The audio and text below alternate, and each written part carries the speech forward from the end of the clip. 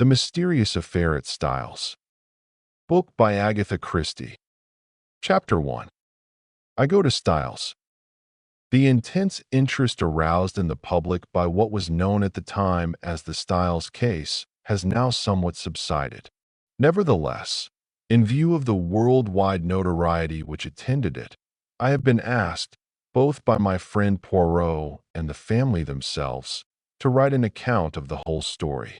This, we trust, will effectually silence the sensational rumors which still persist. I will therefore briefly set down the circumstances which led to my being connected with the affair. I had been invalided home from the front, and, after spending some months in a rather depressing convalescent home, was given a month's sick leave. Having no near relations or friends, I was trying to make up my mind what to do when I ran across John Cavendish. I had seen very little of him for some years. Indeed, I had never known him particularly well. He was a good 15 years my senior, for one thing, though he hardly looked his 45 years. As a boy, though, I had often stayed at Styles, his mother's place in Essex. We had a good yarn about old times, and it ended in his inviting me down to Styles to spend my leave there. "The mater will be delighted to see you again, after all those years," he added. "Your mother keeps well?" I asked. "Oh, yes. I suppose you know that she has married again." I am afraid I showed my surprise rather plainly. Mrs. Cavendish, who had married John's father when he was a widower with 2 sons, had been a handsome woman of middle age as I remembered her. She certainly could not be a day less than 70 now. I recalled her as an energetic, autocratic personality, somewhat inclined to charitable and social notoriety, with a fondness for opening bazaars and playing the Lady Bountiful. She was a most generous woman and possessed a considerable fortune of her own. Their country place, Styles Court, had been purchased by Mr. Cavendish early in their married life. He had been completely under his wife's ascendancy, so much so that, on dying, he left the place to her for her lifetime, as well as the larger part of his income, an arrangement that was distinctly unfair to his 2 sons. Their stepmother, however, had always been most generous to them. Indeed, they were so young at the time of their father's remarriage that they always thought of her as their own mother. Lawrence, the younger, had been a delicate youth. He had qualified as a doctor but early relinquished the profession of medicine and lived at home while pursuing literary ambitions, though his verses never had any marked success. John practiced for some time as a barrister, but had finally settled down to the more congenial life of a country squire. He had married 2 years ago and had taken his wife to live at Styles, though I entertained a shrewd suspicion that he would have preferred his mother to increase his allowance, which would have enabled him to have a home of his own. Mrs. Cavendish, however, was a lady who liked to make her own plans and expected other people to fall in with them, and in this case, she certainly had the whip hand, namely, the purse strings. John noticed my surprise at the news of his mother's remarriage and smiled rather ruefully. "Rotten little bounder, too," he said savagely. "I can tell you, Hastings, it's making life jolly difficult for us. As for Evie, you remember Evie?" "No." "Oh, I suppose she was after your time. She's the mater's factotum, companion, jack of all trades. A great sport, old Evie. Not precisely young and beautiful, but as game as they make them." "You were going to say?" "Oh, this fellow. He turned up from nowhere, on the pretext of being a second cousin or something of Evie's, though she didn't seem particularly keen to acknowledge the relationship. The fellow is an absolute outsider, anyone can see that. He's got a great black beard and wears patent leather boots in all weathers. But the mater catoned to him at once, took him on as secretary. You know how she's always running 100 societies." I nodded. "Well, of course, The war has turned the hundreds into thousands. No doubt the fellow was very useful to her. But you could have knocked us all down with a feather when, 3 months ago, she suddenly announced that she and Alfred were engaged. The fellow must be at least 20 years younger than she is. It's simply barefaced fortune hunting. But there you are. She is her own mistress, and she's married him. It must be a difficult situation for you all. Difficult. It's damnable. Thus it came about that, 3 days later, I descended from the train at Styles St. Mary, an absurd little station, with no apparent reason for existence, perched up in the midst of green fields and country lanes. John Cavendish was waiting on the platform and piloted me out to the car. "Got a drop or two of petrol still, you see," he remarked, mainly owing to the mater's activities. The village of Styles St. Mary was situated about 2 miles from the little station, and Styles Court lay a mile the other side of it. It was a still, warm day in early July. As one looked out over the flat Essex country, lying so green and peaceful under the afternoon sun, it seemed almost impossible to believe that, not so very far away, a great war was running its appointed course. I felt I had suddenly strayed into another world. As we turned in at the lodge gates, John said, "I'm afraid you'll find it very quiet down here, Hastings." "My dear fellow, that's just what I want." "Oh, it's pleasant enough if you want to lead the idle life. I drill with the volunteers twice a week and lend a hand at the farms. My wife works regularly on the land. She is up at 5 every morning to milk and keeps at it steadily until lunchtime. It's a jolly good life taking it all round. If it weren't for that fellow Alfred Inglethorp." He checked the car suddenly and glanced at his watch. "I wonder if we've time to pick up Cynthia." "No, she'll have started from the hospital by now." "Cynthia? That's not your wife." "No, Cynthia is a protégée of my mother's, the daughter of an old schoolfellow of hers, who married a rascally solicitor. He came a cropper, and the girl was left an orphan and penniless. My mother came to the rescue, and Cynthia has been with us nearly 2 years now. She works in the Red Cross Hospital at Tadminster, 7 miles away." As he spoke the last words, we drew up in front of the fine old house. A lady in a stout tweed skirt, who was bending over a flower bed, straightened herself at our approach. "Hello, Evie, here's our wounded hero, Mr. Hastings, Miss Howard." Miss Howard shook hands with a hearty, almost painful, grip. I had an impression of very blue eyes in a sunburnt face. She was a pleasant-looking woman of about 40, with a deep voice, almost manly in its stentorian tones, and had a large, sensible square body, with feet to match, these last encased in good thick boots. Her conversation, I soon found, was couched in the telegraphic style. "Weeds grow like house of fire. Can't keep even with them. Shall press you in. Better be careful." "I'm sure I shall be only too delighted to make myself useful," I responded. "Don't say it. Never does. Wish you hadn't later." "You're a cynic, Evie," said John, laughing. "Where's tea today, inside or out?" "Out. Too fine a day to be cooped up in the house." "Come on then. You've done enough gardening for today. The laborer is worthy of his hire, you know. Come and be refreshed." "Well," said Miss Howard, drawing off her gardening gloves, "I'm inclined to agree with you." She led the way round the house to where tea was spread under the shade of a large sycamore. A figure rose from one of the basket chairs and came a few steps to meet us. "My wife, Hastings," said John. I shall never forget my first sight of Mary Cavendish. Her tall, slender form, outlined against the bright light, the vivid sense of slumbering fire that seemed to find expression only in those wonderful tawny eyes of hers, remarkable eyes, different from any other woman's that I have ever known. The intense power of stillness she possessed, which nevertheless conveyed the impression of a wild, untamed spirit in an exquisitely civilized body. All these things are burnt into my memory. I shall never forget them.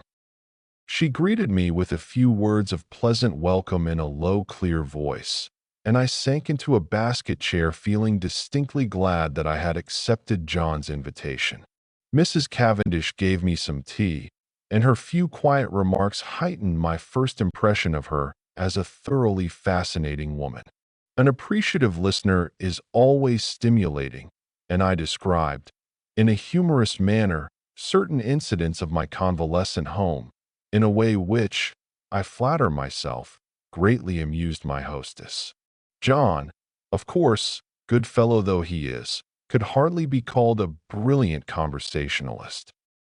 At that moment, a well-remembered voice floated through the open French window near at hand.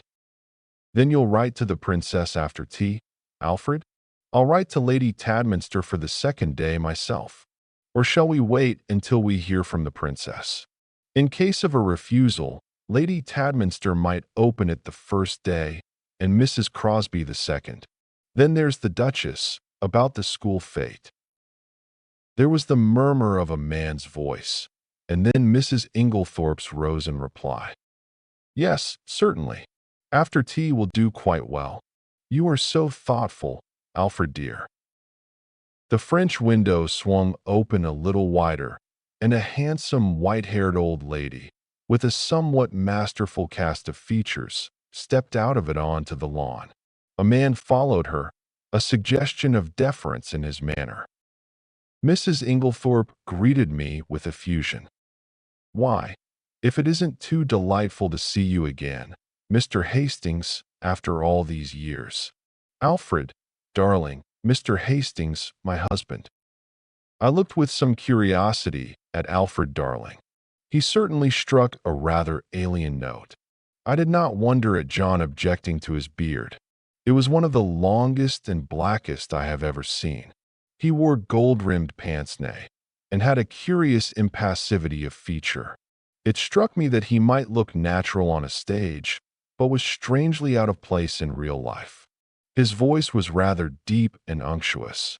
He placed a wooden hand in mine and said, "This is a pleasure, Mr. Hastings."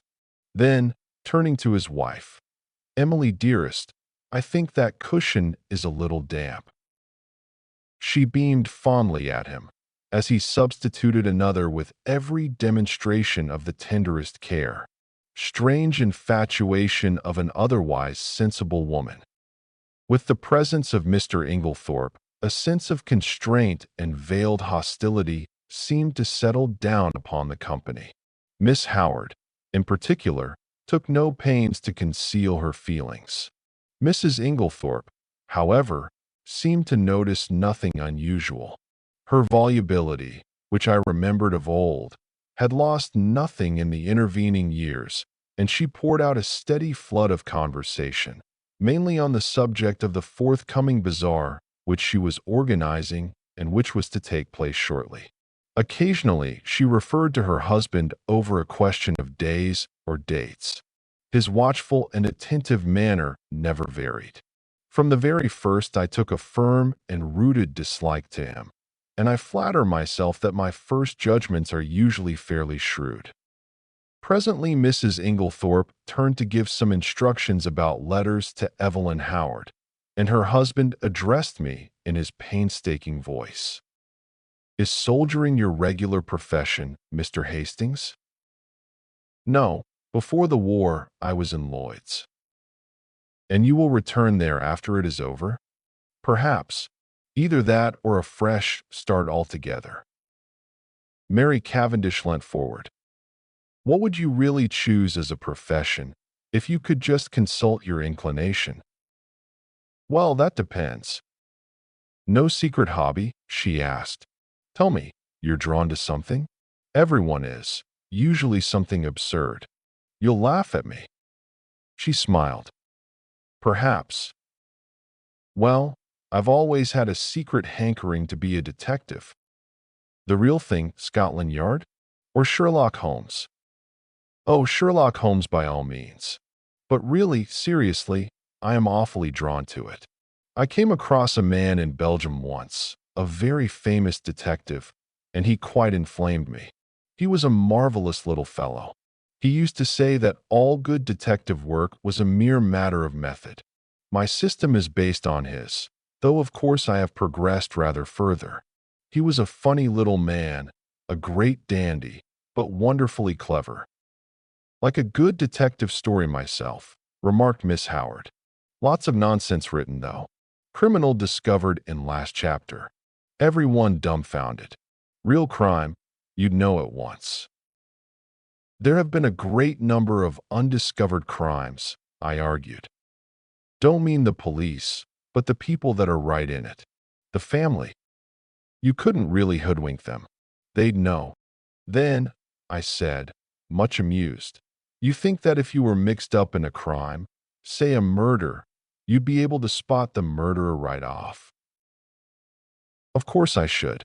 Mightn't be able to prove it to a pack of lawyers. But I'm certain I'd know. I'd feel it in my fingertips if he came near me.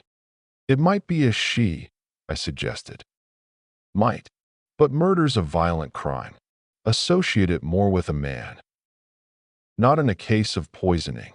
Mrs. Cavendish's clear voice startled me. Dr. Bauerstein was saying yesterday that, owing to the general ignorance of the more uncommon poisons among the medical profession, there were probably countless cases of poisoning quite unsuspected. Why, Mary, what a gruesome conversation, cried Mrs. Inglethorp. It makes me feel as if a goose were walking over my grave. Oh, there's Cynthia. A young girl in VAD uniform ran lightly across the lawn. Why, Cynthia, you are late today. This is Mr. Hastings, miss. Murdoch. Cynthia Murdoch was a fresh-looking young creature, full of life and vigor. She tossed off her little VD cap, and I admired the great loose waves of her auburn hair and the smallness and whiteness of the hand she held out to claim her tea. With dark eyes and eyelashes, she would have been a beauty. She flung herself down on the ground beside John, and as I handed her a plate of sandwiches, she smiled up at me. Sit down here on the grass, do. It's ever so much nicer. I dropped down obediently. You work at Tadminster, don't you, Miss Murdoch? She nodded. For my sins. Do they bully you, then? I asked, smiling. I should like to see them, cried Cynthia with dignity.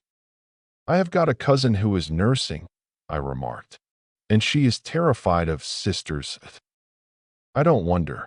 Sisters are, you know, Mr. Hastings. They simply. You've no idea. But I'm not a nurse. Thank heaven. I work in the dispensary.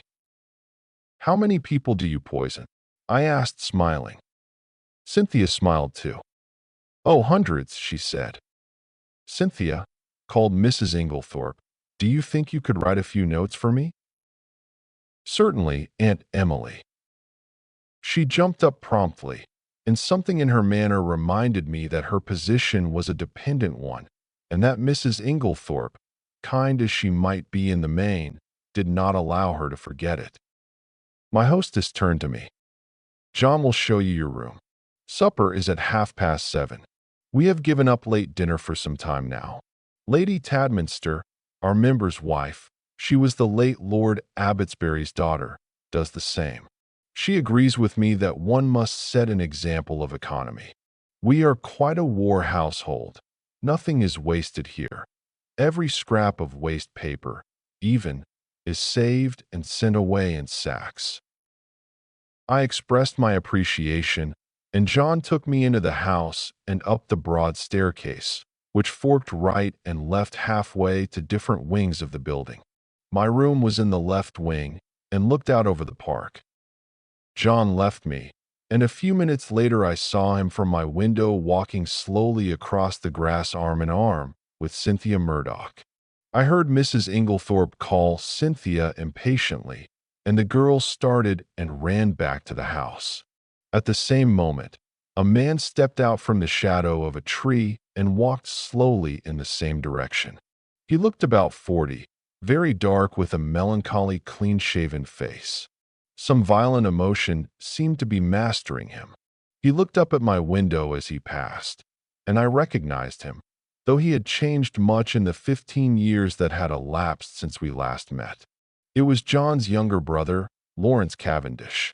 I wondered what it was that had brought that singular expression to his face. Then I dismissed him from my mind and returned to the contemplation of my own affairs. The evening passed pleasantly enough, and I dreamed that night of that enigmatical woman, Mary Cavendish. The next morning dawned bright and sunny, and I was full of the anticipation of a delightful visit. I did not see Mrs. Cavendish until lunchtime, when she volunteered to take me for a walk, and we spent a charming afternoon roaming in the woods, returning to the house about 5. As we entered the large hall, John beckoned us both into the smoking room.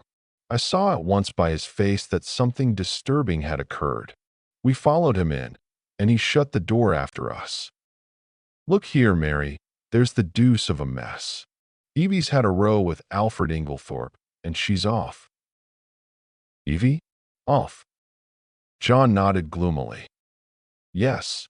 You see, she went to the mater, and, oh, here's Evie herself."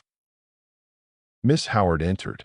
Her lips were set grimly together, and she carried a small suitcase. She looked excited and determined, and slightly on the defensive. "At any rate," she burst out, "I've spoken my mind." "My dear Evelyn," cried Mrs. Cavendish, "this can't be true." Miss Howard nodded grimly. "True enough. Afraid I said some things to Emily she won't forget or forgive in a hurry. Don't mind if they've only sunken a bit. Probably water off a duck's back, though." I said right out, "You're an old woman, Emily, and there's no fool like an old fool. The man's 20 years younger than you, and don't you fool yourself as to what he married you for. Money? Well, don't let him have too much of it. Farmer Rakes has got a very pretty young wife. Just ask your Alfred how much time he spends over there." She was very angry. "Natural," I went on. "I'm going to warn you, whether you like it or not. That man would as soon murder you in your bed as look at you. He's a bad lot. You can say what you like to me, but remember what I've told you. He's a bad lot." What did she say? Miss Howard made an extremely expressive grimace. "Darling Alfred, dearest Alfred, wicked calumnies, wicked lies, wicked woman. To accuse her dear husband. The sooner I left her house the better. So I'm off. But not now. This minute." For a moment we sat and stared at her. Finally John Cavendish, finding his persuasions of no avail, went off to look up the trains. His wife followed him, murmuring something about persuading Mrs. Inglethorp to think better of it. As she left the room, Miss Howard's face changed. She leant towards me eagerly. "Mr. Hastings, you're honest. I can trust you." I was a little startled. She laid her hand on my arm and sank her voice to a whisper.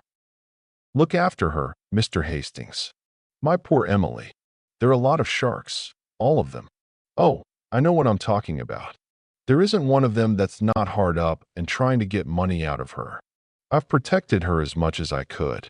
Now I'm out of the way, they'll impose upon her." "Of course, Miss Howard," I said. "I'll do everything I can, but I'm sure you're excited and overwrought." She interrupted me by slowly shaking her forefinger. "Young man, trust me. I've lived in the world rather longer than you have. All I ask you is to keep your eyes open. You'll see what I mean." The throb of the motor came through the open window, and Miss Howard rose and moved to the door. John's voice sounded outside. With her hand on the handle, she turned her head over her shoulder and beckoned to me. "Above all, Mr. Hastings, watch that devil, her husband." There was no time for more. Miss Howard was swallowed up in an eager chorus of protests and goodbyes. The Inglethorpes did not appear. As the motor drove away, Mrs. Cavendish suddenly detached herself from the group and moved across the drive to the lawn to meet a tall, bearded man who had been evidently making for the house. The color rose in her cheeks as she held out her hand to him. "Who is that?"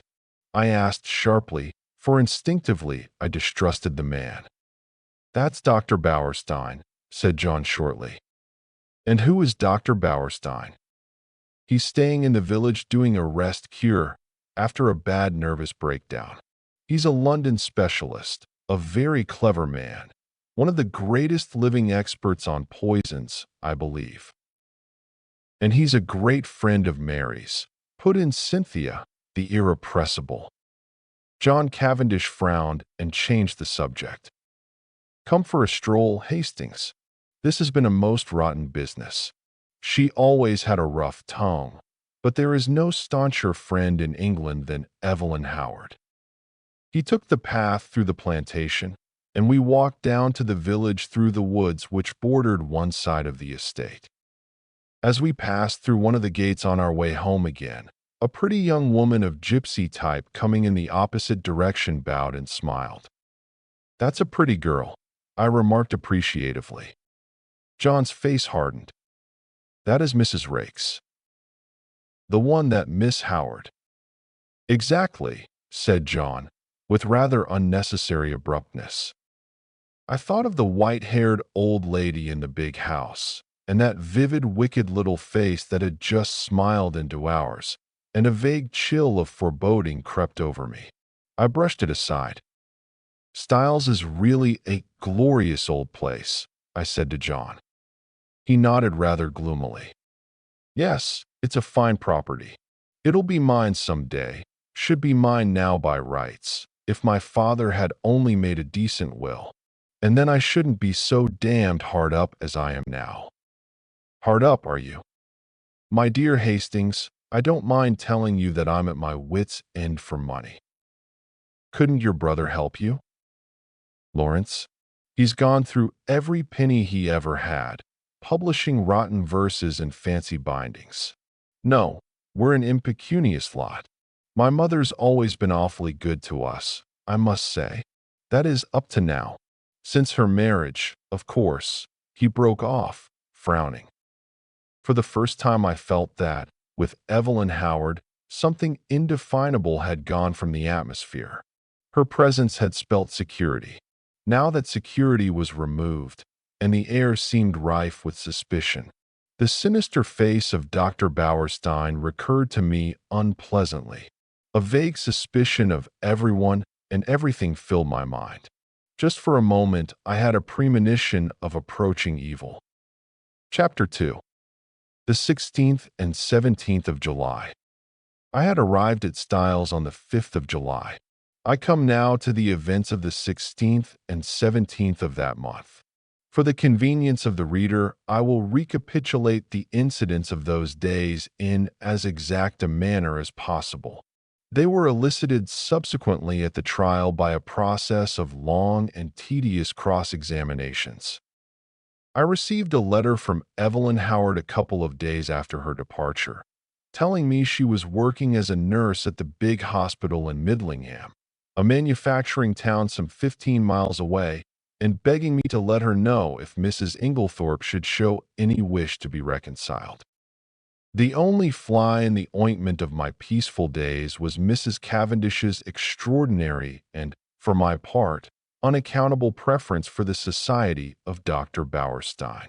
What she saw in the man I cannot imagine, but she was always asking him up to the house, and often went off for long expeditions with him. I confess that I was quite unable to see his attraction. The 16th of July fell on a Monday. It was a day of turmoil. The famous bazaar had taken place on Saturday, and an entertainment, in connection with the same charity, at which Mrs. Inglethorp was to recite a war poem, was to be held that night. We were all busy during the morning arranging and decorating the hall in the village where it was to take place. We had a late luncheon and spent the afternoon resting in the garden. I noticed that John's manner was somewhat unusual. He seemed very excited and restless. After tea, Mrs. Inglethorp went to lie down to rest before her efforts in the evening, and I challenged Mary Cavendish to a single at tennis. About 6:45, Mrs. Inglethorp called to us that we should be late as supper was early that night. We had rather a scramble to get ready in time, and before the meal was over the motor was waiting at the door. The entertainment was a great success, Mrs. Inglethorpe's recitation receiving tremendous applause. There were also some tableaux in which Cynthia took part. She did not return with us, having been asked to a supper party, and to remain the night with some friends who had been acting with her in the tableaux. The following morning, Mrs. Inglethorpe stayed in bed to breakfast, as she was rather overtired, but she appeared in her briskest mood about 12:30 and swept Lawrence and myself off to a luncheon party. Such a charming invitation from Mrs. Ralston, Lady Tadminster's sister, you know. The Ralstons came over with the Conqueror, one of our oldest families. Mary had excused herself on the plea of an engagement with Dr. Bauerstein. We had a pleasant luncheon, and as we drove away, Lawrence suggested that we should return by Tadminster, which was barely a mile out of our way, and pay a visit to Cynthia in her dispensary. Mrs. Inglethorpe replied that this was an excellent idea, but as she had several letters to write, she would drop us there, and we could come back with Cynthia in the pony trap. We were detained under suspicion by the hospital porter until Cynthia appeared to vouch for us, looking very cool and sweet in her long white overall. She took us up to her sanctum and introduced us to her fellow dispenser, a rather awe-inspiring individual whom Cynthia cheerily addressed as Nibs. "What a lot of bottles!" I exclaimed as my eye traveled round the small room. "Do you really know what's in them all?" "Say something original," groaned Cynthia. "Every single person who comes up here says that. We are really thinking of bestowing a prize on the first individual who does not say, 'What a lot of bottles.' And I know the next thing you're going to say is, 'How many people have you poisoned?'" I pleaded guilty with a laugh. "If you people only knew how fatally easy it is to poison someone by mistake, you wouldn't joke about it. Come on, let's have tea. We've got all sorts of secret stores in that cupboard." "No, Lawrence, that's the poison cupboard. The big cupboard, that's right." We had a very cheery tea and assisted Cynthia to wash up afterwards. We had just put away the last teaspoon when a knock came at the door. The countenances of Cynthia and Nibs were suddenly petrified into a stern and forbidding expression. "Come in," said Cynthia, in a sharp professional tone. A young and rather scared-looking nurse appeared with a bottle which she proffered to Nibs, who waved her towards Cynthia with a somewhat enigmatical remark. "I'm not really here today." Cynthia took the bottle and examined it with the severity of a judge. "This should have been sent up this morning. Sister is very sorry. She forgot. Sister should read the rules outside the door." I gathered from the little nurse's expression that there was not the least likelihood of her having the hardihood to retail this message to the dreaded sister. "So now it can't be done until tomorrow," finished Cynthia. "Don't you think you could possibly let us have it tonight?" "Well," said Cynthia graciously, "we are very busy, but if we have time it shall be done." The little nurse withdrew, and Cynthia promptly took a jar from the shelf, refilled the bottle, and placed it on the table outside the door. I laughed. "Discipline must be maintained." "Exactly. Come out on our little balcony. You can see all the outside wards there." I followed Cynthia and her friend, and they pointed out the different wards to me. Lawrence remained behind, but after a few moments Cynthia called to him over her shoulder to come and join us. Then she looked at her watch. "Nothing more to do, Nibs?"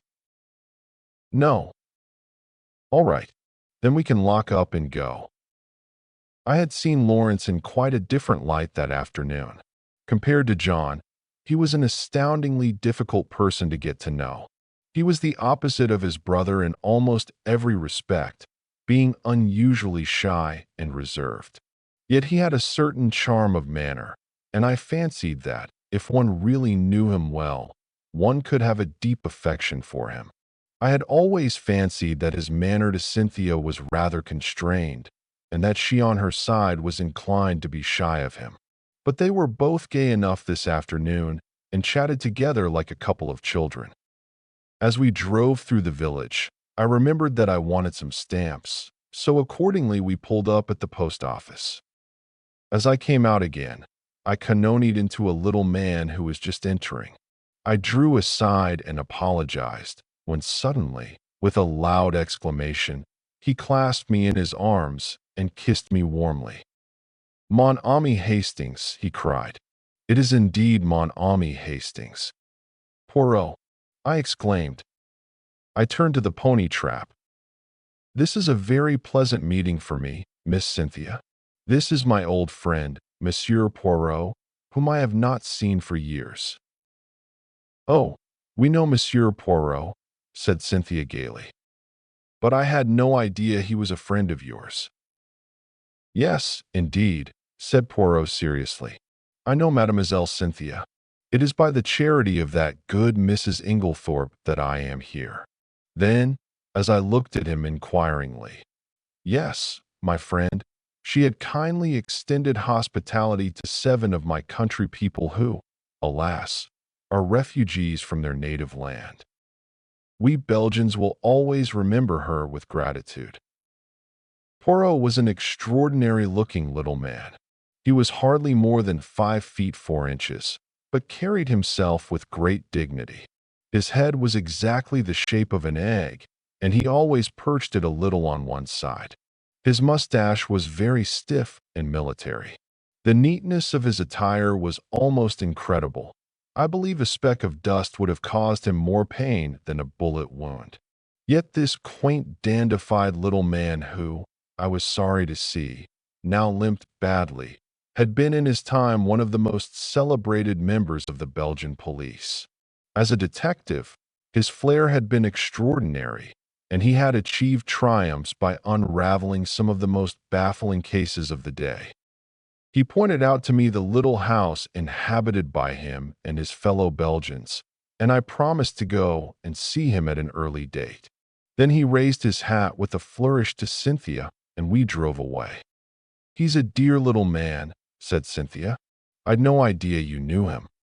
"You've been entertaining a celebrity unawares," I replied. And, for the rest of the way home, I recited to them the various exploits and triumphs of Hercule Poirot. We arrived back in a very cheerful mood. As we entered the hall, Mrs. Inglethorp came out of her boudoir. She looked flushed and upset. "Oh, it's you," she said. "Is there anything the matter, Aunt Emily?" asked Cynthia. "Certainly not," said Mrs. Inglethorp sharply. "What should there be?" Then, catching sight of Dorcas, the parlor maid, going into the dining room, she called to her to bring some stamps into the boudoir. "Yes, mm." The old servant hesitated, then added diffidently, "Don't you think, you'd better get to bed? You're looking very tired." "Perhaps you're right." "Dorcas." "Yes, no, not now. I've some letters I must finish by post time. Have you lighted the fire in my room as I told you?" "Yes, mm."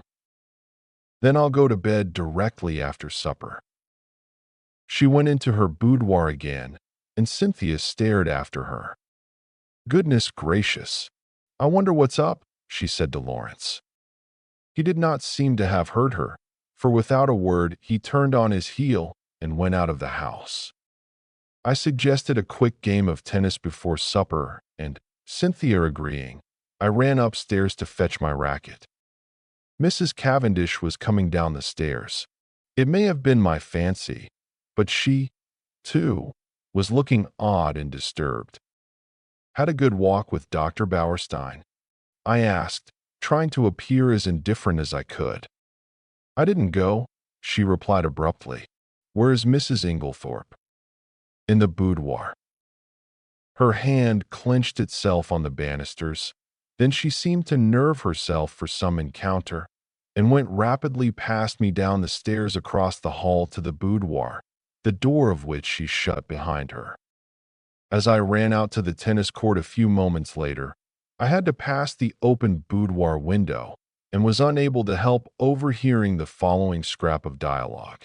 Mary Cavendish was saying in the voice of a woman desperately controlling herself, "Then you won't show it to me?" To which Mrs. Inglethorp replied, "My dear Mary, it has nothing to do with that matter." "Then show it to me. I tell you it is not what you imagine. It does not concern you in the least." To which Mary Cavendish replied, with a rising bitterness, "Of course, I might have known you would shield him." Cynthia was waiting for me and greeted me eagerly with, "I say, there's been the most awful row. I've got it all out of Dorcas." "What kind of row?" "Between Aunt Emily and him. I do hope she's found him out at last." "Was Dorcas there, then?" "Of course not. She happened to be near the door. It was a real old bust-up. I do wish I knew what it was all about." I thought of Mrs. Rakes's gypsy face and Evelyn Howard's warnings, but wisely decided to hold my peace, while Cynthia exhausted every possible hypothesis and cheerfully hoped, "Aunt Emily will send him away and will never speak to him again." I was anxious to get hold of John, but he was nowhere to be seen. Evidently something very momentous had occurred that afternoon. I tried to forget the few words I had overheard, but, do what I would, I could not dismiss them altogether from my mind. What was Mary Cavendish's concern in the matter? Mr. Inglethorp was in the drawing room when I came down to supper. His face was impassive as ever, and the strange unreality of the man struck me afresh. Mrs. Inglethorp came down at last. She still looked agitated, and during the meal there was a somewhat constrained silence. Inglethorp was unusually quiet.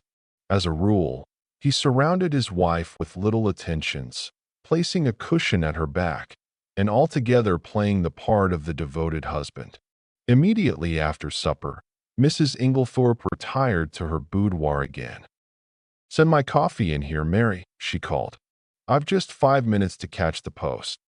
Cynthia and I went and sat by the open window in the drawing room. Mary Cavendish brought our coffee to us. She seemed excited. "Do you young people want lights, or do you enjoy the twilight?" she asked. "Will you take Mrs. Inglethorp her coffee, Cynthia? I will pour it out." "Do not trouble, Mary," said Inglethorp. "I will take it to Emily." He poured it out and went out of the room, carrying it carefully. Lawrence followed him, and Mrs. Cavendish sat down by us. We three sat for some time in silence. It was a glorious night, hot and still. Mrs. Cavendish fanned herself gently with a palm leaf. "It's almost too hot," she murmured. "We shall have a thunderstorm." Alas, that these harmonious moments can never endure. My paradise was rudely shattered by the sound of a well-known and heartily disliked voice in the hall. "Dr. Bauerstein," exclaimed Cynthia. "What a funny time to come." I glanced jealously at Mary Cavendish, but she seemed quite undisturbed. The delicate pallor of her cheeks did not vary. In a few moments, Alfred Inglethorp had ushered the doctor in, the latter laughing and protesting that he was in no fit state for a drawing room. In truth, he presented a sorry spectacle, being literally plastered with mud. "What have you been doing, doctor?" cried Mrs. Cavendish. "I must make my apologies," said the doctor. "I did not really mean to come in, but Mr. Inglethorp insisted." "Well, Bauerstein, you are in a plight," said John, strolling in from the hall. "Have some coffee, and tell us what you have been up to." "Thank you, I will." He laughed rather ruefully, as he described how he had discovered a very rare species of fern in an inaccessible place, and in his efforts to obtain it had lost his footing and slipped ignominiously into a neighboring pond. "The sun soon dried me off," he added, "but I'm afraid my appearance is very disreputable." At this juncture, Mrs. Inglethorp called to Cynthia from the hall, and the girl ran out. "Just carry up my dispatch case, will you, dear? I'm going to bed." The door into the hall was a wide one. I had risen when Cynthia did. John was close by me. There were, therefore, 3 witnesses who could swear that Mrs. Inglethorp was carrying her coffee, as yet untasted, in her hand. My evening was utterly and entirely spoilt by the presence of Dr. Bauerstein. It seemed to me the man would never go. He rose at last, however, and I breathed a sigh of relief. "I'll walk down to the village with you," said Mr. Inglethorp. "I must see our agent over those estate accounts." He turned to John. "No one need sit up. I will take the latchkey." Chapter 3. The Night of the Tragedy. To make this part of my story clear, I append the following plan of the first floor of Styles. The servants' rooms are reached through the door B. They have no communication with the right wing, where the Inglethorpes' rooms were situated. It seemed to be the middle of the night when I was awakened by Lawrence Cavendish. He had a candle in his hand, and the agitation of his face told me at once that something was seriously wrong. "What's the matter?" I asked, sitting up in bed and trying to collect my scattered thoughts. "We are afraid my mother is very ill. She seems to be having some kind of fit. Unfortunately, she has locked herself in." "I'll come at once." I sprang out of bed and, pulling on a dressing gown, followed Lawrence along the passage and the gallery to the right wing of the house. John Cavendish joined us, and 1 or 2 of the servants were standing round in a state of awe-stricken excitement. Lawrence turned to his brother. "What do you think we had better do?" Never, I thought, had his indecision of character been more apparent. John rattled the handle of Mrs. Inglethorpe's door violently, but with no effect. It was obviously locked or bolted on the inside. The whole household was aroused by now. The most alarming sounds were audible from the interior of the room. Clearly something must be done. "Try going through Mr. Inglethorpe's room, sir," cried Dorcas. "Oh, the poor mistress." Suddenly, I realized that Alfred Inglethorpe was not with us, that he alone had given no sign of his presence. John opened the door of his room. It was pitch dark, but Lawrence was following with the candle, and by its feeble light we saw that the bed had not been slept in, and that there was no sign of the room having been occupied. We went straight to the connecting door. That, too, was locked or bolted on the inside. What was to be done? "Oh, dear sir," cried Dorcas, wringing her hands. "Whatever shall we do?" "We must try and break the door in, I suppose. It'll be a tough job, though. Here, let one of the maids go down and wake Bailey and tell him to go for Dr. Wilkins at once. Now then, we'll have a try at the door. Half a moment, though. Isn't there a door into Miss Cynthia's room?" "Yes, sir, but that's always bolted. It's never been undone." "Well, we might just see." He ran rapidly down the corridor to Cynthia's room. Mary Cavendish was there, shaking the girl, who must have been an unusually sound sleeper, and trying to wake her. In a moment or 2 he was back. "No good. That's bolted too. We must break in the door. I think this one is a shade less solid than the one in the passage." We strained and heaved together. The framework of the door was solid, and for a long time it resisted our efforts. But at last we felt it give beneath our weight, and finally, with a resounding crash, it was burst open. We stumbled in together, Lawrence still holding his candle. Mrs. Inglethorpe was lying on the bed, her whole form agitated by violent convulsions, in one of which she must have overturned the table beside her.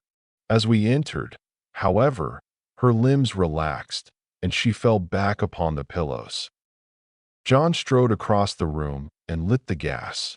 Turning to Annie, one of the housemates, he sent her downstairs to the dining room for brandy. Then he went across to his mother whilst I unbolted the door that gave on the corridor. I turned to Lawrence to suggest that I had better leave them now that there was no further need of my services, but the words were frozen on my lips. Never have I seen such a ghastly look on any man's face. He was white as chalk. The candle he held in his shaking hand was sputtering onto the carpet, and his eyes, petrified with terror or some such kindred emotion, stared fixedly over my head at a point on the further wall. It was as though he had seen something that turned him to stone. I instinctively followed the direction of his eyes, but I could see nothing unusual. The still feebly flickering ashes in the grate and the row of prim ornaments on the mantelpiece were surely harmless enough. The violence of Mrs. Inglethorpe's attack seemed to be passing. She was able to speak in short gasps. Better now? Very sudden, stupid of me, to lock myself in. A shadow fell on the bed, and, looking up, I saw Mary Cavendish standing near the door with her arm around Cynthia. She seemed to be supporting the girl, who looked utterly dazed and unlike herself. Her face was heavily flushed, and she yawned repeatedly. "Poor Cynthia is quite frightened," said Mrs. Cavendish in a low, clear voice. She herself, I noticed, was dressed in her white lawn smock. Then it must be later than I thought. I saw that a faint streak of daylight was showing through the curtains of the windows, and that the clock on the mantelpiece pointed to close upon 5 o'clock. A strangled cry from the bed startled me. A fresh access of pain seized the unfortunate old lady. The convulsions were of a violence terrible to behold. Everything was confusion. We thronged round her, powerless to help or alleviate.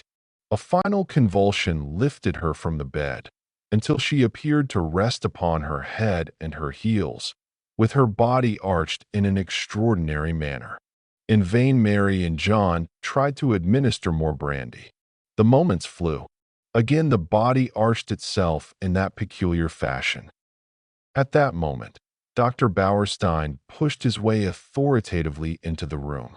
For one instant he stopped dead, staring at the figure on the bed, and, at the same instant, Mrs. Inglethorpe cried out in a strangled voice, her eyes fixed on the doctor. "Alfred! Alfred!" Then she fell back motionless on the pillows. With a stride, the doctor reached the bed, and seizing her arms worked them energetically, applying what I knew to be artificial respiration. He issued a few short, sharp orders to the servants. An imperious wave of his hand drove us all to the door. We watched him, fascinated, though I think we all knew in our hearts that it was too late, and that nothing could be done now. I could see by the expression on his face that he himself had little hope.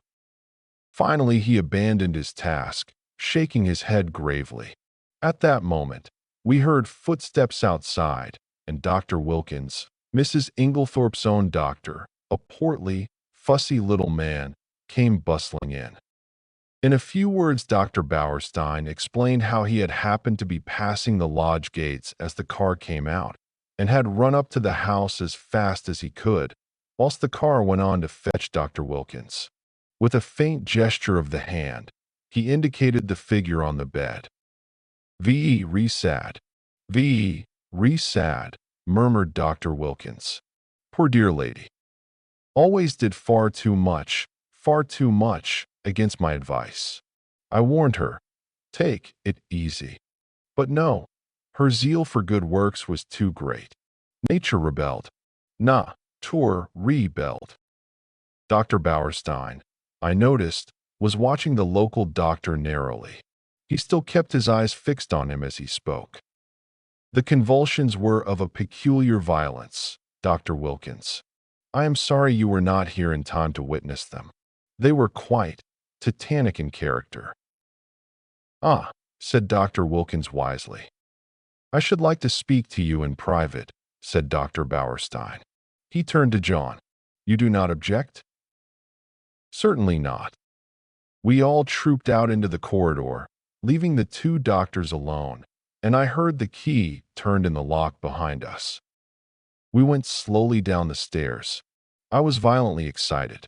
I have a certain talent for deduction, and Dr. Bauerstein's manner had started a flock of wild surmises in my mind. Mary Cavendish laid her hand upon my arm. "What is it? Why did Dr. Bauerstein seem so peculiar?"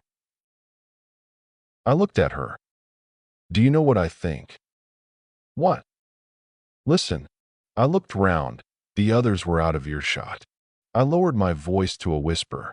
"I believe she has been poisoned. I'm certain Dr. Bauerstein suspects it." "What?" She shrank against the wall, the pupils of her eyes dilating wildly.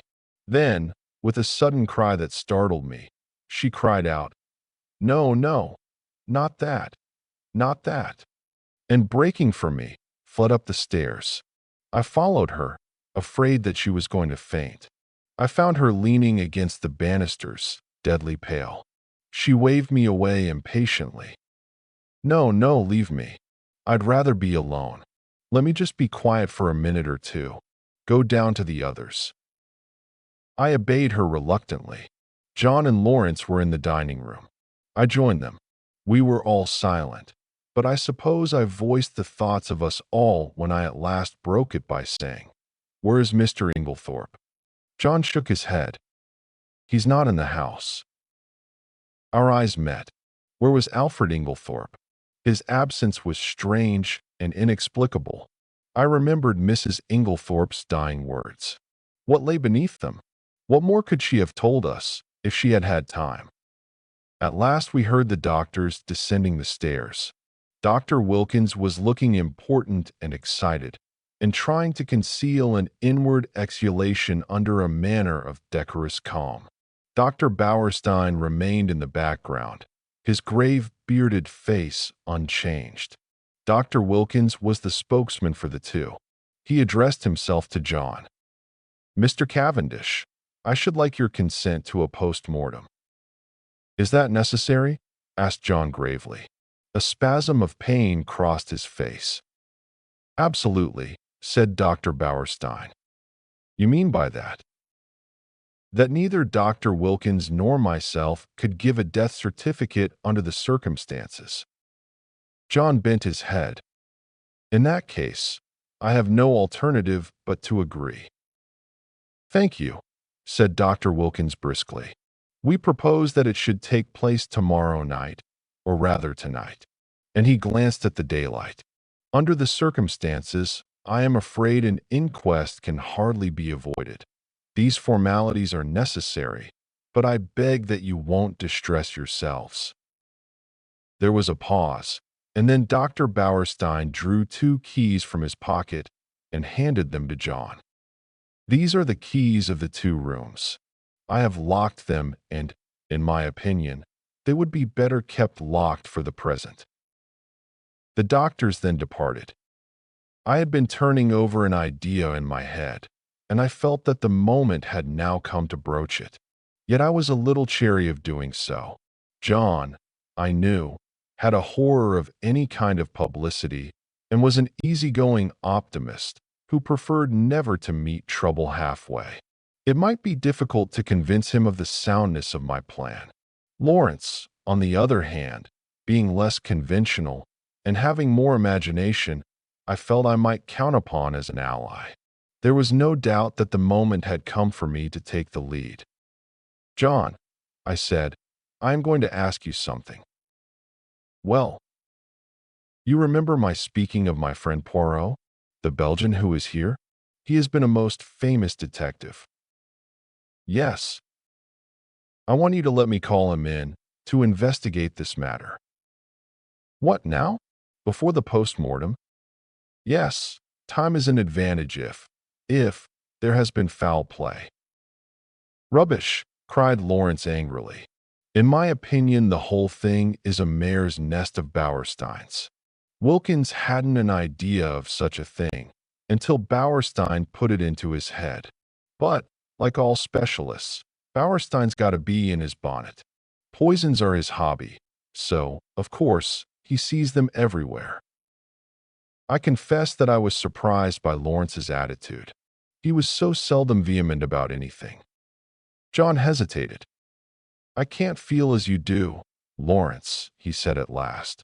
"I'm inclined to give Hastings a free hand, though I should prefer to wait a bit. We don't want any unnecessary scandal." "No, no," I cried eagerly. "You need have no fear of that. Poirot is discretion itself." "Very well then, have it your own way. I leave it in your hands. Though, if it is as we suspect, it seems a clear enough case. God forgive me if I am wronging him." I looked at my watch. It was 6 o'clock. I determined to lose no time. 5 minutes delay, however, I allowed myself. I spent it in ransacking the library until I discovered a medical book which gave a description of strychnine poisoning. Chapter 4. Poirot Investigates. The house which the Belgians occupied in the village was quite close to the park gates. One could save time by taking a narrow path through the long grass, which cut off the detours of the winding drive. So I, accordingly, went that way. I had nearly reached the lodge when my attention was arrested by the running figure of a man approaching me. It was Mr. Inglethorp. Where had he been? How did he intend to explain his absence? He accosted me eagerly. "My God, this is terrible. My poor wife. I have only just heard." "Where have you been?" I asked. "Denby kept me late last night. It was 1 o'clock before we'd finished. Then I found that I'd forgotten the latchkey after all. I didn't want to arouse the household, so Denby gave me a bed." "How did you hear the news?" I asked. Wilkins knocked Denby up to tell him. My poor Emily. She was so self-sacrificing, such a noble character. She overtaxed her strength. A wave of revulsion swept over me. What a consummate hypocrite the man was. "I must hurry on," I said, thankful that he did not ask me whither I was bound. In a few minutes I was knocking at the door of Leastway's cottage. Getting no answer, I repeated my summons impatiently. A window above me was cautiously opened, and Poirot himself looked out. He gave an exclamation of surprise at seeing me. In a few brief words, I explained the tragedy that had occurred and that I wanted his help. "Wait, my friend, I will let you in, and you shall recount to me the affairs whilst I dress." In a few moments he had unbarred the door, and I followed him up to his room. There he installed me in a chair, and I related the whole story, keeping back nothing and omitting no circumstance, however insignificant, whilst he himself made a careful and deliberate toilet. I told him of my awakening, of Mrs. Inglethorpe's dying words, of her husband's absence, of the quarrel the day before, of the scrap of conversation between Mary and her mother-in-law that I had overheard, of the former quarrel between Mrs. Inglethorpe and Evelyn Howard, and of the latter's innuendos. I was hardly as clear as I could wish. I repeated myself several times, and occasionally had to go back to some detail that I had forgotten. Poirot smiled kindly on me.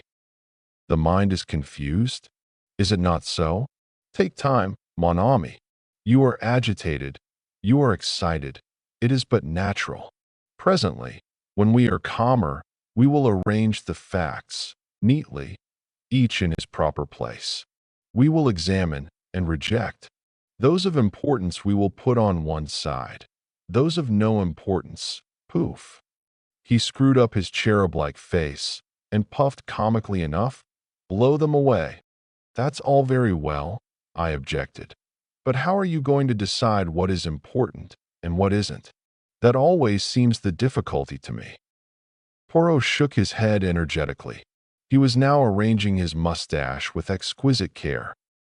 "Not so. Voyance. One fact leads to another, so we continue. Does the next fit in with that? A marvel. Good. We can proceed. This next little fact, no? Ah, that is curious. There is something missing, a link in the chain that is not there. We examine. We search.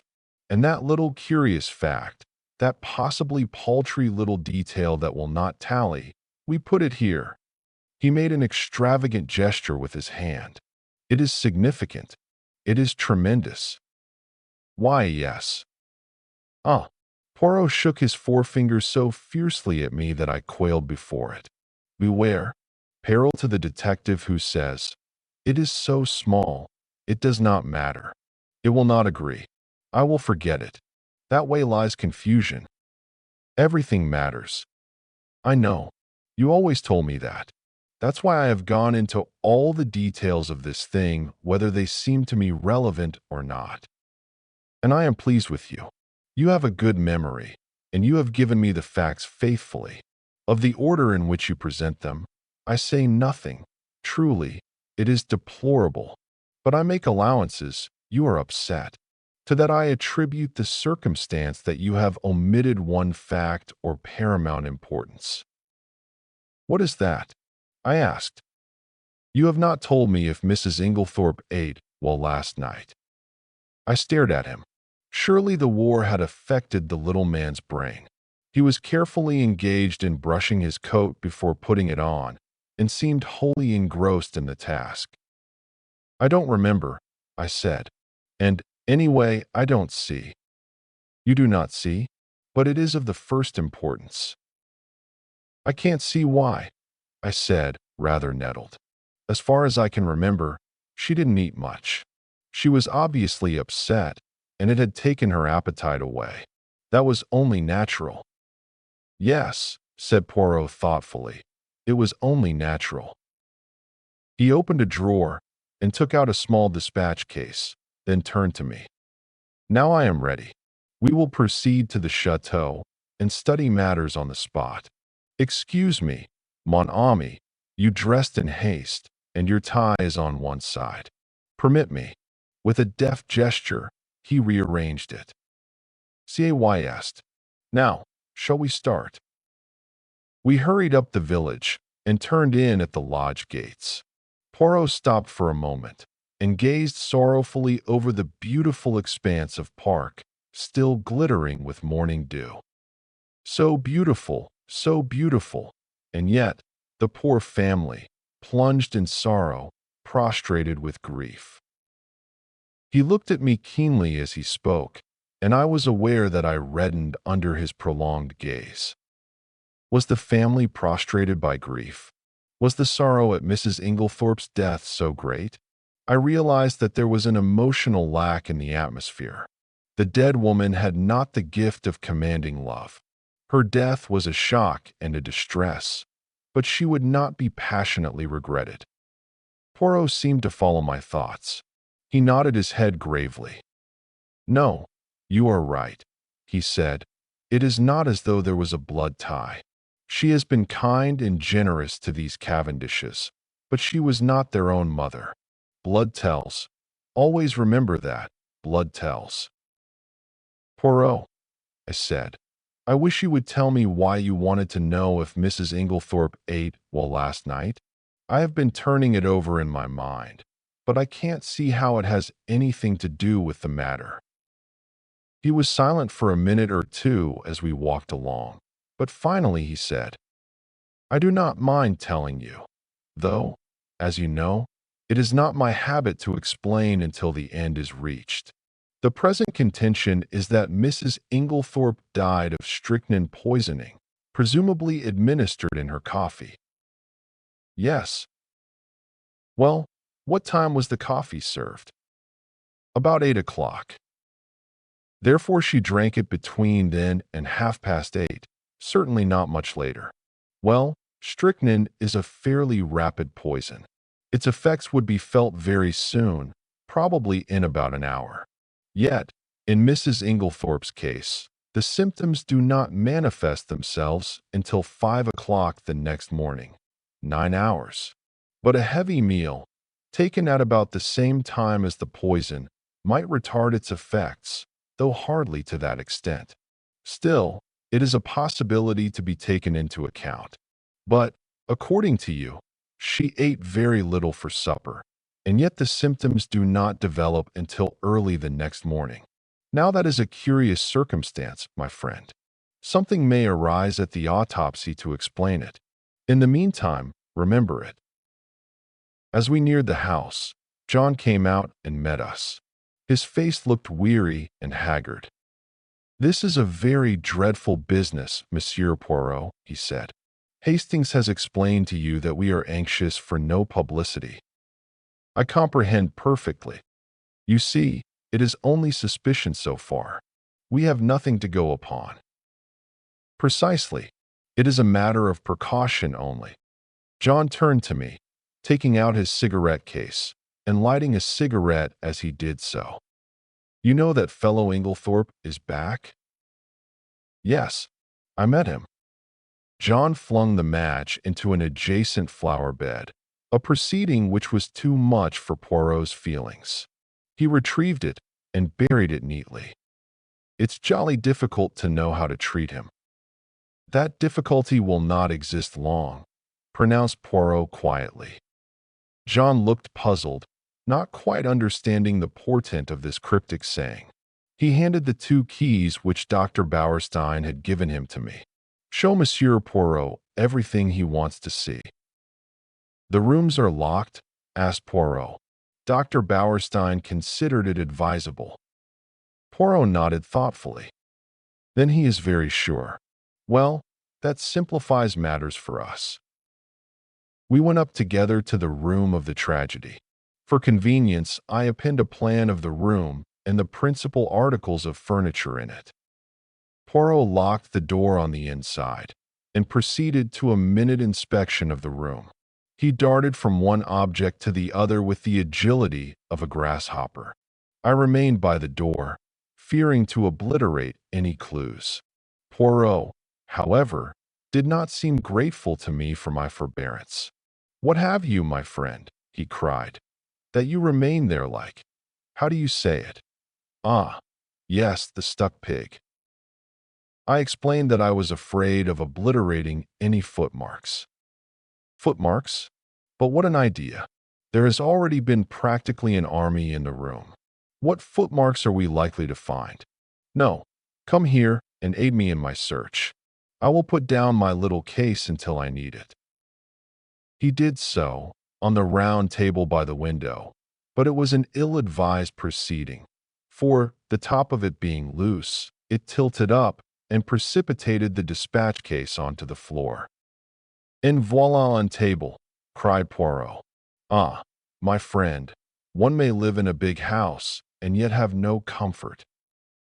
After which piece of moralizing, he resumed his search. A small purple dispatch case, with a key in the lock, on the writing table, engaged his attention for some time. He took out the key from the lock and passed it to me to inspect. I saw nothing peculiar, however. It was an ordinary key of the Yale type, with a bit of twisted wire through the handle.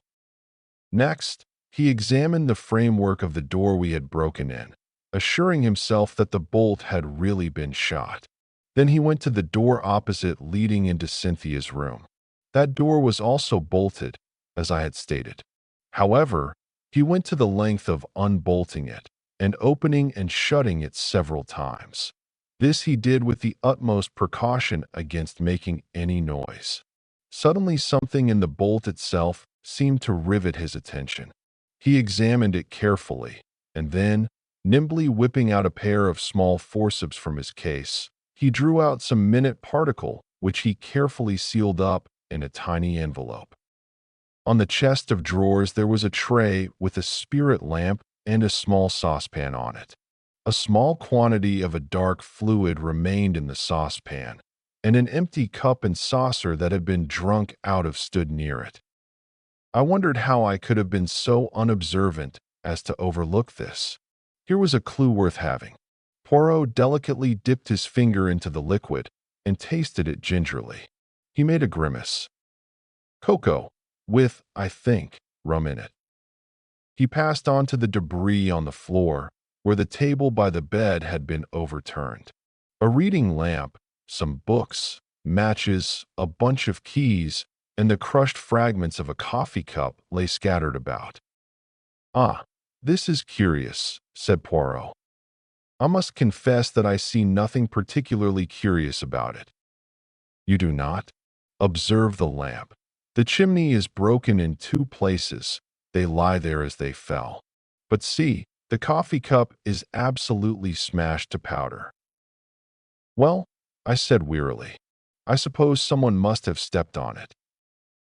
"Exactly," said Poirot in an odd voice. "Someone stepped on it." He rose from his knees and walked slowly across to the mantelpiece, where he stood abstractedly fingering the ornaments and straightening them, a trick of his when he was agitated. "Mon ami," he said, turning to me, "somebody stepped on that cup, grinding it to powder, and the reason they did so was either because it contained strychnine or, which is far more serious, because it did not contain strychnine." I made no reply. I was bewildered, but I knew that it was no good asking him to explain. In a moment or two, he roused himself and went on with his investigations. He picked up the bunch of keys from the floor and, twirling them round in his fingers, finally selected one, very bright and shining, which he tried in the lock of the purple dispatch case. It fitted, and he opened the box, but after a moment's hesitation, closed and relocked it, and slipped the bunch of keys, as well as the key that had originally stood in the lock, into his own pocket. I have no authority to go through these papers, but it should be done at once. He then made a very careful examination of the drawers of the washstand. Crossing the room to the left-hand window, a round stain, hardly visible on the dark brown carpet, seemed to interest him particularly. He went down on his knees, examining it minutely, even going so far as to smell it. Finally, he poured a few drops of the cocoa into a test tube, sealing it up carefully. His next proceeding was to take out a little notebook. "We have found in this room," he said, writing busily, 6 points of interest. Shall I enumerate them, or will you?" "Oh, you," I replied hastily. "Very well, then. 1. A coffee cup that has been ground into powder. 2. A dispatch case with a key in the lock. 3. A stain on the floor." "That may have been done some time ago," I interrupted. "No, for it is still perceptibly damp and smells of coffee. 4. A fragment of some dark green fabric. Only a thread or two, but recognizable." "Ah," I cried. "That was what you sealed up in the envelope." "Yes. It may turn out to be a piece of one of Mrs. Inglethorp's own dresses, and quite unimportant. We shall see. 5. This." With a dramatic gesture, he pointed to a large splash of candle grease on the floor by the writing table. "It must have been done since yesterday. Otherwise, a good housemaid would have at once removed it with blotting paper and a hot iron. One of my best hats once, but that is not to the point. It was very likely done last night. We were very agitated. Or perhaps Mrs. Inglethorp herself dropped her candle." "You brought only one candle into the room?" "Yes. Lawrence Cavendish was carrying it, but he was very upset. He seemed to see something over here." I indicated the mantelpiece. "That absolutely paralyzed him." "That is interesting," said Poirot quickly. "Yes, it is suggestive, his eyes sweeping the whole length of the wall. But it was not his candle that made this great patch, for you perceive that this is white grease, whereas Monsieur Lawrence's candle, which is still on the dressing table, is pink. On the other hand, Mrs. Inglethorp had no candlestick in the room, only a reading lamp." "Then," I said, "what do you deduce?" To which my friend only made a rather irritating reply, urging me to use my own natural faculties. "And the 6th point?" I asked. I suppose it is the sample of cocoa. No, said Poirot thoughtfully. I might have included that in the 6, but I did not. No, the 6th point I will keep to myself for the present. He looked quickly round the room. There is nothing more to be done here, I think, unless— He stared earnestly and long at the dead ashes in the grate. The fire burns, and it destroys. But by chance, there might be— let us see. Deftly, on hands and knees, he began to sort the ashes from the grate into the fender, handling them with the greatest caution. Suddenly, he gave a faint exclamation. The forceps, Hastings. I quickly handed them to him, and with skill he extracted a small piece of half-charred paper. There, mon ami, he cried. What do you think of that? I scrutinized the fragment. This is an exact reproduction of it. I was puzzled. It was unusually thick, quite unlike ordinary notepaper. Suddenly an idea struck me. Poirot, I cried, this is a fragment of a will. Exactly. I looked at him sharply. You are not surprised? No, he said gravely. I expected it. I relinquished the piece of paper and watched him put it away in his case, with the same methodical care that he bestowed on everything. My brain was in a whirl. What was this complication of a will? Who had destroyed it? The person who had left the candle grease on the floor? Obviously. But how had anyone gained admission? All the doors had been bolted on the inside. Now, my friend, said Poirot briskly, we will go?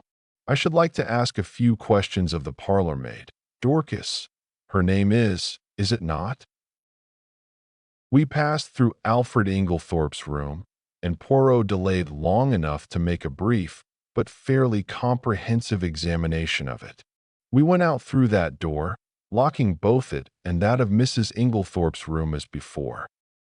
I took him down to the boudoir which he had expressed a wish to see, and went myself in search of Dorcas.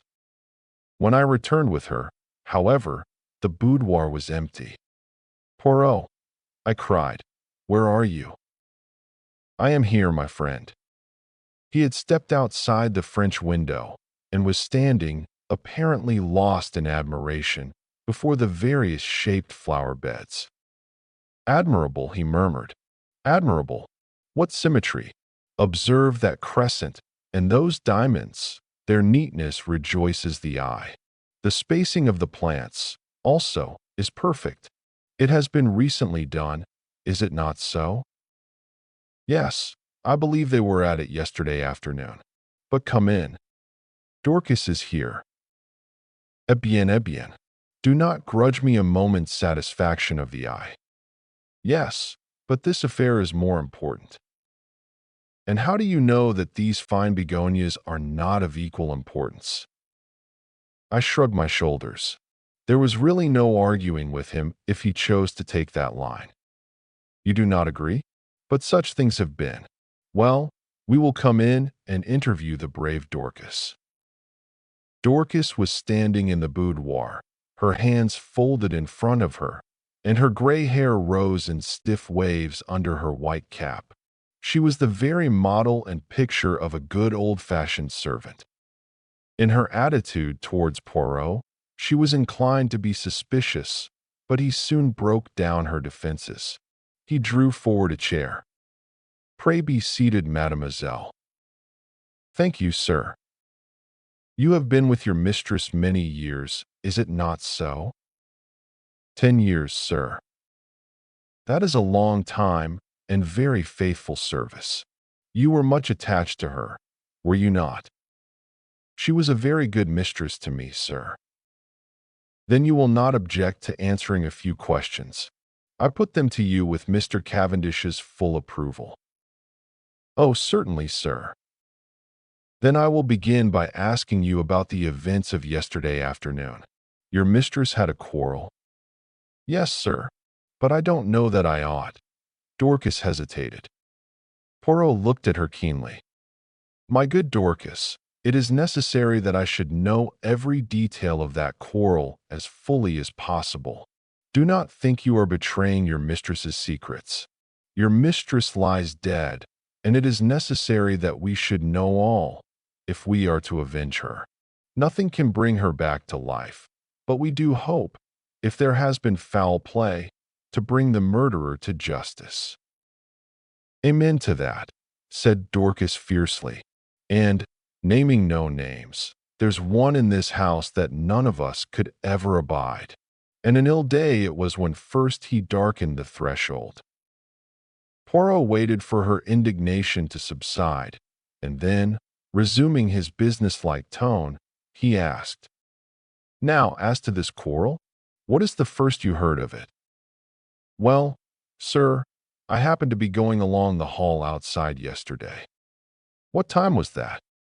"I couldn't say exactly, sir, but it wasn't tea time by a long way.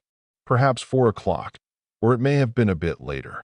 "Well, sir, as I said, I happened to be passing along, when I heard voices very loud and angry in here. I didn't exactly mean to listen, but, well, there it is. I stopped. The door was shut, but the mistress was speaking very sharp and clear, and I heard what she said quite plainly. 'You have lied to me and deceived me,' she said. I didn't hear what Mr. Inglethorp replied. He spoke a good bit lower than she did, but she answered, 'How dare you? I have kept you and clothed you and fed you. You owe everything to me, and this is how you repay me, by bringing disgrace upon our name.' Again I didn't hear what he said, but she went on, 'Nothing that you can say will make any difference. I see my duty clearly. My mind is made up. You need not think that any fear of publicity or scandal between husband and wife will deter me.' Then I thought I heard them coming out, so I went off quickly." "You are sure it was Mr. Inglethorpe's voice you heard?" "Oh, yes, sir. Whose else's could it be?" "Well, what happened next?" "Later, I came back to the hall, but it was all quiet. At 5 o'clock, Mrs. Inglethorpe rang the bell and told me to bring her a cup of tea, nothing to eat, to the boudoir. She was looking dreadful, so white and upset. 'Dorcas,' she says, 'I've had a great shock.'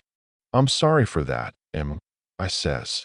'You'll feel better after a nice hot cup of tea, She had something in her hand. I don't know if it was a letter or just a piece of paper, but it had writing on it, and she kept staring at it, almost as if she couldn't believe what was written there. She whispered to herself, as though she had forgotten I was there, these few words, and everything's changed. And then she says to me, 'Never trust a man, Dorcas, they're not worth it.' I hurried off, and got her a good strong cup of tea, and she thanked me, and said she'd feel better when she'd drunk it. 'I don't know what to do,' she says. 'Scandal between husband and wife is a dreadful thing, Dorcas. I'd rather hush it up if I could.' Mrs. Cavendish came in just then, so she didn't say any more." "She still had the letter, or whatever it was, in her hand?" "Yes, sir." "What would she be likely to do with it afterwards?" "Well, I don't know, sir. I expect she would lock it up in that purple case of hers." "Is that where she usually kept important papers?" "Yes, sir. She brought it down with her every morning, and took it up every night." "When did she lose the key of it?" "She missed it yesterday at lunchtime, sir, and told me to look carefully for it. She was very much put out about it." "But she had a duplicate key?" "Oh, yes, sir." Dorcas was looking very curiously at him, and, to tell the truth, so was I. What was all this about a lost key? Poirot smiled. "Never mind, Dorcas, it is my business to know things. Is this the key that was lost?" He drew from his pocket the key that he had found in the lock of the dispatch case upstairs. Dorcas's eyes looked as though they would pop out of her head. "That's it, sir, right enough. But where did you find it? I looked everywhere for it." "Ah, but you see it was not in the same place yesterday as it was today?" Now, to pass to another subject, had your mistress a dark green dress in her wardrobe? Dorcas was rather startled by the unexpected question. No, sir. Are you quite sure? Oh, yes, sir. Has anyone else in the house got a green dress? Dorcas reflected. Miss Cynthia has a green evening dress. Light or dark green? A light green, sir. A sort of chiffon, they call it. Ah, that is not what I want. And nobody else has anything green. No, sir, not that I know of. Poirot's face did not betray a trace of whether he was disappointed or otherwise. He merely remarked, Good, we will leave that and pass on. Have you any reason to believe that your mistress was likely to take a sleeping powder last night? Not last night, sir, I know she didn't. Why do you know so positively? Because the box was empty. She took the last one 2 days ago, and she didn't have any more made up. You are quite sure of that? Positive, sir. Then that is cleared up. By the way, your mistress didn't ask you to sign any paper yesterday? To sign a paper? No, sir. When Mr. Hastings and Mr. Lawrence came in yesterday evening, they found your mistress busy writing letters. I suppose you can give me no idea to whom these letters were addressed. I'm afraid I couldn't, sir. I was out in the evening. Perhaps Annie could tell you, though she's a careless girl. Never cleared the coffee cups away last night. That's what happens when I'm not here to look after things. Poirot lifted his hand. Since they have been left, Dorcas, leave them a little longer, I pray you. I should like to examine them. Very well, sir. What time did you go out last evening? About 6 o'clock, sir. Thank you. Dorcas, that is all I have to ask you. He rose and strolled to the window. I have been admiring these flower beds. How many gardeners are employed here, by the way? Only 3 now, sir. 5 we had, before the war, when it was kept as a gentleman's place should be. I wish you could have seen it then, sir. A fair sight it was. But now there's only old Manning and young William and a new-fashioned woman gardener in breeches and such like. Ah, these are dreadful times. The good times will come again, Dorcas. At least, we hope so. Now, will you send Annie to me here? Yes, sir. Thank you, sir. How did you know that Mrs. Inglethorp took sleeping powders? I asked, in lively curiosity, as Dorcas left the room. And about the lost key and the duplicate? One thing at a time. As to the sleeping powders, I knew by this. He suddenly produced a small cardboard box, such as chemists use for powders. Where did you find it? In the washstand drawer in Mrs. Inglethorp's bedroom. It was number 6 of my catalog. But I suppose, as the last powder was taken 2 days ago, it is not of much importance? Probably not. But do you notice anything that strikes you as peculiar about this box? I examined it closely. No, I can't say that I do. Look at the label. I read the label carefully. 1 powder to be taken at bedtime, if required. Mrs. Inglethorp. No, I see nothing unusual. Not the fact that there is no chemist's name?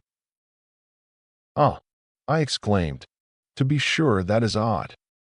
Have you ever known a chemist to send out a box like that, without his printed name? No, I can't say that I have. I was becoming quite excited, but Poirot damped my ardor by remarking, Yet the explanation is quite simple. So do not intrigue yourself, my friend. An audible creaking proclaimed the approach of Annie, so I had no time to reply. Annie was a fine, strapping girl, and was evidently laboring under intense excitement, mingled with a certain ghoulish enjoyment of the tragedy. Poirot came to the point at once, with a businesslike briskness. I sent for you, Annie, Because I thought you might be able to tell me something about the letters Mrs. Inglethorp wrote last night. How many were there? And can you tell me any of the names and addresses?" Annie considered. "There were 4 letters, sir. One was to Miss Howard, and one was to Mr. Wells, the lawyer, and the other 2 I don't think I remember, sir. Oh, yes, one was to Ross's, the caterers in Tadminster. The other one, I don't remember." "Think," urged Poirot. Annie racked her brains in vain. "I'm sorry, sir, but it's clean gone. I don't think I can have noticed it." "It does not matter," said Poirot, not betraying any sign of disappointment. "Now I want to ask you about something else.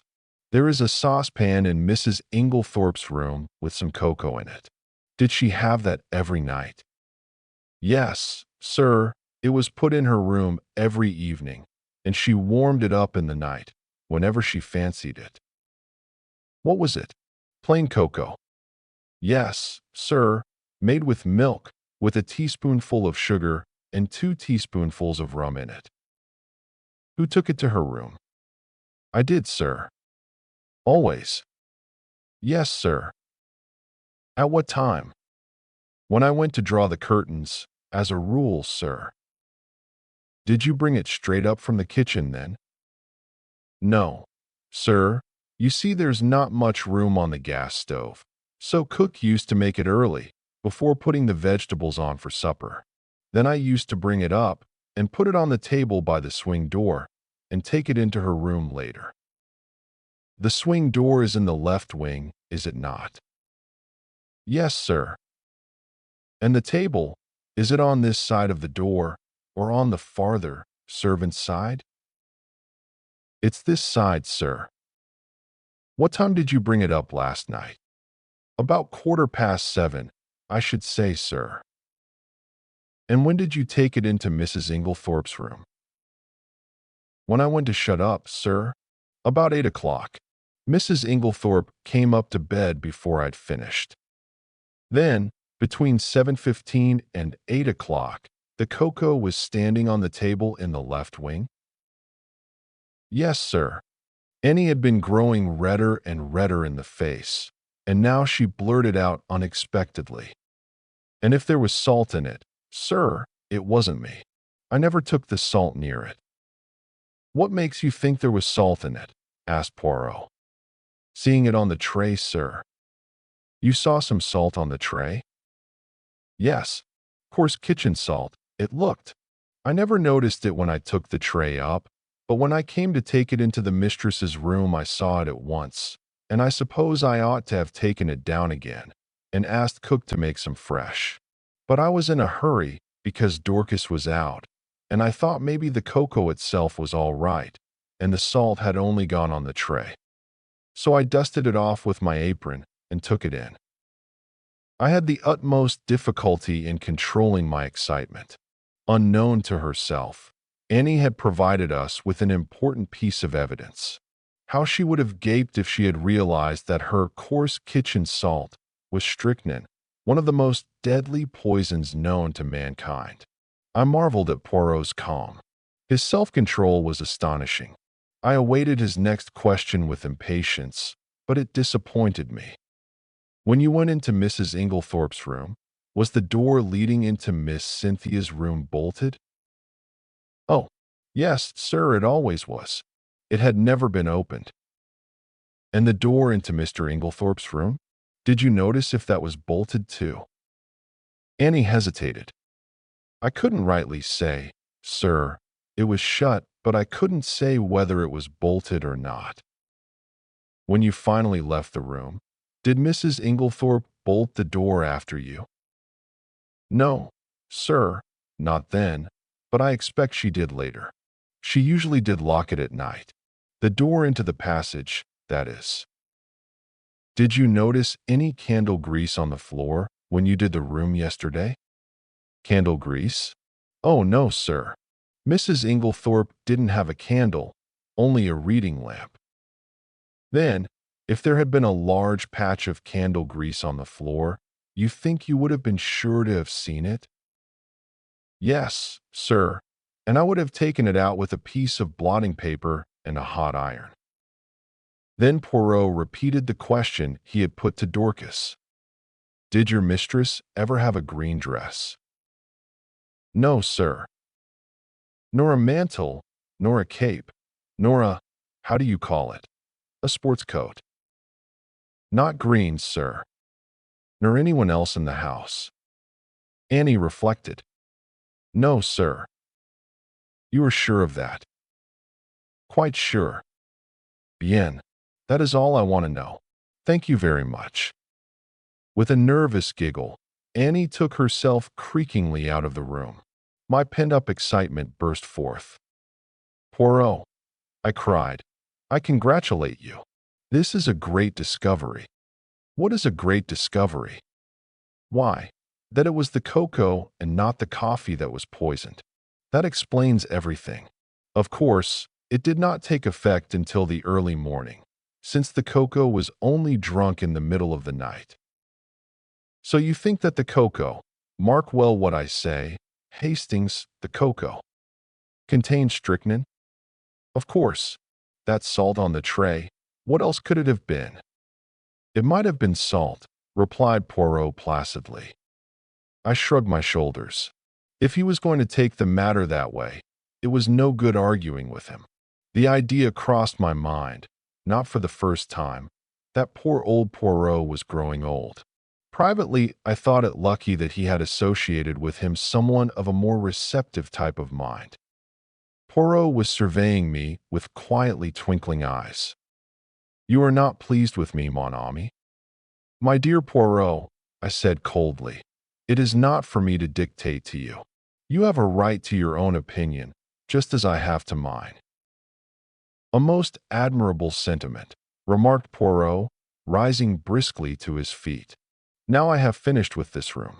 By the way, whose is the smaller desk in the corner? Mr. Inglethorp's. Ah, he tried the roll top tentatively. Locked. But perhaps one of Mrs. Inglethorp's keys would open it. He tried several, twisting and turning them with a practiced hand, and finally uttering an ejaculation of satisfaction. Voila! It is not the key, but it will open it at a pinch. He slid back the roll top and ran a rapid eye over the neatly filed papers. To my surprise, he did not examine them, merely remarking approvingly as he relocked the desk. Decidedly, he is a man of method, this Mr. Inglethorp. A man of method was, in Poirot's estimation, the highest praise that could be bestowed on any individual. I felt that my friend was not what he had been as he rambled on disconnectedly. There were no stamps in his desk, but there might have been, mon ami? There might have been. Yes. His eyes wandered round the room. This boudoir has nothing more to tell us. It did not yield much. Only this. He pulled a crumpled envelope out of his pocket and tossed it over to me. It was rather a curious document. A plain, dirty-looking old envelope with a few words scrawled across it, apparently at random. The following is a facsimile of it. Chapter 5. It isn't strychnine, is it? Where did you find this? I asked Poirot in lively curiosity. In the waste-paper basket. You recognize the handwriting. Yes, it is Mrs. Inglethorp's. But what does it mean? Poirot shrugged his shoulders. I cannot say, but it is suggestive. A wild idea flashed across me. Was it possible that Mrs. Inglethorp's mind was deranged? Had she some fantastic idea of demoniacal possession? And if that were so, was it not also possible that she might have taken her own life? I was about to expound these theories to Poirot when his own words distracted me. Come, he said, now to examine the coffee cups. My dear Poirot, what on earth is the good of that, now that we know about the cocoa? Oh, Lala, that miserable cocoa, cried Poirot flippantly. He laughed with apparent enjoyment, raising his arms to heaven in mock despair in what I could not but consider the worst possible taste. And anyway, I said, with increasing coldness, as Mrs. Inglethorp took her coffee upstairs with her, I do not see what you expect to find, unless you consider it likely that we shall discover a packet of strychnine on the coffee tray. Poirot was sobered at once. Come, come, my friend, he said, slipping his arm through mine. Ne vous fâchez pas. Allow me to interest myself in my coffee cups, and I will respect your cocoa. There, is it a bargain?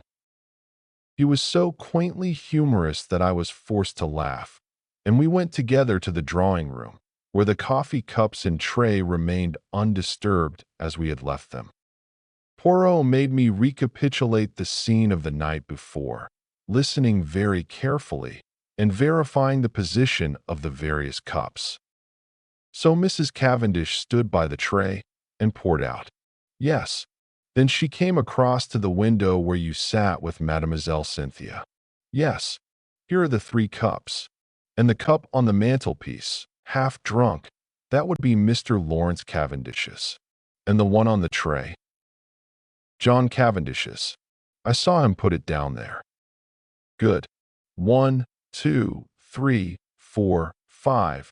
But where, then, is the cup of Mr. Inglethorp? He does not take coffee. Then all are accounted for. One moment, my friend. With infinite care, he took a drop or 2 from the grounds in each cup, sealing them up in separate test tubes, tasting each in turn as he did so. His physiognomy underwent a curious change. An expression gathered there that I can only describe as half puzzled and half relieved. Bien, he said at last. It is evident. I had an idea, but clearly I was mistaken. Yes, altogether I was mistaken. Yet it is strange. But no matter. And, with a characteristic shrug, he dismissed whatever it was that was worrying him from his mind. I could have told him from the beginning that this obsession of his over the coffee was bound to end in a blind alley, but I restrained my tongue. After all, though he was old, Poirot had been a great man in his day. Breakfast is ready, said John Cavendish, coming in from the hall. You will breakfast with us, Monsieur Poirot? Poirot acquiesced. I observed John. Already he was almost restored to his normal self. The shock of the events of the last night had upset him temporarily, but his equable poise soon swung back to the normal. He was a man of very little imagination, in sharp contrast with his brother, who had, perhaps, too much. Ever since the early hours of the morning, John had been hard at work, sending telegrams.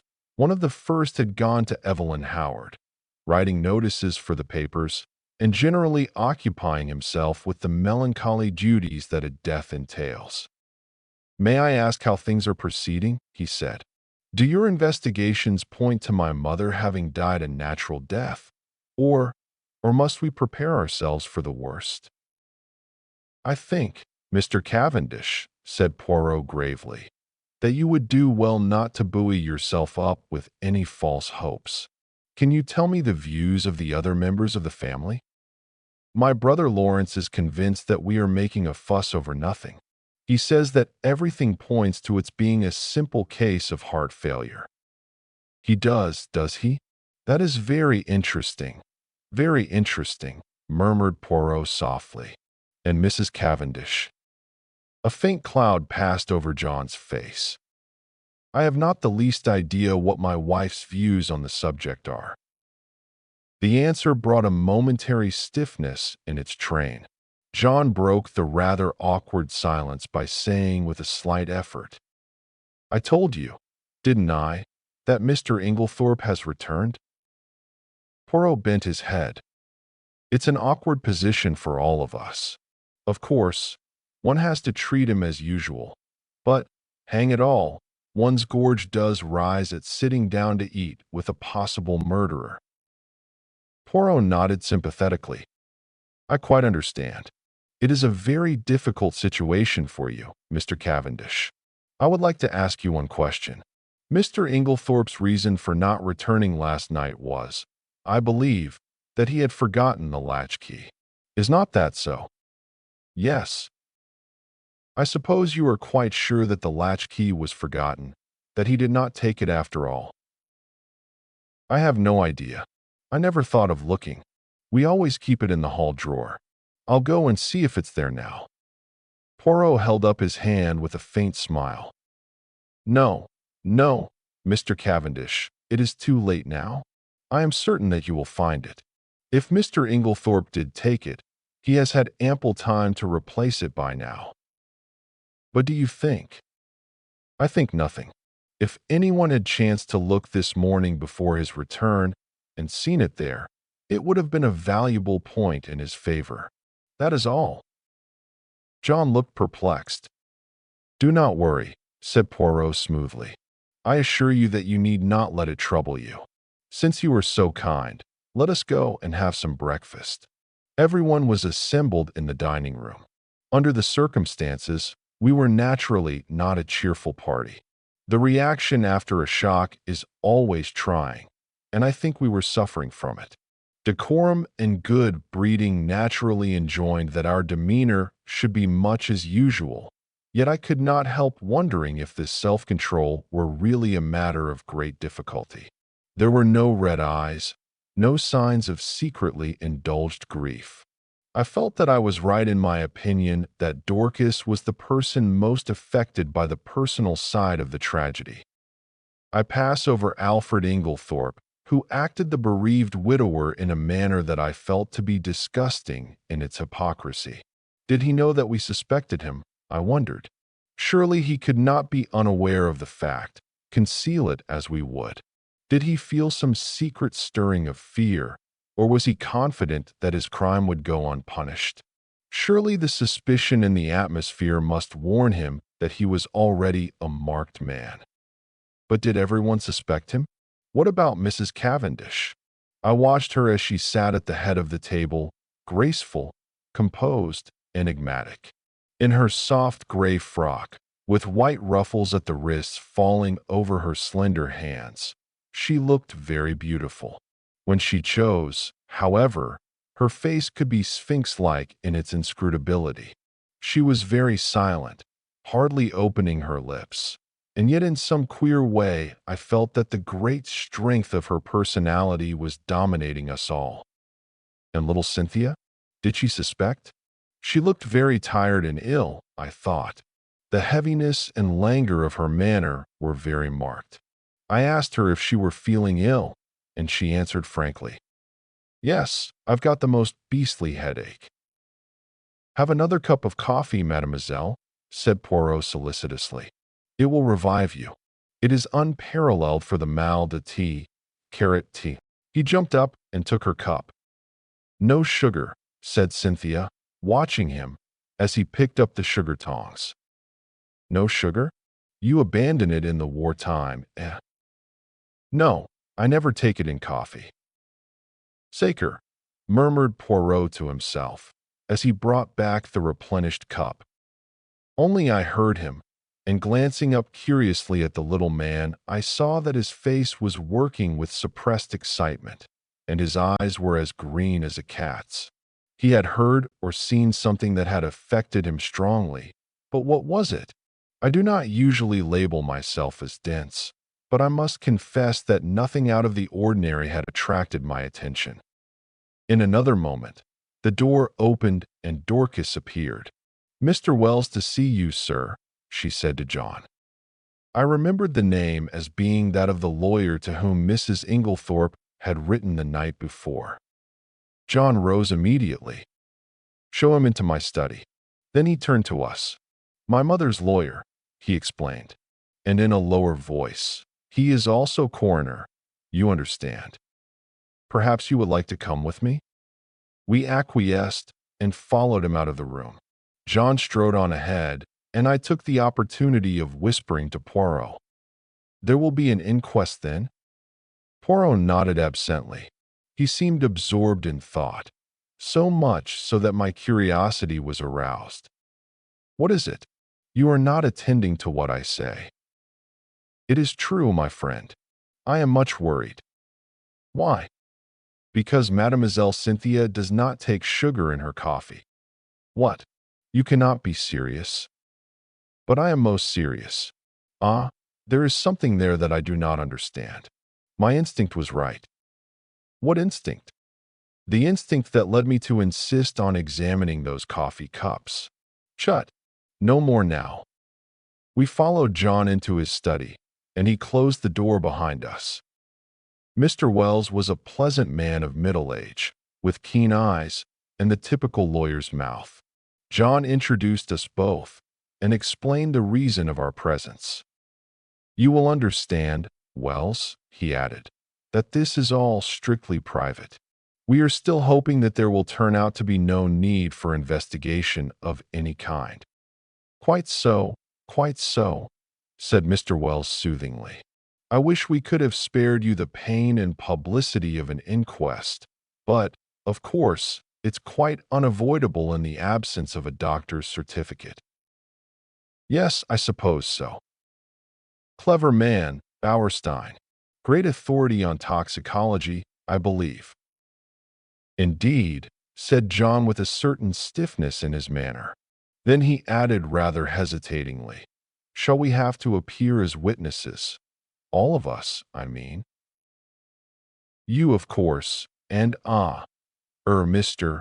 Inglethorp. A slight pause ensued before the lawyer went on in his soothing manner. Any other evidence will be simply confirmatory, a mere matter of form. I see.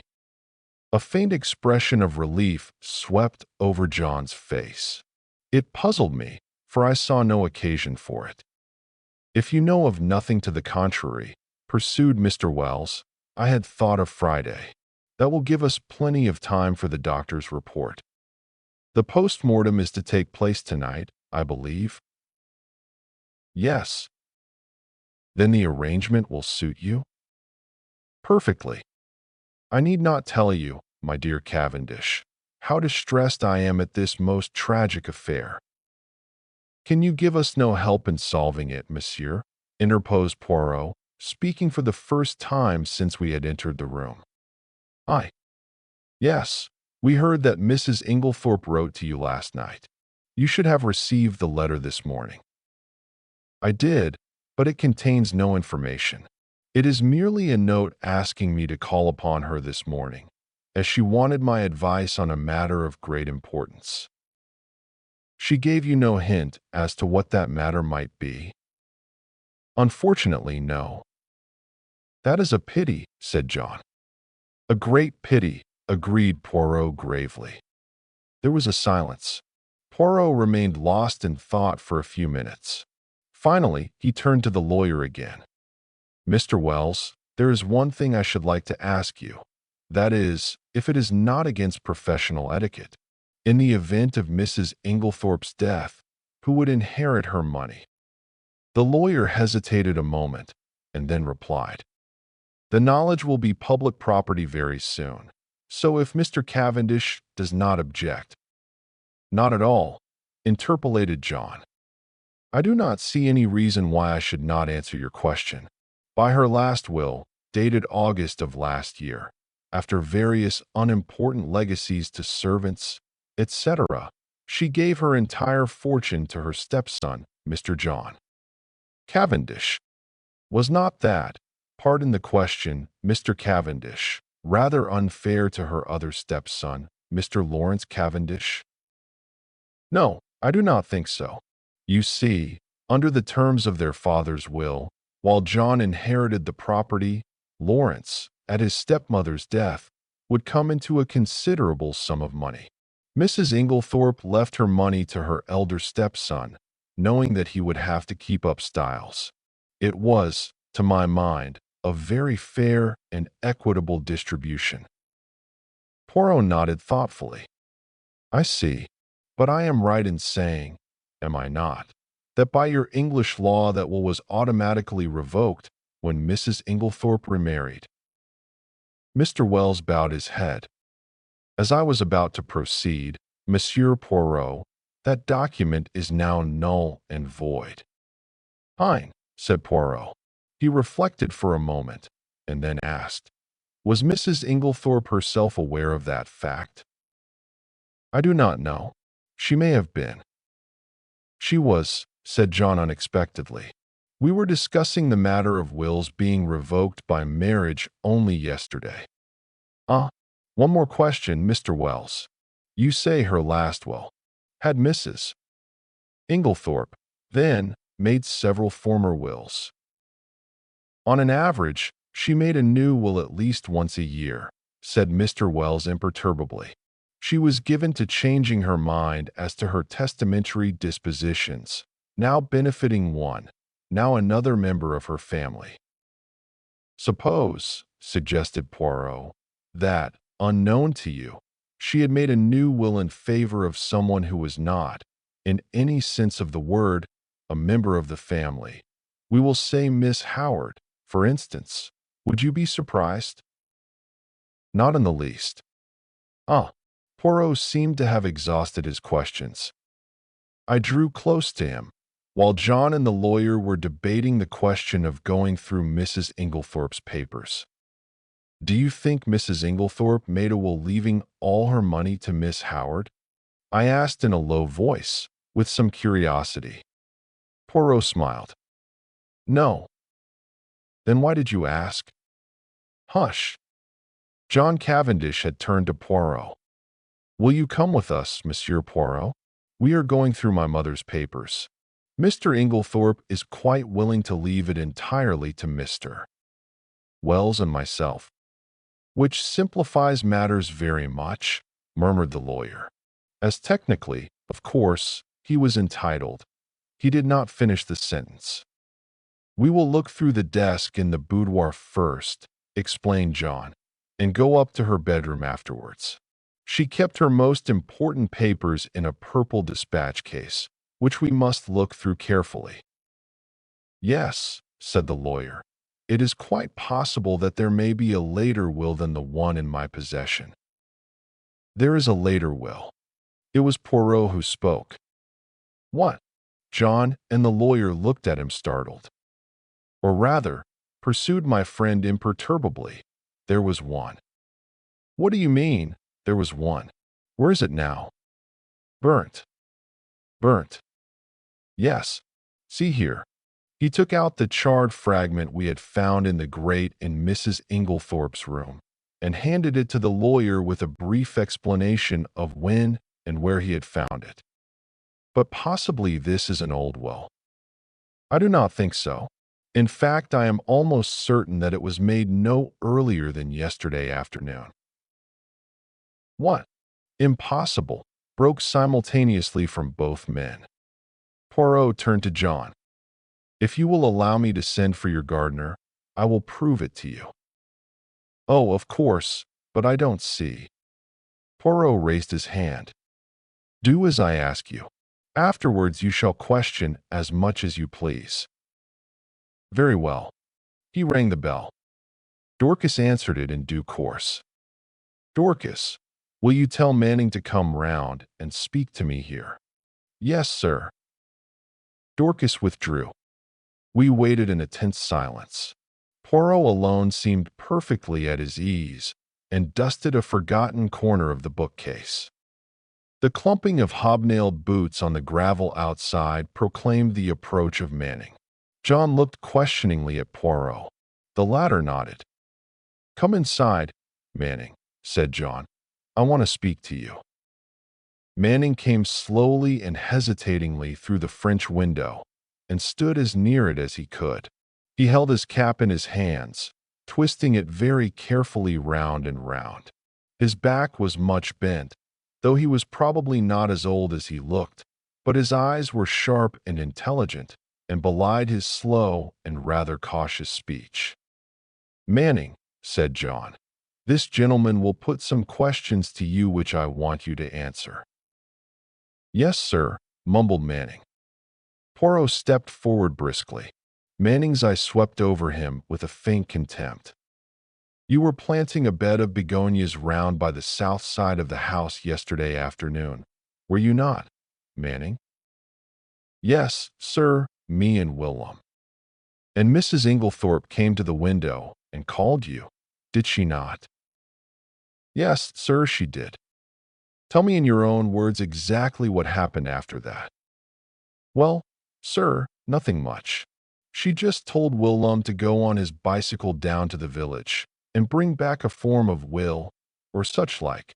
I don't know what exactly. She wrote it down for him. Well, he did, sir. And what happened next? We went on with the begonias, sir. Did not Mrs. Inglethorp call you again? Yes, sir, both me and Willum, she called. And then she made us come right in and sign our names at the bottom of a long paper, under where she'd signed. Did you see anything of what was written above her signature? Asked Poirot sharply.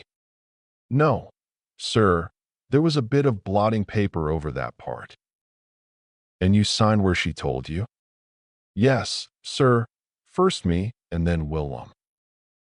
What did she do with it afterwards? Well, sir, she slipped it into a long envelope and put it inside a sort of purple box that was standing on the desk. What time was it when she first called you? About 4, I should say, sir. Not earlier? Couldn't it have been about 3:30? No, I shouldn't say so, sir. It would be more likely to be a bit after 4, not before it.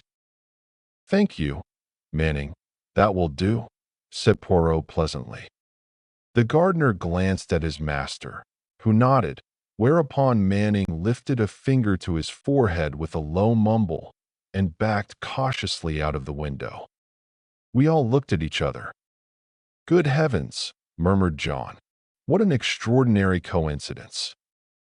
How a coincidence? That my mother should have made a will on the very day of her death. Mr. Wells cleared his throat and remarked drily, Are you so sure it is a coincidence, Cavendish? What do you mean? Your mother, you tell me, had a violent quarrel with someone yesterday afternoon. What do you mean? Cried John again. There was a tremor in his voice, and he had gone very pale. In consequence of that quarrel, your mother very suddenly and hurriedly makes a new will. The contents of that will we shall never know. She told no one of its provisions. This morning, no doubt, she would have consulted me on the subject, but she had no chance. The will disappears, and she takes its secret with her to her grave. Cavendish, I much fear there is no coincidence there. Monsieur Poirot, I am sure you agree with me that the facts are very suggestive. Suggestive or not, interrupted John, we are most grateful to Monsieur Poirot for elucidating the matter. But for him, we should never have known of this will. I suppose I may not ask you, monsieur, what first led you to suspect the fact? Poirot smiled and answered, A scribbled-over old envelope and a freshly planted bed of begonias. John, I think, would have pressed his questions further, but at that moment the loud purr of a motor was audible, and we all turned to the window as it swept past. Evie, cried John. Excuse me, Wells. He went hurriedly out into the hall. Poirot looked inquiringly at me. Miss Howard, I explained. Ah, I am glad she has come. There is a woman with a head and a heart too, Hastings, though the good God gave her no beauty. I followed John's example and went out into the hall where Miss Howard was endeavoring to extricate herself from the voluminous mass of veils that enveloped her head. As her eyes fell on me, a sudden pang of guilt shot through me. This was the woman who had warned me so earnestly, and to whose warning I had, alas, paid no heed. How soon, and how contemptuously, I had dismissed it from my mind. Now that she had been proved justified in so tragic a manner, I felt ashamed. She had known Alfred Inglethorp only too well. I wondered whether, if she had remained at Styles, the tragedy would have taken place, or would the man have feared her watchful eyes? I was relieved when she shook me by the hand, with her well-remembered painful grip. The eyes that met mine were sad, but not reproachful, that she had been crying bitterly. I could tell by the redness of her eyelids, but her manner was unchanged from its old blunt gruffness. Started the moment I got the wire. Just come off night duty. Hired car. Quickest way to get here. Have you had anything to eat this morning, Evie? Asked John. No. I thought not. Come along. Breakfast's not cleared away yet, and they'll make you some fresh tea. He turned to me. Look after her, Hastings, will you? Wells is waiting for me. Oh, here's Monsieur Poirot. He's helping us, you know, Evie. Miss Howard shook hands with Poirot, but glanced suspiciously over her shoulder at John. What do you mean, helping us? Helping us to investigate. Nothing to investigate. Have they taken him to prison yet? Taken who to prison? Who? Alfred Inglethorp, of course. My dear Evie, do be careful. Lawrence is of the opinion that my mother died from heart seizure. More fool, Lawrence, retorted Miss Howard. Of course, Alfred. Inglethorp murdered poor Emily, as I always told you he would. My dear Evie, don't shout so. Whatever we may think or suspect, it is better to say as little as possible for the present. The inquest isn't until Friday. Not until fiddlesticks. The snort Miss Howard gave was truly magnificent. You're all off your heads. The man will be out of the country by then. If he's any sense, he won't stay here tamely and wait to be hanged. John Cavendish looked at her helplessly. I know what it is, she accused him. You've been listening to the doctors. Never should. What do they know? Nothing at all, or just enough to make them dangerous. I ought to know. My own father was a doctor. That little Wilkins is about the greatest fool that even I have ever seen. Heart seizure, sort of thing he would say. Anyone with any sense could see at once that her husband had poisoned her. I always said he'd murder her in her bed. Poor soul. Now he's done it. And all you can do is to murmur silly things about heart seizure and inquest on Friday. You ought to be ashamed of yourself, John Cavendish. What do you want me to do? Asked John, unable to help a faint smile. Dash it all. Evie, I can't haul him down to the local police station by the scruff of his neck. Well, you might do something. Find out how he did it. He's a crafty beggar.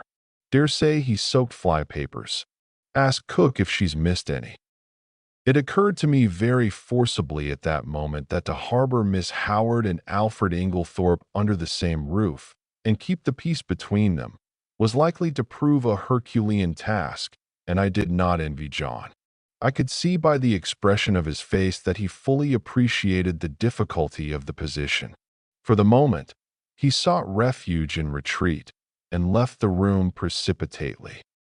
Dorcas brought in fresh tea. As she left the room, Poirot came over from the window where he had been standing and sat down facing Miss Howard. Mademoiselle, he said gravely, I want to ask you something. Ask away, said the lady, eyeing him with some disfavor. I want to be able to count upon your help. I'll help you to hang Alfred with pleasure, she replied gruffly. Hanging's too good for him. Ought to be drawn and quartered, like in good old times. We are at one then, said Poirot. For I, too, want to hang the criminal. Alfred Inglethorp? Him or another? No question of another. Poor Emily was never murdered until he came along. I don't say she wasn't surrounded by sharks. She was. But it was only her purse they were after. Her life was safe enough. But along comes Mr. Alfred Inglethorp, and within 2 months, hey presto. Believe me, Miss Howard, said Poirot very earnestly, if Mr. Inglethorp is the man, he shall not escape me. On my honor, I will hang him as high as Haman. That's better, said Miss Howard more enthusiastically. "But I must ask you to trust me. Now your help may be very valuable to me. I will tell you why. Because in all this house of mourning, yours are the only eyes that have wept." Miss Howard blinked, and a new note crept into the gruffness of her voice. "If you mean that I was fond of her, yes, I was. You know, Emily was a selfish old woman in her way. She was very generous, but she always wanted a return. She never let people forget what she had done for them. And, that way, she missed love. Don't think she ever realized it, though, or felt the lack of it. Hope not, anyway. I was on a different footing. I took my stand from the first. So many pounds a year I'm worth to you. Well and good. But not a penny piece besides. Not a pair of gloves, nor a theater ticket. She didn't understand, was very offended sometimes. Said I was foolishly proud. It wasn't that, but I couldn't explain. Anyway, I kept my self-respect. And so, out of the whole bunch, I was the only one who could allow myself to be fond of her. I watched over her. I guarded her from the lot of them. And then a glib-tongued scoundrel comes along, and pooh, all my years of devotion go for nothing. Poirot nodded sympathetically. "I understand, mademoiselle. I understand all you feel. It is most natural. You think that we are lukewarm, that we lack fire and energy, but trust me, it is not so." John stuck his head in at this juncture and invited us both to come up to Mrs. Inglethorp's room, as he and Mr. Wells had finished looking through the desk in the boudoir. As we went up the stairs, John looked back to the dining room and lowered his voice confidentially. "Look here, what's going to happen when these two meet?" I shook my head helplessly. "I've told Mary to keep them apart if she can." "Will she be able to do so?" "The Lord only knows. There's one thing. Inglethorp himself won't be too keen on meeting her." "You've got the keys still, haven't you, Poirot?" I asked, as we reached the door of the locked room. Taking the keys from Poirot, John unlocked it, and we all passed in. The lawyer went straight to the desk, and John followed him. "My mother kept most of her important papers in this dispatch case, I believe," he said.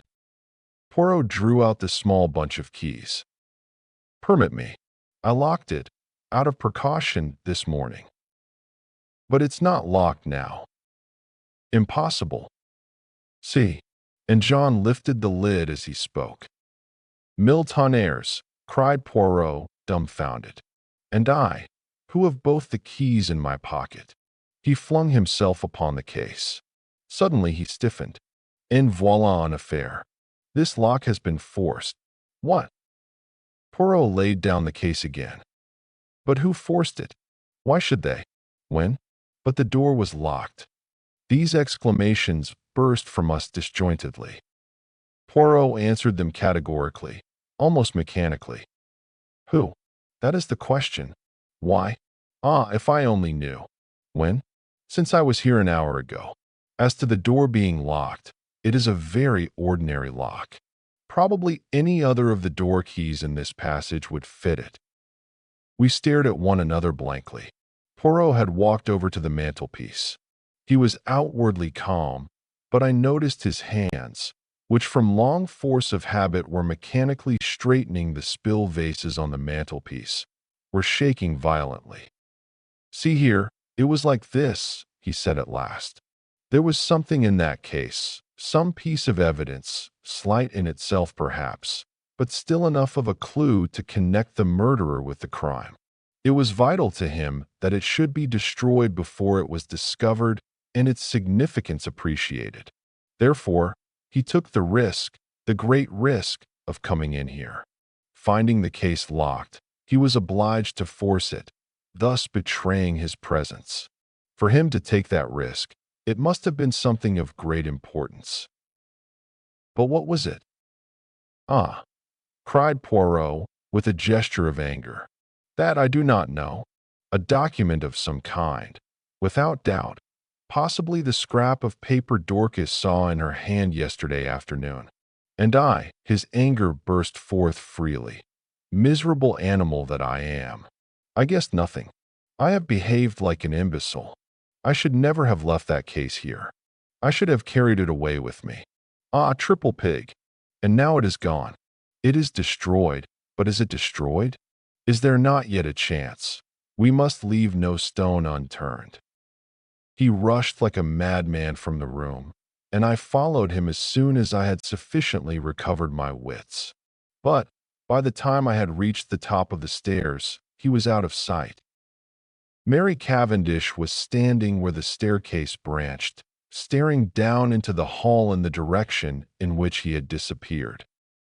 "What has happened to your extraordinary little friend, Mr. Hastings? He has just rushed past me like a mad bull." "He's rather upset about something," I remarked feebly. I really did not know how much Poirot would wish me to disclose. As I saw a faint smile gather on Mrs. Cavendish's expressive mouth, I endeavored to try and turn the conversation by saying, "They haven't met yet, have they?" "Who?" "Mr. Inglethorp and Miss Howard." She looked at me in rather a disconcerting manner. "Do you think it would be such a disaster if they did meet?" "Well, don't you?" I said, rather taken aback. "No." She was smiling in her quiet way. "I should like to see a good flare-up. It would clear the air. At present we are all thinking so much and saying so little." "John doesn't think so," I remarked. "He's anxious to keep them apart." "Oh, John." Something in her tone fired me, and I blurted out, "Old John's an awfully good sort." She studied me curiously for a minute or two, and then said, to my great surprise, "You are loyal to your friend. I like you for that. Aren't you my friend, too?" "I am a very bad friend." "Why do you say that?" "Because it is true. I am charming to my friends one day, and forget all about them the next." I don't know what impelled me, but I was nettled, and I said foolishly and not in the best of taste, "Yet you seem to be invariably charming to Dr. Bauerstein." Instantly, I regretted my words. Her face stiffened. I had the impression of a steel curtain coming down and blotting out the real woman. Without a word, she turned and went swiftly up the stairs, whilst I stood like an idiot gaping after her. I was recalled to other matters by a frightful row going on below. I could hear Poirot shouting and expounding. I was vexed to think that my diplomacy had been in vain. The little man appeared to be taking the whole house into his confidence, a proceeding of which I, for one, doubted the wisdom. Once again, I could not help regretting that my friend was so prone to lose his head in moments of excitement. I stepped briskly down the stairs. The sight of me calmed Poirot almost immediately. I drew him aside. "My dear fellow," I said, "is this wise? Surely you don't want the whole house to know of this occurrence? You are actually playing into the criminal's hands." "You think so, Hastings?" "I am sure of it." "Well, well, my friend, I will be guided by you." "Good. Although, unfortunately, it is a little too late now." "True." He looked so crestfallen and abashed that I felt quite sorry, though I still thought my rebuke a just and wise one. "Well," he said at last, "let us go, mon ami." "You have finished here?" "For the moment, yes. You will walk back with me to the village." "Willingly." He picked up his little suitcase, and we went out through the open window in the drawing-room. Cynthia Murdoch was just coming in, and Poirot stood aside to let her pass. "Excuse me, mademoiselle, 1 minute." "Yes?" She turned inquiringly. "Did you ever make up Mrs. Inglethorpe's medicines?" A slight flush rose in her face, as she answered rather constrainedly, "No." "Only her powders?" The flush deepened as Cynthia replied, "Oh, yes, I did make up some sleeping powders for her once." "These?" Poirot produced the empty box which had contained powders. She nodded. Can you tell me what they were? Sulfonal? Veronal? No, they were bromide powders. Ah, thank you, mademoiselle. Good morning. As we walked briskly away from the house, I glanced at him more than once. I had often before noticed that, if anything excited him, his eyes turned green like a cat's. They were shining like emeralds now. My friend, he broke out at last, I have a little idea, a very strange and probably utterly impossible idea. And yet, it fits in. I shrugged my shoulders. I privately thought that Poirot was rather too much given to these fantastic ideas. In this case, surely, the truth was only too plain and apparent. So that is the explanation of the blank label on the box, I remarked. Very simple, as you said. I really wonder that I did not think of it myself. Poirot did not appear to be listening to me. They have made one more discovery, là-bas, he observed, jerking his thumb over his shoulder in the direction of Styles. Mr. Wells told me as we were going upstairs. What was it? Locked up in the desk in the boudoir, they found a will of Mrs. Inglethorpe's, dated before her marriage, leaving her fortune to Alfred Inglethorpe. It must have been made just at the time they were engaged. It came quite as a surprise to Wells, and to John Cavendish also. It was written on one of those printed will forms, and witnessed by two of the servants, not Dorcas. Did Mr. Inglethorpe know of it? He says not. One might take that with a grain of salt, I remarked skeptically. All these wills are very confusing. Tell me, how did those scribbled words on the envelope help you to discover that a will was made yesterday afternoon? Poirot smiled. Mon ami, have you ever, when writing a letter, been arrested by the fact that you did not know how to spell a certain word? Yes, often. I suppose everyone has. Exactly. And have you not, in such a case, tried the word once or twice on the edge of the blotting paper, or a spare scrap of paper, to see if it looked right? Well, that is what Mrs. Inglethorpe did. You will notice that the word possessed is spelt first with one S, and subsequently with two, correctly. To make sure, she had further tried it in a sentence, thus, I am possessed. Now, what did that tell me? It told me that Mrs. Inglethorpe had been writing the word possessed that afternoon, and, having the fragment of paper found in the grate fresh in my mind, the possibility of a will, a document almost certain to contain that word, occurred to me at once. This possibility was confirmed by a further circumstance. In the general confusion, the boudoir had not been swept that morning, and near the desk were several traces of brown mold and earth. The weather had been perfectly fine for some days, and no ordinary boots would have left such a heavy deposit. I strolled to the window, and saw at once that the begonia beds had been newly planted. The mold in the beds was exactly similar to that on the floor of the boudoir, and also I learnt from you that they had been planted yesterday afternoon. I was now sure that one, or possibly both of the gardeners, for there were two sets of footprints in the bed, had entered the boudoir, for if Mrs. Inglethorpe had merely wished to speak to them, she would in all probability have stood at the window, and they would not have come into the room at all. I was now quite convinced that she had made a fresh will, and had called the two gardeners in to witness her signature. Events proved that I was right in my supposition. That was very ingenious, I could not help admitting. I must confess that the conclusions I drew from those few scribbled words were quite erroneous.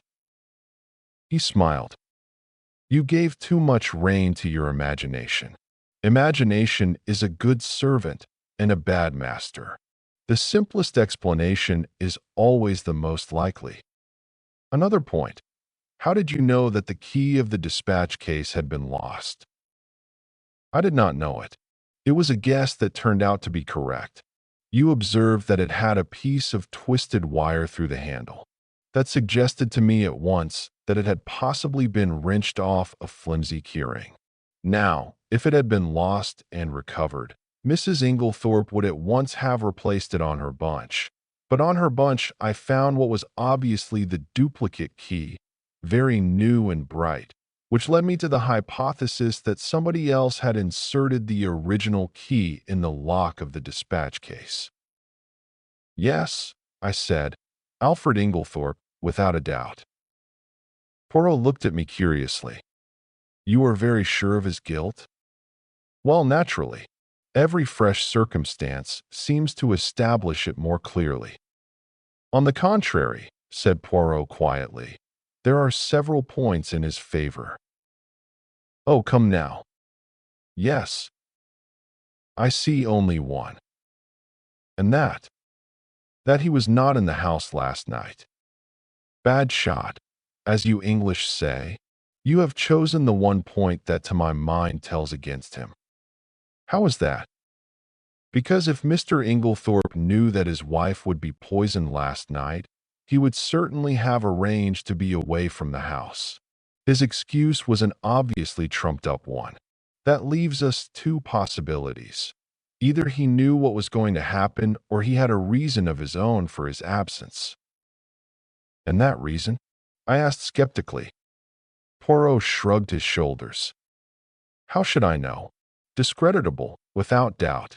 This Mr. Inglethorp, I should say, is somewhat of a scoundrel, but that does not of necessity make him a murderer. I shook my head, unconvinced. We do not agree. Said Poirot. Well, let us leave it. Time will show which of us is right. Now let us turn to other aspects of the case. What do you make of the fact that all the doors of the bedroom were bolted on the inside? Well, I considered. One must look at it logically. True. I should put it this way. The doors were bolted. Our own eyes have told us that. Yet the presence of the candle grease on the floor and the destruction of the will prove that during the night someone entered the room. You agree so far? Perfectly. Put with admirable clearness. Proceed. Well, I said, encouraged, as the person who entered did not do so by the window, nor by miraculous means, it follows that the door must have been opened from inside by Mrs. Inglethorp herself. That strengthens the conviction that the person in question was her husband. She would naturally open the door to her own husband. Poirot shook his head. Why should she? She had bolted the door leading into his room. A most unusual proceeding on her part. She had had a most violent quarrel with him that very afternoon. No, he was the last person she would admit. But you agree with me that the door must have been opened by Mrs. Inglethorp herself? There is another possibility. She may have forgotten to bolt the door into the passage when she went up to bed, and have got up later, towards morning, and bolted it then. Poirot, is that seriously your opinion? No, I do not say it is so, but it might be. Now, turn to another feature. What do you make of the scrap of conversation you overheard between Mrs. Cavendish and her mother-in-law? I had forgotten that, I said thoughtfully. That is as enigmatical as ever. It seems incredible that a woman like Mrs. Cavendish, proud and reticent to the last degree, should interfere so violently in what was certainly not her affair. Precisely. It was an astonishing thing for a woman of her breeding to do. It is certainly curious, I agreed. Still, it is unimportant and need not be taken into account. A groan burst from Poirot. What have I always told you? Everything must be taken into account. If the fact will not fit the theory, let the theory go. Well, we shall see, I said, nettled. Yes, we shall see. We had reached Leastways Cottage, and Poirot ushered me upstairs to his own room. He offered me one of the tiny Russian cigarettes he himself occasionally smoked. I was amused to notice that he stowed away the used matches most carefully in a little china pot. My momentary annoyance vanished. Poirot had placed our 2 chairs in front of the open window, which commanded a view of the village street. The fresh air blew in warm and pleasant. It was going to be a hot day. Suddenly my attention was arrested by a weedy-looking young man rushing down the street at a great pace. It was the expression on his face that was extraordinary, a curious mingling of terror and agitation. "Look, Poirot," I said. He leant forward. "Tiens," he said. "It is Mr. Mace, from the chemist's shop. He is coming here." The young man came to a halt before Leastway's cottage, and, after hesitating a moment, pounded vigorously at the door. "A little minute," cried Poirot from the window. "I come." Motioning to me to follow him, he ran swiftly down the stairs and opened the door. Mr. Mace began at once. "Oh, Mr. Poirot, I'm sorry for the inconvenience, but I heard that you'd just come back from the hall." "Yes, we have." The young man moistened his dry lips. His face was working curiously. "It's all over the village about old Mrs. Inglethorp dying so suddenly. They do say," he lowered his voice cautiously, "that it's poison?" Poirot's face remained quite impassive. "Only the doctors can tell us that, Mr. Mace." "Yes, exactly. Of course." The young man hesitated, and then his agitation was too much for him. He clutched Poirot by the arm and sank his voice to a whisper. "Just tell me this, Mr. Poirot, it isn't strychnine, is it?" I hardly heard what Poirot replied. Something evidently of a non-committal nature. The young man departed, and as he closed the door, Poirot's eyes met mine. "Yes," he said, nodding gravely. "He will have evidence to give at the inquest." We went slowly upstairs again. I was opening my lips when Poirot stopped me with a gesture of his hand. Not now, mon ami. I have need of reflection. My mind is in some disorder, which is not well." For about 10 minutes he sat in dead silence, perfectly still, except for several expressive motions of his eyebrows, and all the time his eyes grew steadily greener. At last he heaved a deep sigh. "It is well. The bad moment has passed. Now all is arranged and classified. One must never permit confusion. The case is not clear yet, no, for it is of the most complicated. It puzzles me. Me, Hercule Poirot. There are 2 facts of significance." "And what are they?" "The first is the state of the weather yesterday. That is very important." "But it was a glorious day." I interrupted. "Poirot, you're pulling my leg." "Not at all. The thermometer registered 80 degrees in the shade. Do not forget that, my friend. It is the key to the whole riddle." "And the second point?" I asked. "The important fact that Monsieur Inglethorp wears very peculiar clothes, has a black beard, and uses glasses." "Poirot, I cannot believe you are serious." "I am absolutely serious, my friend." "But this is childish." "No, it is very momentous." "And supposing the coroner's jury returns a verdict of willful murder against Alfred Inglethorp, what becomes of your theories, then?" "They would not be shaken because 12 stupid men had happened to make a mistake. But that will not occur. For one thing, a country jury is not anxious to take responsibility upon itself, and Mr. Inglethorp stands practically in the position of local squire. Also," he added placidly, "I should not allow it." "You would not allow it?" "No." I looked at the extraordinary little man, divided between annoyance and amusement. He was so tremendously sure of himself. As though he read my thoughts, he nodded gently. "Oh, yes, mon ami, I would do what I say." He got up and laid his hand on my shoulder. His physiognomy underwent a complete change. Tears came into his eyes.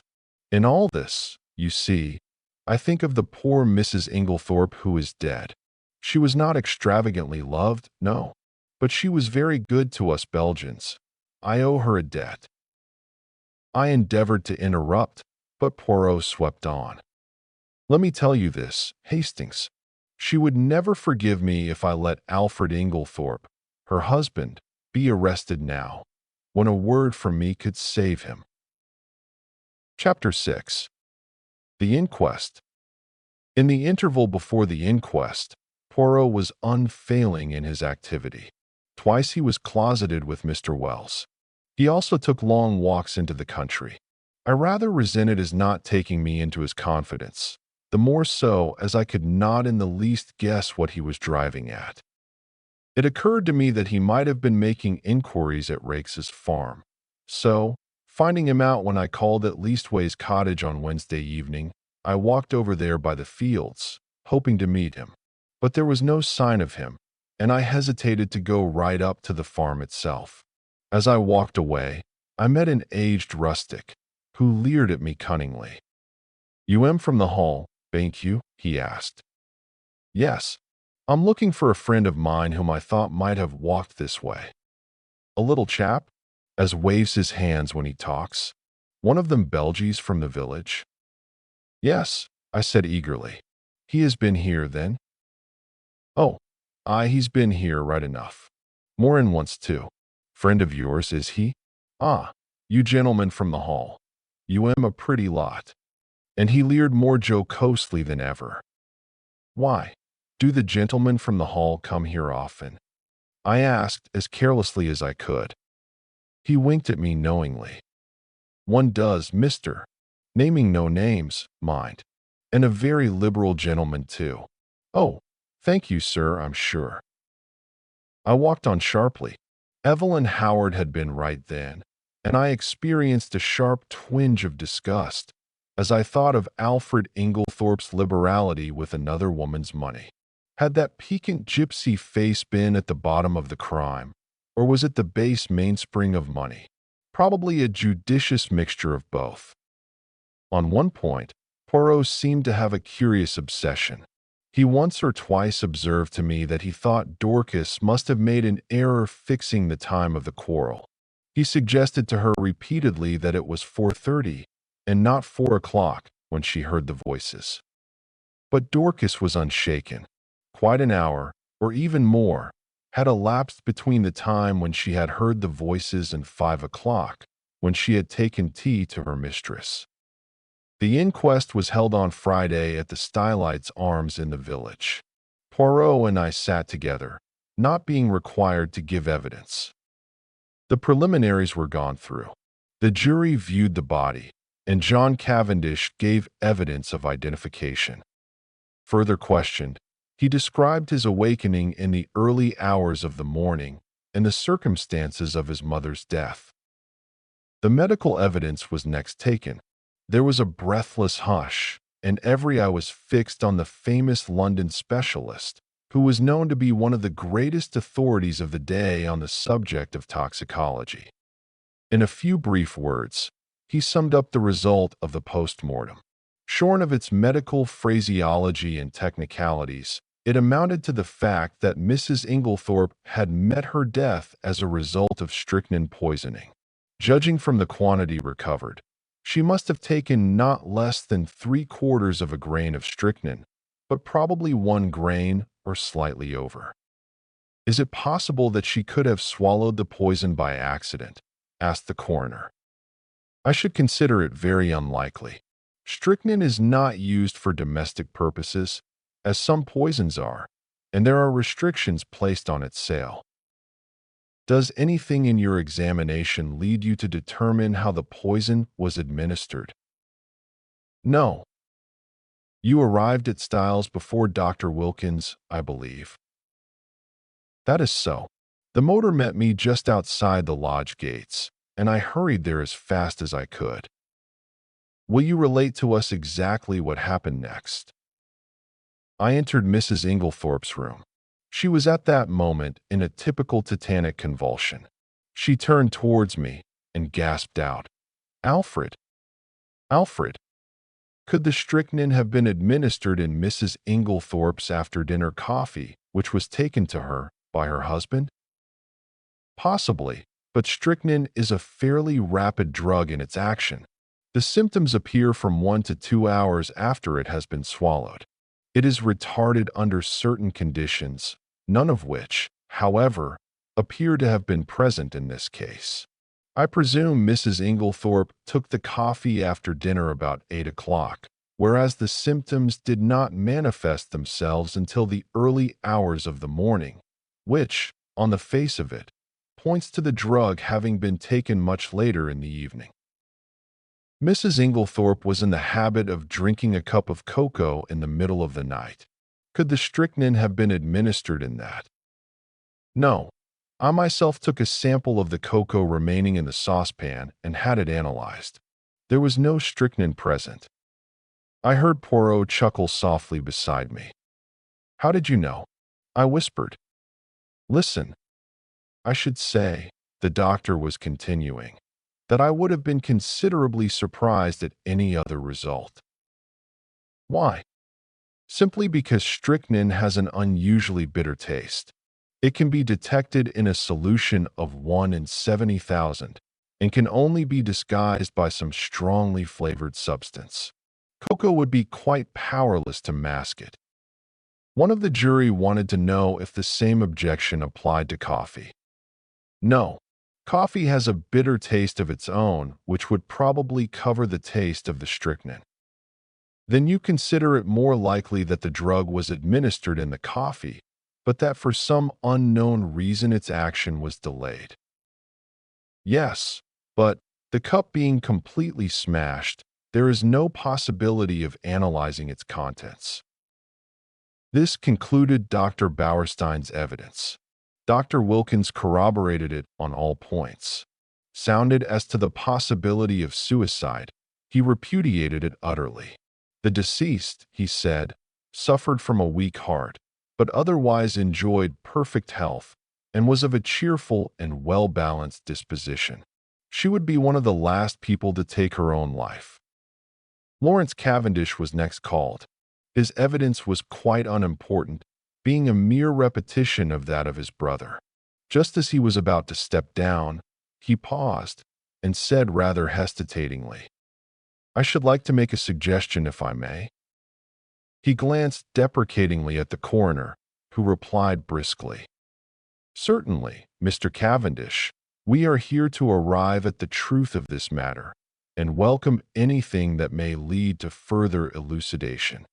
"It is just an idea of mine," explained Lawrence. "Of course I may be quite wrong, but it still seems to me that my mother's death might be accounted for by natural means." "How do you make that out, Mr. Cavendish?"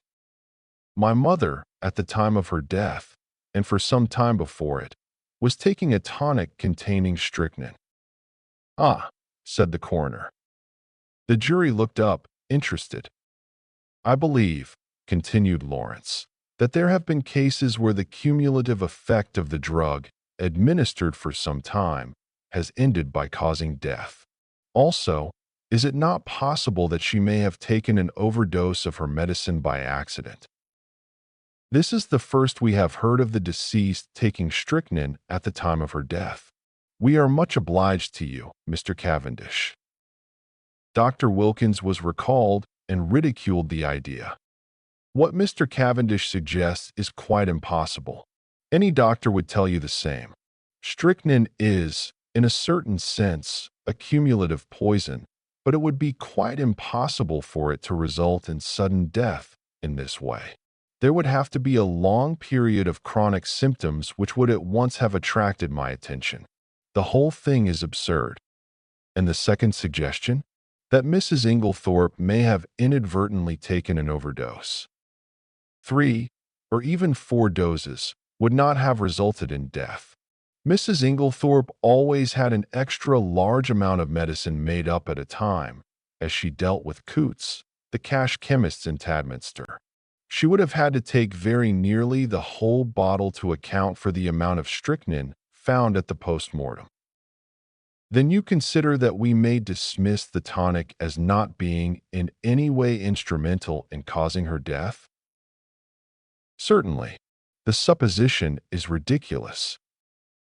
The same juryman who had interrupted before here suggested that the chemist who made up the medicine might have committed an error. That, of course, is always possible, replied the doctor. But Dorcas, who was the next witness called, dispelled even that possibility. The medicine had not been newly made up. On the contrary, Mrs. Inglethorp had taken the last dose on the day of her death. So the question of the tonic was finally abandoned, and the coroner proceeded with his task. Having elicited from Dorcas how she had been awakened by the violent ringing of her mistress's bell, and had subsequently roused the household, he passed to the subject of the quarrel on the preceding afternoon.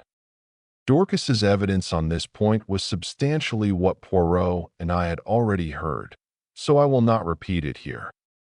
The next witness was Mary Cavendish. She stood very upright and spoke in a low, clear, and perfectly composed voice. In answer to the coroner's question, she told how, her alarm clock having aroused her at 4:30 as usual, she was dressing when she was startled by the sound of something heavy falling. "That would have been the table by the bed," commented the coroner. "I opened my door," continued Mary, "and listened. In a few minutes a bell rang violently. Dorcas came running down and woke my husband, and we all went to my mother-in-law's room, but it was locked." The coroner interrupted her. "I really do not think we need trouble you further on that point. We know all that can be known of the subsequent happenings, but I should be obliged if you would tell us all you overheard of the quarrel the day before." There was a faint insolence in her voice. She raised her hand and adjusted the ruffle of lace at her neck, turning her head a little as she did so. And quite spontaneously the thought flashed across my mind. She is gaining time. "Yes, I understand," continued the coroner deliberately, "that you were sitting reading on the bench just outside the long window of the boudoir. That is so, is it not?" This was news to me, and glancing sideways at Poirot, I fancied that it was news to him as well. There was the faintest pause, the mere hesitation of a moment, before she answered. "Yes, that is so." "And the boudoir window was open, was it not?" Surely her face grew a little paler as she answered. "Yes." "Then you cannot have failed to hear the voices inside, especially as they were raised in anger. In fact, they would be more audible where you were than in the hall." "Possibly. Will you repeat to us what you overheard of the quarrel?" "I really do not remember hearing anything." "Do you mean to say you did not hear voices?" "Oh, yes, I heard the voices, but I did not hear what they said." A faint spot of color came into her cheek. "I am not in the habit of listening to private conversations." The coroner persisted. "And you remember nothing at all?" "Nothing, Mrs. Cavendish. Not one stray word or phrase to make you realize that it was a private conversation." She paused and seemed to reflect, still outwardly as calm as ever.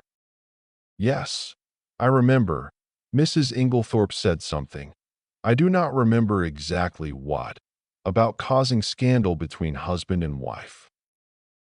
"Ah." The coroner leant back satisfied. "That corresponds with what Dorcas heard. But excuse me, Mrs. Cavendish, although you realized it was a private conversation, you did not move away? You remained where you were." I caught the momentary gleam of her tawny eyes as she raised them. I felt certain that at that moment she would willingly have torn the little lawyer, with his insinuations, into pieces, but she replied quietly enough. "No, I was very comfortable where I was. I fixed my mind on my book." "And that is all you can tell us?" "That is all." The examination was over, though I doubted if the coroner was entirely satisfied with it. I think he suspected that Mary Cavendish could tell more if she chose. Amy Hill, shop assistant, was next called and deposed to having sold a wool form on the afternoon of the 17th to William Earle, under gardener at Styles. William Earle and Manning succeeded her and testified to witnessing a document. Manning fixed the time at about 4:30. William was of the opinion that it was rather earlier. Cynthia Murdoch came next. She had, however, little to tell. She had known nothing of the tragedy until awakened by Mrs. Cavendish. "You did not hear the table fall?" "No, I was fast asleep." The coroner smiled. "A good conscience makes a sound sleeper," he observed. "Thank you, Miss Murdoch, that is all." Miss Howard. Miss Howard produced the letter written to her by Mrs. Inglethorp on the evening of the 17th. Poirot and I had, of course, already seen it. It added nothing to our knowledge of the tragedy. The following is a facsimile. It was handed to the jury, who scrutinized it attentively. "I fear it does not help us much," said the coroner, with a sigh. "There is no mention of any of the events of that afternoon." "Plain as a pikestaff to me," said Miss Howard shortly. "It shows clearly enough that my poor old friend had just found out she'd been made a fool of." "It says nothing of the kind in the letter," the coroner pointed out. "No, because Emily never could bear to put herself in the wrong. But I know her. She wanted me back, but she wasn't going to own that I'd been right. She went roundabout. Most people do. Don't believe in it myself." Mr. Wells smiled faintly. "So, I noticed, did several of the jury. Miss Howard was obviously quite a public character. Anyway, all this tomfoolery is a great waste of time," continued the lady, glancing up and down the jury disparagingly. "Talk, talk, talk, when all the time we know perfectly well." The coroner interrupted her in an agony of apprehension. "Thank you, Miss Howard, that is all." I fancy he breathed a sigh of relief when she complied. Then came the sensation of the day. The coroner called Albert Mace, chemist's assistant. It was our agitated young man of the pale face. In answer to the coroner's questions, he explained that he was a qualified pharmacist, but had only recently come to this particular shop, as the assistant formerly there had just been called up for the army. These preliminaries completed, the coroner proceeded to business. "Mr. Mace, have you lately sold strychnine to any unauthorized person?" "Yes, sir." "When was this?" "Last Monday night." "Monday? Not Tuesday?" "No, sir, Monday, the 16th. "Will you tell us to whom you sold it?" "You could have heard a pin drop." "Yes, sir. It was Mr. Inglethorp." Every eye turned simultaneously to where Alfred Inglethorp was sitting, impassive and wooden. He started slightly, as the damning words fell from the young man's lips. I half thought he was going to rise from his chair, but he remained seated, although a remarkably well-acted expression of astonishment rose on his face. "You are sure of what you say?" asked the coroner sternly. "Quite sure, sir." "Are you in the habit of selling strychnine indiscriminately over the counter?" The wretched young man wilted visibly under the coroner's frown. "Oh, no, sir, of course not. But, seeing it was Mr. Inglethorp of the Hall, I thought there was no harm in it. He said it was to poison a dog." Inwardly I sympathized.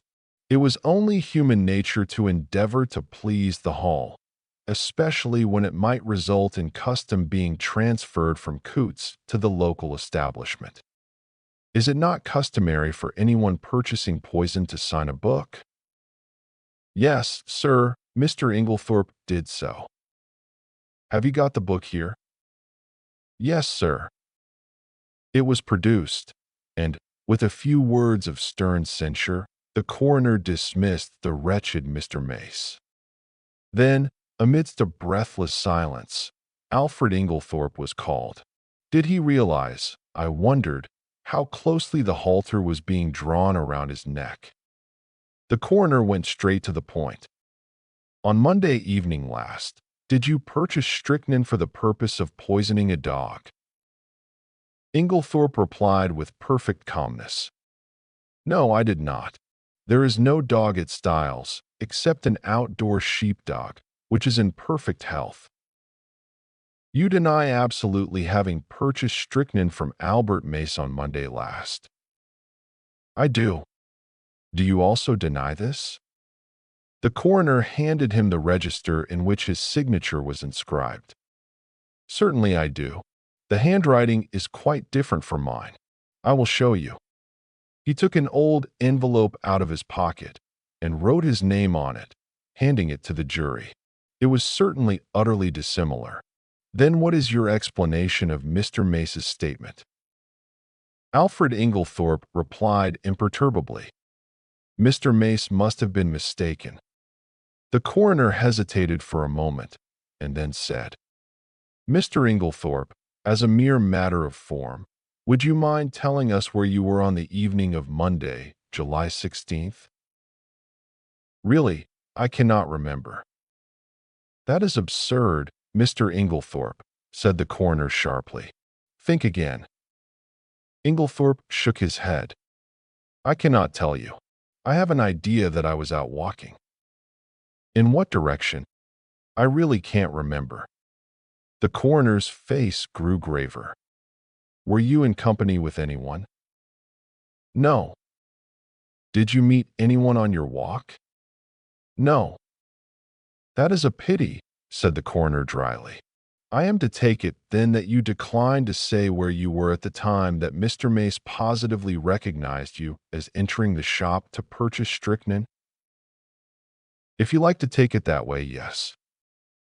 Be careful, Mr. Inglethorp. Poirot was fidgeting nervously. Saker, he murmured. Does this imbecile of a man want to be arrested? Inglethorp was indeed creating a bad impression. His futile denials would not have convinced a child. The coroner, however, passed briskly to the next point, and Poirot drew a deep breath of relief. You had a discussion with your wife on Tuesday afternoon? Pardon me, interrupted Alfred Inglethorp. You have been misinformed. I had no quarrel with my dear wife. The whole story is absolutely untrue. I was absent from the house the entire afternoon. Have you anyone who can testify to that? You have my word, said Inglethorp haughtily. The coroner did not trouble to reply. There are 2 witnesses who will swear to having heard your disagreement with Mrs. Inglethorp. Those witnesses were mistaken. I was puzzled. The man spoke with such quiet assurance that I was staggered. I looked at Poirot. There was an expression of exultation on his face which I could not understand. Was he at last convinced of Alfred Inglethorp's guilt? Mr. Inglethorp, said the coroner, you have heard your wife's dying words repeated here. Can you explain them in any way? Certainly I can. You can? It seems very simple. The room was dimly lighted. Dr. Bauerstein is much of my height and build, and, like me, wears a beard. In the dim light, and suffering as she was, my poor wife mistook him for me. Ah, murmured Poirot to himself. But it is an idea that. You think it is true? I whispered. I do not say that, but it is truly an ingenious supposition. You read my wife's last words as an accusation. Inglethorp was continuing. They were, on the contrary, an appeal to me. The coroner reflected a moment. Then he said, I believe, Mr. Inglethorp, that you yourself poured out the coffee and took it to your wife that evening. I poured it out, yes, but I did not take it to her. I meant to do so, but I was told that a friend was at the hall door, so I laid down the coffee on the hall table. When I came through the hall again a few minutes later, it was gone. This statement might, or might not, be true, but it did not seem to me to improve matters much for Inglethorp. In any case, he had had ample time to introduce the poison. At that point, Poirot nudged me gently, indicating two men who were sitting together near the door. One was a little, sharp, dark, ferret-faced man. The other was tall and fair. I questioned Poirot mutely. He put his lips to my ear. "Do you know who that little man is?" I shook my head. "That is Detective Inspector James Japp of Scotland Yard, Jimmy Japp. The other man is from Scotland Yard, too. Things are moving quickly, my friend." I stared at the two men intently. There was certainly nothing of the policeman about them. I should never have suspected them of being official personages. I was still staring when I was startled and recalled by the verdict being given. Willful murder against some person or persons unknown. Chapter 7. Poirot pays his debts. As we came out of the Stylites' arms, Poirot drew me aside by a gentle pressure of the arm. I understood his object. He was waiting for the Scotland Yard men. In a few moments, they emerged, and Poirot at once stepped forward and accosted the shorter of the two. "I fear you do not remember me, Inspector Japp." "Why, if it isn't Mr. Poirot," cried the inspector. He turned to the other man. "You've heard me speak of Mr. Poirot? It was in 1904 he and I worked together. The Abercrombie forgery case. You remember, he was run down in Brussels. Ah, those were great days, monsieur. Then, do you remember Baron Altara? There was a pretty rogue for you. He eluded the clutches of half the police in Europe. But we nailed him in Antwerp, thanks to Mr. Poirot here." As these friendly reminiscences were being indulged in, I drew nearer and was introduced to Detective Inspector Japp, who in his turn introduced us both to his companion, Superintendent Summerhay. "I need hardly ask what you are doing here, gentlemen," remarked Poirot. Japp closed one eye knowingly. "No, indeed. Pretty clear case, I should say." But Poirot answered gravely, "There I differ from you." "Oh, come," said Summerhay, opening his lips for the first time. "Surely the whole thing is clear as daylight. The man's caught red-handed. How he could be such a fool beats me." But Japp was looking attentively at Poirot. "Hold your fire, Summerhay," he remarked jocularly. "Me and Monsieur here have met before, and there's no man's judgment I'd sooner take than his. If I'm not greatly mistaken, he's got something up his sleeve. Isn't that so, Monsieur?" Poirot smiled. "I have drawn certain conclusions, yes." Summerhay was still looking rather skeptical, but Japp continued his scrutiny of Poirot.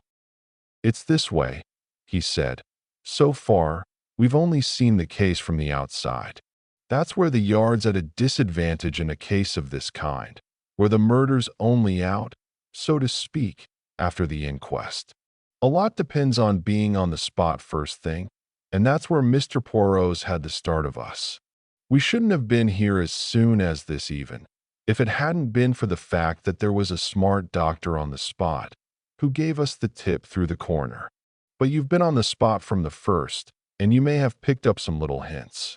From the evidence at the inquest, Mr. Inglethorp murdered his wife as sure as I stand here, and if anyone but you hinted the contrary, I'd laugh in his face. I must say I was surprised the jury didn't bring it in willful murder against him right off. I think they would have, if it hadn't been for the coroner. He seemed to be holding them back. Perhaps, though, you have a warrant for his arrest in your pocket now," suggested Poirot. A kind of wooden shudder of officialdom came down over Japp's expressive countenance. "Perhaps I have, and perhaps I haven't," he remarked dryly. Poirot looked at him thoughtfully. "I am very anxious, messrs, that he should not be arrested." "I dare say," observed Summerhay sarcastically. Japp was regarding Poirot with comical perplexity. "Can't you go a little further, Mr. Poirot? A wink's as good as a nod, from you. You've been on the spot, and the yard doesn't want to make any mistakes, you know." Poirot nodded gravely. "That is exactly what I thought. Well, I will tell you this. Use your warrant. Arrest Mr. Inglethorp. But it will bring you no kudos. The case against him will be dismissed at once. Come ca." And he snapped his fingers expressively. Jap's face grew grave, though Summerhay gave an incredulous snort. As for me, I was literally dumb with astonishment. I could only conclude that Poirot was mad. Jap had taken out a handkerchief and was gently dabbing his brow. "I daren't do it, Mr. Poirot. I'd take your word. But there's others over me who'll be asking what the devil I mean by it. Can't you give me a little more to go on?" Poirot reflected a moment. "It can be done," he said at last. "I admit I do not wish it. It forces my hand. I would have preferred to work in the dark just for the present. But what you say is very just. The word of a Belgian policeman, whose day is past, is not enough. And Alfred Inglethorp must not be arrested. That I have sworn, as my friend Hastings here knows. See then, my good Jap, you go at once to Styles." "Well, in about half an hour. We're seeing the coroner and the doctor. First." "Good. Call for me in passing, the last house in the village. I will go with you. At Styles, Mr. Inglethorp will give you, or if he refuses, as is probable, I will give you such proofs that shall satisfy you that the case against him could not possibly be sustained. Is that a bargain?" "That's a bargain," said Jap heartily. "And on behalf of the yard, I'm much obliged to you, though I'm bound to confess I can't at present see the faintest possible loophole in the evidence. But you always were a marvel. So long, then, monsieur." The two detectives strode away, Summerhay with an incredulous grin on his face. "Well, my friend," cried Poirot, before I could get in a word, "what do you think? Mon Dieu, I had some warm moments in that court. I did not figure to myself that the man would be so pig-headed as to refuse to say anything at all. Decidedly, it was the policy of an imbecile." "There are other explanations besides that of imbecility," I remarked. "For if the case against him is true, how could he defend himself except by silence?" "Why, in 1,000 ingenious ways," cried Poirot. "See, say that it is I who have committed this murder. I can think of 7 most plausible stories, far more convincing than Mr. Inglethorpe's stony denials." I could not help laughing. "My dear Poirot, I am sure you are capable of thinking of 70. But, seriously, in spite of what I heard you say to the detectives, you surely cannot still believe in the possibility of Alfred Inglethorpe's innocence. Why not now as much as before? Nothing has changed. But the evidence is so conclusive." "Yes, too conclusive." We turned in at the gate of Leastways Cottage and proceeded up the now familiar stairs. Yes, too conclusive," continued Poirot, almost to himself. "Real evidence is usually vague and unsatisfactory. It has to be examined, sifted. But here the whole thing is cut and dried. No, my friend, this evidence has been very cleverly manufactured. So cleverly that it has defeated its own ends." "How do you make that out?" "Because, so long as the evidence against him was vague and intangible, it was very hard to disprove. But, in his anxiety, the criminal has drawn the net so closely that one cut will set Inglethorpe free." I was silent, and in a minute or two, Poirot continued. "Let us look at the matter like this. Here is a man, let us say, who sets out to poison his wife. He has lived by his wits, as the saying goes. Presumably, therefore, he has some wits. He is not altogether a fool. Well, how does he set about it? He goes boldly to the village chemist's and purchases strychnine under his own name. with a trumped-up story about a dog which is bound to be proved absurd. He does not employ the poison that night. No, he waits until he has had a violent quarrel with her, of which the whole household is cognizant, and which naturally directs their suspicions upon him. He prepares no defense, no shadow of an alibi, yet he knows the chemist's assistant must necessarily come forward with the facts. Bah! Do not ask me to believe that any man could be so idiotic. Only a lunatic, who wished to commit suicide by causing himself to be hanged, would act so. Still, I do not see, I began. Neither do I see. I tell you, mon ami, it puzzles me. Me, Hercule Poirot. But if you believe him innocent, how do you explain his buying the strychnine? Very simply, he did not buy it. But Mace recognized him. I beg your pardon, he saw a man with a black beard like Mr. Inglethorpe's, and wearing glasses like Mr. Inglethorpe, and dressed in Mr. Inglethorpe's rather noticeable clothes. He could not recognize a man whom he had probably only seen in the distance, since, you remember, he himself had only been in the village a fortnight, and Mrs. Inglethorpe dealt principally with Coots in Tadminster. Then you think. Mon ami, do you remember the 2 points I laid stress upon? Leave the first one for the moment. What was the second? The important fact that Alfred Inglethorpe wears peculiar clothes, has a black beard, and uses glasses, I quoted.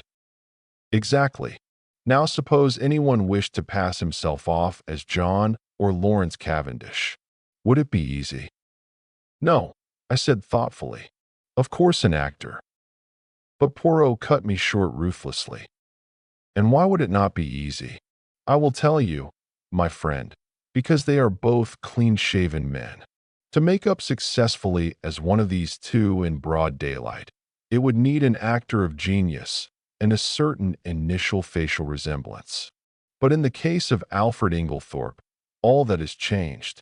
His clothes, his beard, the glasses which hide his eyes. Those are the salient points about his personal appearance. Now, what is the first instinct of the criminal? To divert suspicion from himself, is it not so? And how can he best do that? By throwing it on someone else. In this instance, there was a man ready to his hand. Everybody was predisposed to believe in Mr. Inglethorpe's guilt. It was a foregone conclusion that he would be suspected, but to make it a sure thing there must be tangible proof, such as the actual buying of the poison, and that, with a man of the peculiar appearance of Mr. Inglethorpe, was not difficult. Remember, this young Mace had never actually spoken to Mr. Inglethorpe. How should he doubt that the man in his clothes, with his beard and his glasses, was not Alfred Inglethorpe? It may be so, I said, fascinated by Poirot's eloquence. But, if that was the case, why does he not say where he was at 6 o'clock on Monday evening? Ah, why indeed, said Poirot, calming down. If he were arrested, he probably would speak, but I do not want it to come to that. I must make him see the gravity of his position. There is, of course, something discreditable behind his silence. If he did not murder his wife, he is, nevertheless, a scoundrel, and has something of his own to conceal, quite apart from the murder. What can it be? I mused, won over to Poirot's views for the moment, although still retaining a faint conviction that the obvious deduction was the correct one. Can you not guess? Asked Poirot, smiling. No, can you? Oh, yes. I had a little idea some time ago, and it has turned out to be correct. You never told me, I said reproachfully.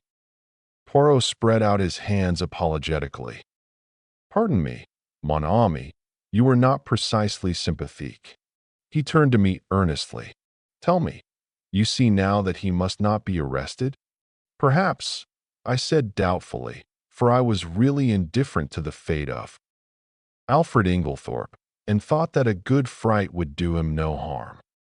Poirot, who was watching me intently, gave a sigh. Come, my friend, he said, changing the subject. Apart from Mr. Inglethorp, how did the evidence at the inquest strike you?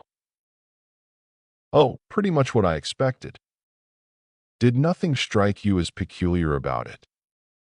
My thoughts flew to Mary Cavendish, and I hedged. In what way? Well, Mr. Lawrence Cavendish's evidence, for instance. I was relieved. Oh, Lawrence. No, I don't think so. He's always a nervous chap.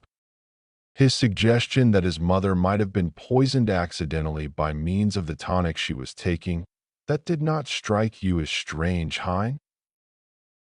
No, I can't say it did. The doctors ridiculed it, of course, but it was quite a natural suggestion for a layman to make. But Monsieur Lawrence is not a layman. You told me yourself that he had started by studying medicine and that he had taken his degree. Yes, that's true. I never thought of that.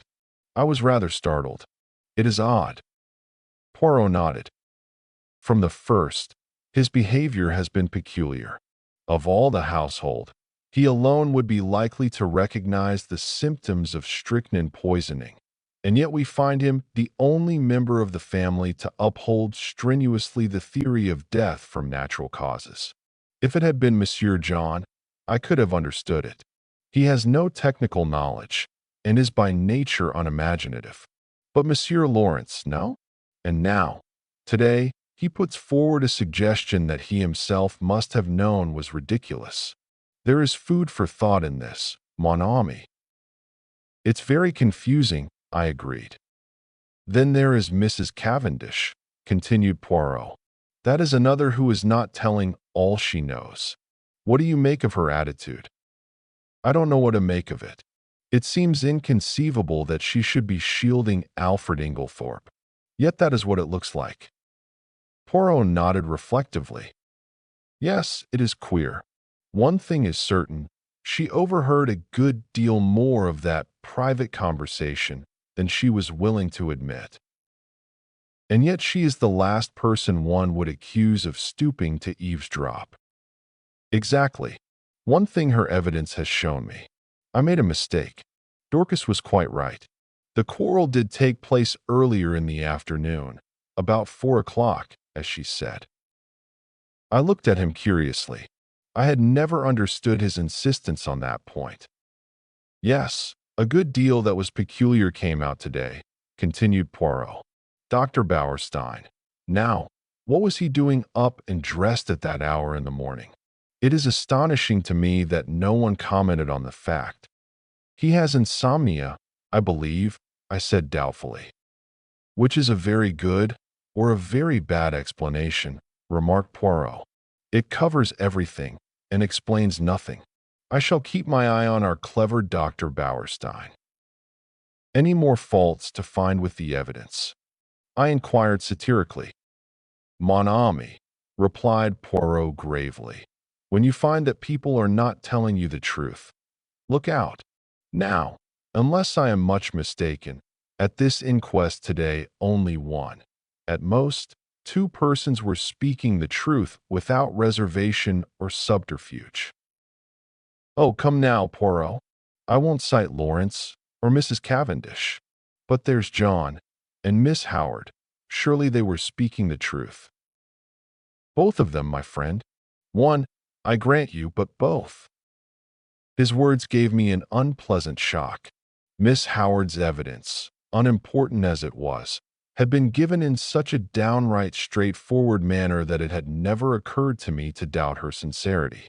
Still, I had a great respect for Poirot's sagacity, except on the occasions when he was what I described to myself as foolishly pig-headed.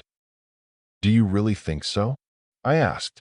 Miss Howard had always seemed to me so essentially honest, almost uncomfortably so. Poirot gave me a curious look, which I could not quite fathom. He seemed about to speak, and then checked himself. Miss Murdoch, too, I continued. There's nothing untruthful about her. No, but it was strange that she never heard a sound, sleeping next door, whereas Mrs. Cavendish, in the other wing of the building, distinctly heard the table fall. "Well, she's young, and she sleeps soundly." "Ah, yes, indeed. She must be a famous sleeper, that one." I did not quite like the tone of his voice, but at that moment a smart knock reached our ears, and looking out of the window we perceived the two detectives waiting for us below. Poirot seized his hat, gave a ferocious twist to his mustache, and, carefully brushing an imaginary speck of dust from his sleeve, motioned me to precede him down the stairs. There we joined the detectives and set out for Styles. I think the appearance of the two Scotland Yard men was rather a shock, especially to John, though, of course, after the verdict, he had realized that it was only a matter of time. Still, the presence of the detectives brought the truth home to him more than anything else could have done. Poirot had conferred with Japp in a low tone on the way up, and it was the latter functionary who requested that the household, with the exception of the servants, should be assembled together in the drawing room. I realized the significance of this. It was up to Poirot to make his boast good. Personally, I was not sanguine. Poirot might have excellent reasons for his belief in Inglethorpe's innocence, but a man of the type of Summerhay would require tangible proofs, and these I doubted if Poirot could supply. Before very long we had all trooped into the drawing room, the door of which Japp closed.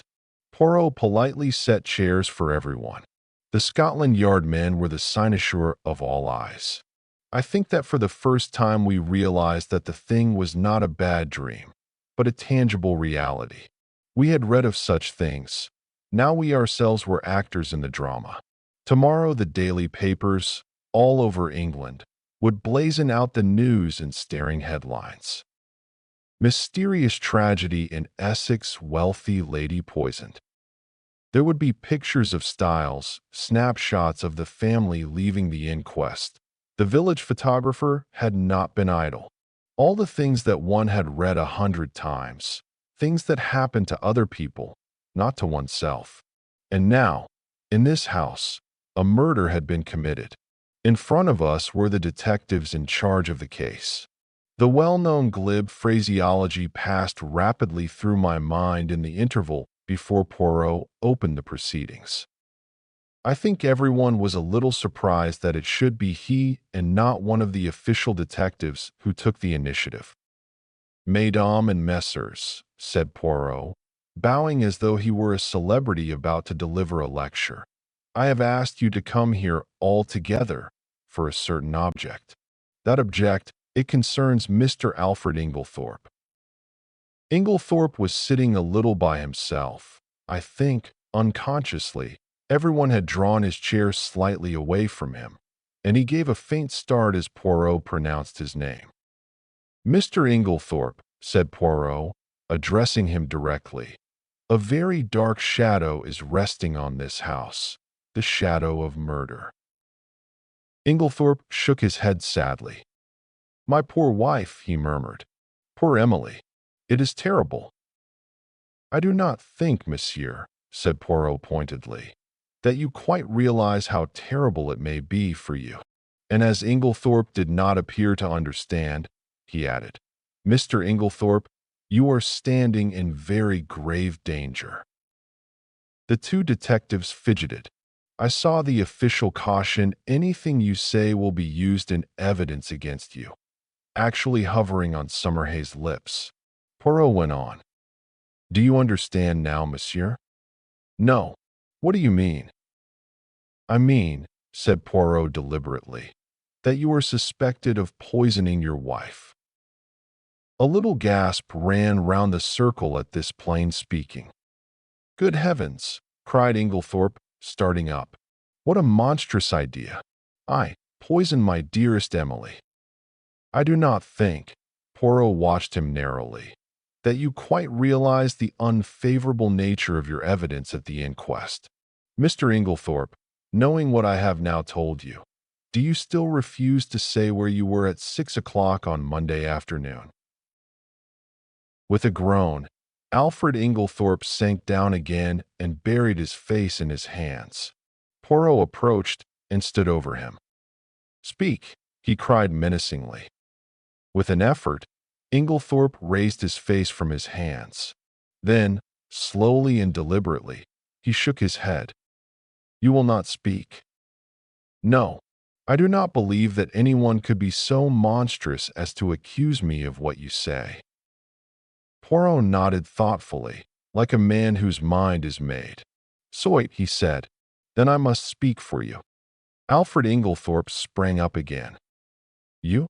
How can you speak? You do not know," he broke off abruptly. Poirot turned to face us. "Mesdames and messieurs, I speak. Listen.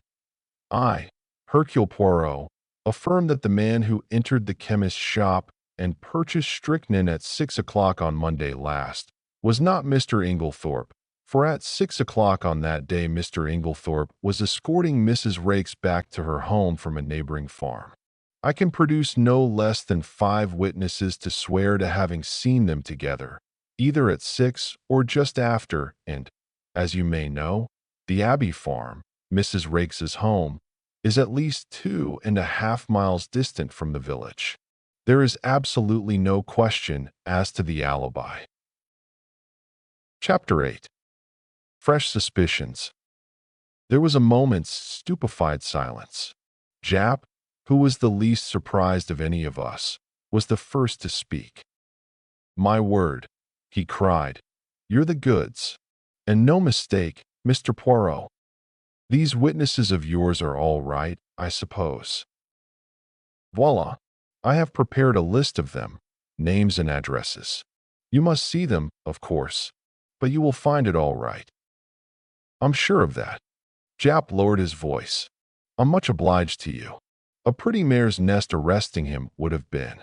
He turned to Inglethorp. "But if you'll excuse me, sir, why couldn't you say all this at the inquest?" "I will tell you why," interrupted Poirot. "There was a certain rumor." "A most malicious and utterly untrue one," interrupted Alfred Inglethorp in an agitated voice. "And Mr. Inglethorp was anxious to have no scandal revived just at present. Am I right?" "Quite right." Inglethorp nodded. "With my poor Emily not yet buried, can you wonder I was anxious that no more lying rumors should be started?" "Between you and me, sir," remarked Jap, "I'd sooner have any amount of rumors than be arrested for murder. And I venture to think that your poor lady would have felt the same. And if it hadn't been for Mr. Poirot here, arrested you would have been, as sure as eggs is eggs." "I was foolish, no doubt," murmured Inglethorp. "But you do not know, Inspector, how I have been persecuted and maligned." And he shot a baleful glance at Evelyn Howard. "Now, sir," said Jap, turning briskly to John, "I should like to see the ladies' bedroom, please, and after that I'll have a little chat with the servants. Don't you bother about anything. Mr. Poirot, here, will show me the way." As they all went out of the room, Poirot turned and made me a sign to follow him upstairs. There he caught me by the arm and drew me aside. "Quick, go to the other wing. Stand there, just this side of the baize door. Do not move till I come." Then, turning rapidly, he rejoined the 2 detectives. I followed his instructions, taking up my position by the baize door and wondering what on earth lay behind the request. Why was I to stand in this particular spot on guard? I looked thoughtfully down the corridor in front of me. An idea struck me. With the exception of Cynthia Murdoch's, every room was in this left wing. Had that anything to do with it? Was I to report who came or went? I stood faithfully at my post. The minutes passed. Nobody came. Nothing happened. It must have been quite 20 minutes before Poirot rejoined me. "You have not stirred?" "No. I've stuck here like a rock. Nothing's happened." "Ah. Was he pleased or disappointed? You've seen nothing at all?" "No." "But you have probably heard something? A big bump, mon ami." "No." "Is it possible? Ah, but I am vexed with myself. I am not usually clumsy. I made but a slight gesture. I know Poirot's gestures, with the left hand, and over went the table by the bed. He looked so childishly vexed and crestfallen that I hastened to console him. Never mind, old chap. What does it matter? Your triumph downstairs excited you. I can tell you, that was a surprise to us all. There must be more in this affair of Inglethorpe's with Mrs. Raikes than we thought, to make him hold his tongue so persistently. What are you going to do now? Where are the Scotland Yard fellows? Gone down to interview the servants. I showed them all our exhibits. I am disappointed in Jap. He has no method. Hello, I said, looking out of the window. Here's Dr. Bauerstein. I believe you're right about that man, Poirot. I don't like him. He is clever, observed Poirot meditatively. Oh, clever as the devil. I must say I was overjoyed to see him in the plight he was in on Tuesday. You never saw such a spectacle. And I described the doctor's adventure. He looked a regular scarecrow, plastered with mud from head to foot. You saw him then? Yes. Of course, he didn't want to come in. It was just after dinner, but Mr. Inglethorpe insisted. What? Poirot caught me violently by the shoulders. Was Dr. Bauerstein here on Tuesday evening? Here? And you never told me? Why did you not tell me? Why? Why? He appeared to be in an absolute frenzy. My dear Poirot, I expostulated. I never thought it would interest you. I didn't know it was of any importance. Importance? It is of the first importance. So Dr. Bauerstein was here on Tuesday night, the night of the murder. Hastings, do you not see? That alters everything, everything. I had never seen him so upset. Loosening his hold of me, he mechanically straightened a pair of candlesticks, still murmuring to himself, Yes, that alters everything, everything. Suddenly, he seemed to come to a decision. Allons, he said, we must act at once. Where is Mr. Cavendish? John was in the smoking room. Poirot went straight to him. Mr. Cavendish, I have some important business in Tadminster. A new clue. May I take your motor? Why, of course. Do you mean at once? If you please. John rang the bell and ordered round the car. In another 10 minutes, we were racing down the park and along the high road to Tadminster. Now, Poirot, I remarked resignedly, perhaps you will tell me what all this is about. Well, mon ami, a good deal you can guess for yourself. Of course, you realize that, now Mr. Inglethorpe is out of it, the whole position is greatly changed. We are face to face with an entirely new problem. We know now that there is one person who did not buy the poison. We have cleared away the manufactured clues. Now for the real ones. I have ascertained that anyone in the household, with the exception of Mrs. Cavendish, who was playing tennis with you, could have personated Mr. Inglethorpe on Monday evening. In the same way, we have his statement that he put the coffee down in the hall. No one took much notice of that at the inquest, but now it has a very different significance. We must find out who did take that coffee to Mrs. Inglethorpe eventually, or who passed through the hall whilst it was standing there. From your account, there are only two people whom we can positively say did not go near the coffee, Mrs. Cavendish and Mademoiselle Cynthia. Yes, that is so. I felt an inexpressible lightening of the heart. Mary Cavendish could certainly not rest under suspicion. In clearing Alfred Inglethorpe, continued Poirot, I have been obliged to show my hand sooner than I intended. As long as I might be thought to be pursuing him, the criminal would be off his guard. Now, he will be doubly careful. Yes, doubly careful. He turned to me abruptly. Tell me, Hastings, you yourself, have you no suspicions of anybody? I hesitated. To tell the truth, an idea, wild and extravagant in itself, had once or twice that morning flashed through my brain. I had rejected it as absurd, Nevertheless, it persisted. You couldn't call it a suspicion, I murmured. It's so utterly foolish. Come now, urged Poirot encouragingly. Do not fear. Speak your mind. You should always pay attention to your instincts. Well then, I blurted out, it's absurd, but I suspect Miss Howard of not telling all she knows. Miss Howard? Yes, you'll laugh at me. Not at all. Why should I? I can't help feeling, I continued blunderingly, that we've rather left her out of the possible suspects, simply on the strength of her having been away from the place. But, after all, she was only 15 miles away. A car would do it in half an hour. Can we say positively that she was away from Styles on the night of the murder? Yes, my friend, said Poirot unexpectedly. We can. One of my first actions was to ring up the hospital where she was working. Well,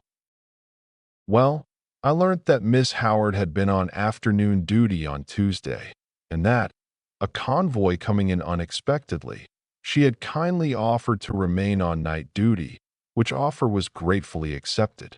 That disposes of that. Oh, I said, rather nonplussed. Really, I continued, it's her extraordinary vehemence against Inglethorp that started me off suspecting her. I can't help feeling she'd do anything against him. And I had an idea she might know something about the destroying of the will. She might have burnt the new one, mistaking it for the earlier one in his favor. She is so terribly bitter against him. You consider her vehemence unnatural? Why, yes. She is so very violent. I wonder really whether she is quite sane on that point. Poirot shook his head energetically. No, you are on a wrong track there. There is nothing weak-minded or degenerate about Miss Howard. She is an excellent specimen of well-balanced English beef and brawn. She is sanity itself. Yet her hatred of Inglethorp seems almost a mania. My idea was a very ridiculous one, no doubt, that she had intended to poison him, and that, in some way, Mrs. Inglethorp got hold of it by mistake. But I don't at all see how it could have been done.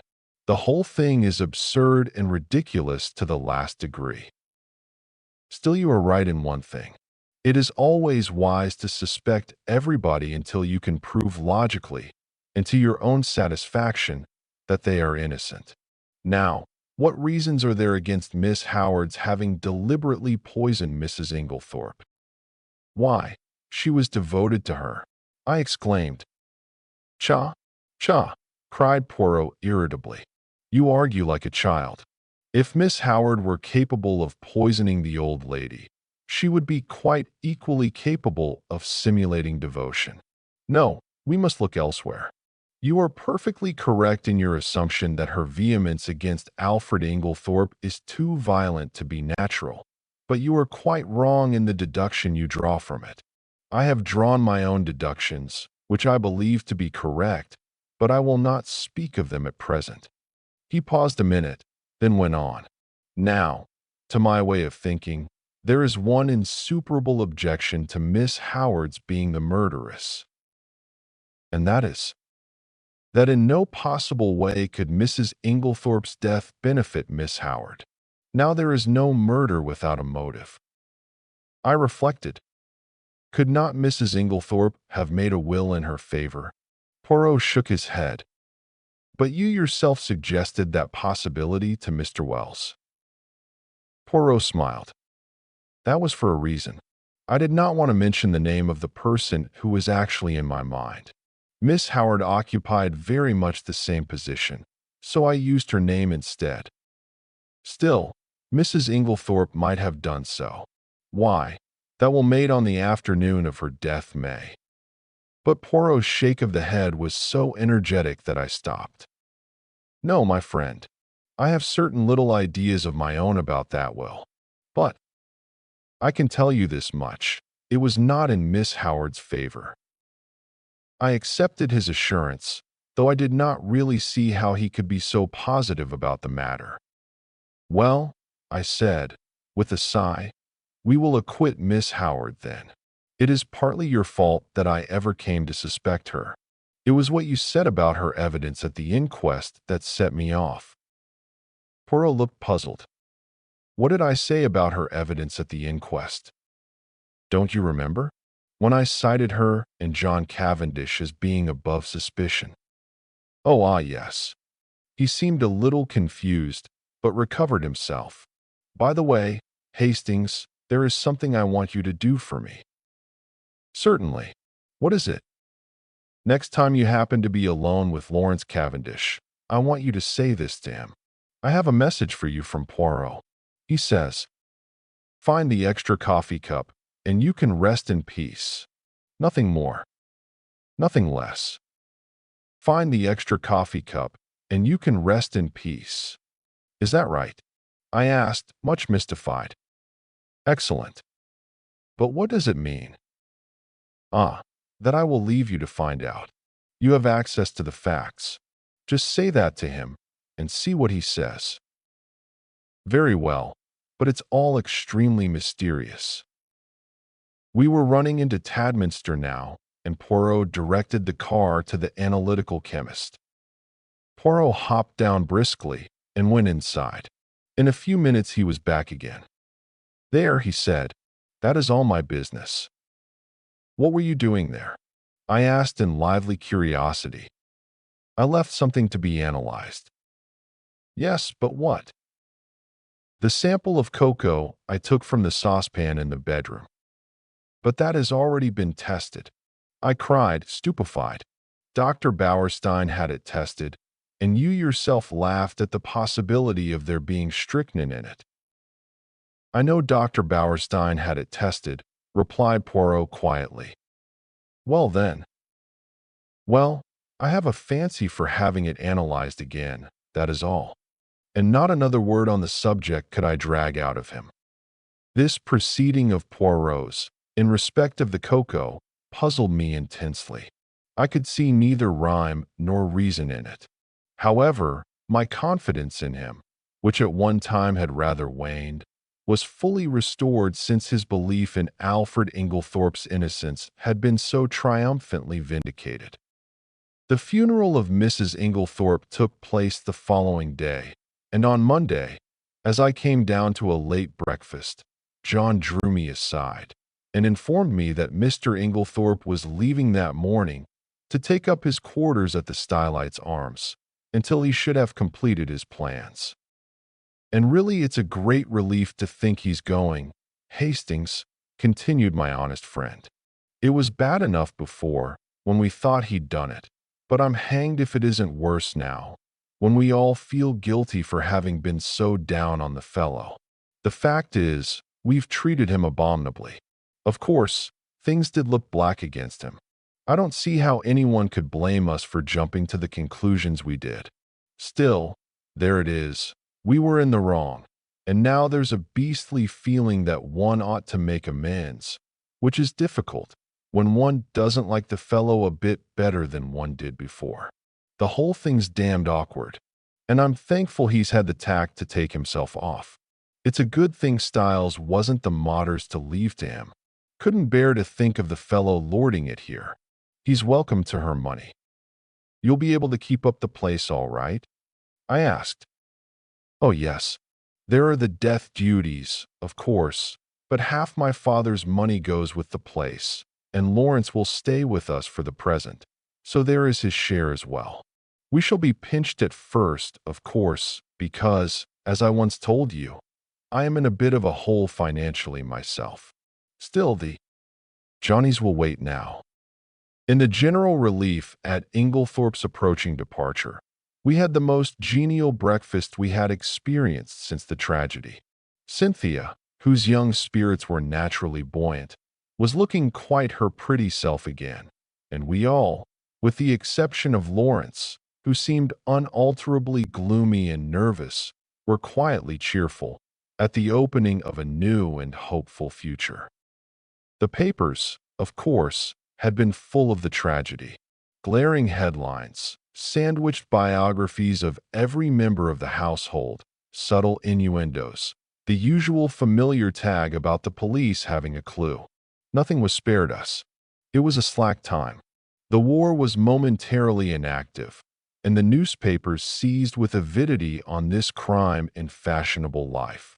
The mysterious affair at Styles was the topic of the moment. Naturally, it was very annoying for the Cavendishes.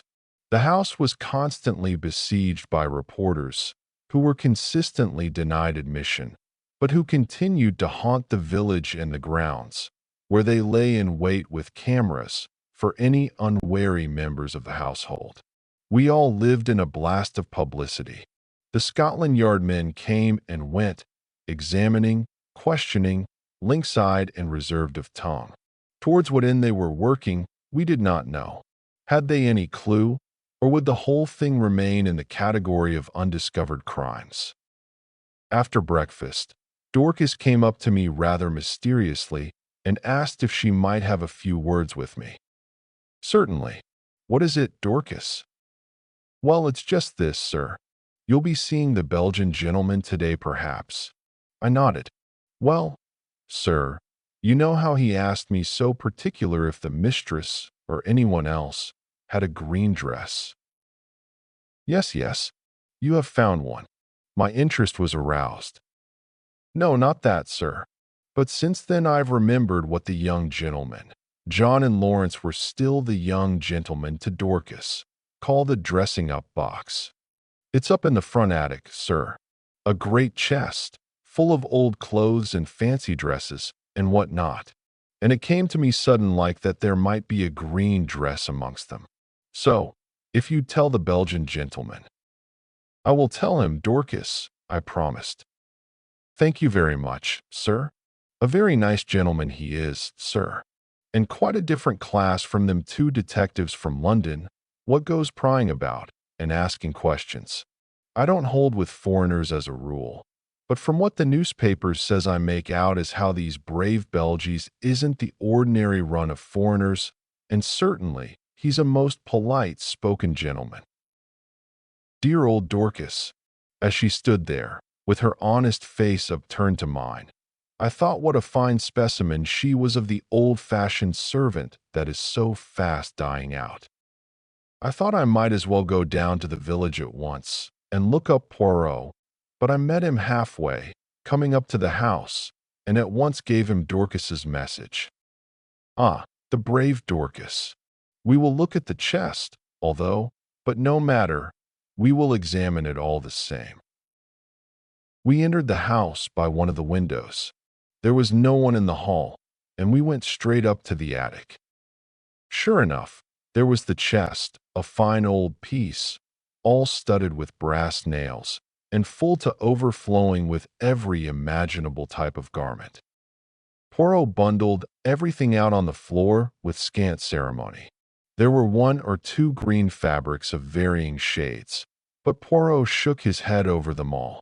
He seemed somewhat apathetic in the search, as though he expected no great results from it. Suddenly, he gave an exclamation. What is it? Look! The chest was nearly empty, and there, reposing right at the bottom, was a magnificent black beard. Oh-ho, said Poirot. Oh-ho. He turned it over in his hands, examining it closely. New, he remarked. Yes, quite new.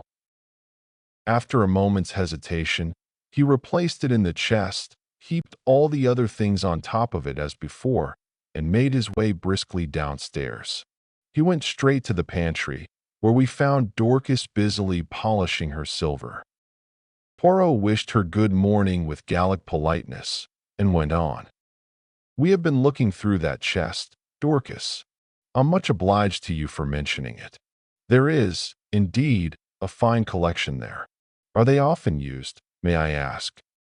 Well, sir, not very often nowadays, though from time to time we do have what the young gentlemen call a dress-up night. And very funny it is sometimes, sir. Mr. Lawrence, he's wonderful. Most comic. I shall never forget the night he came down as the Tsar of Persia, I think he called it. A sort of Eastern king it was.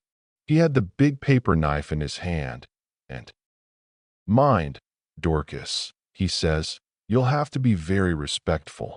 This is my specially sharpened scimitar, and it's off with your head if I'm at all displeased with you.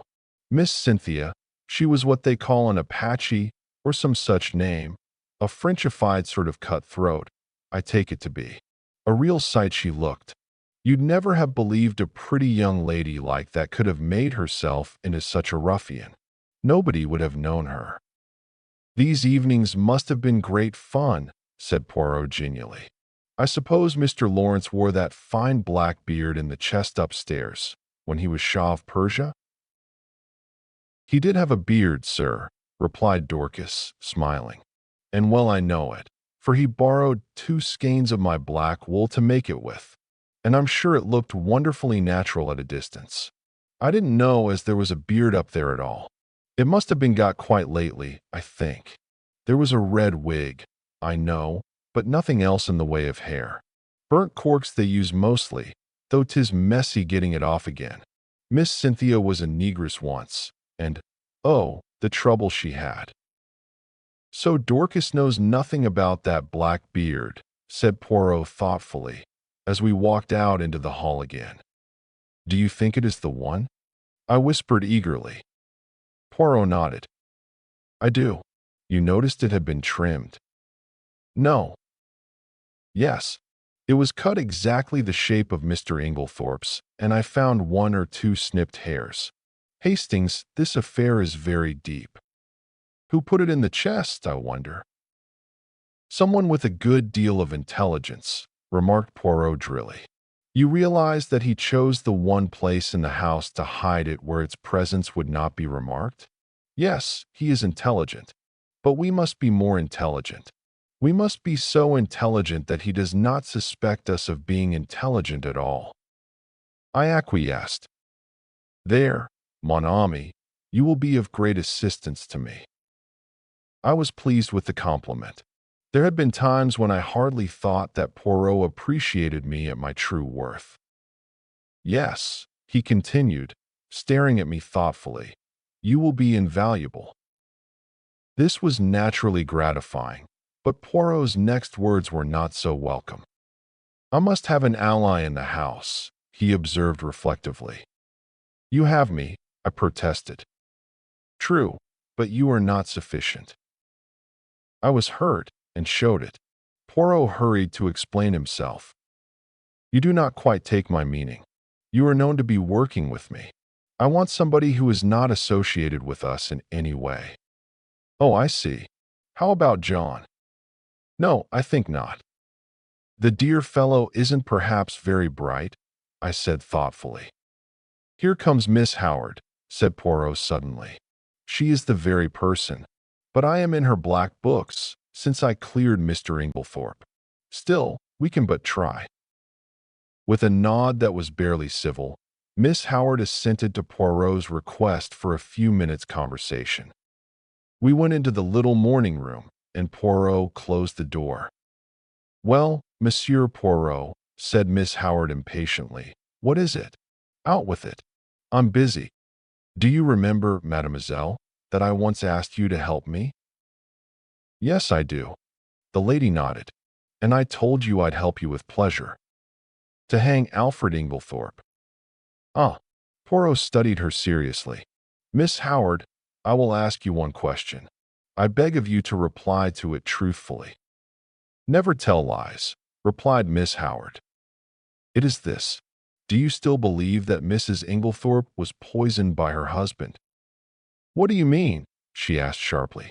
You needn't think your pretty explanations influence me in the slightest. I'll admit that it wasn't he who bought strychnine at the chemist's shop.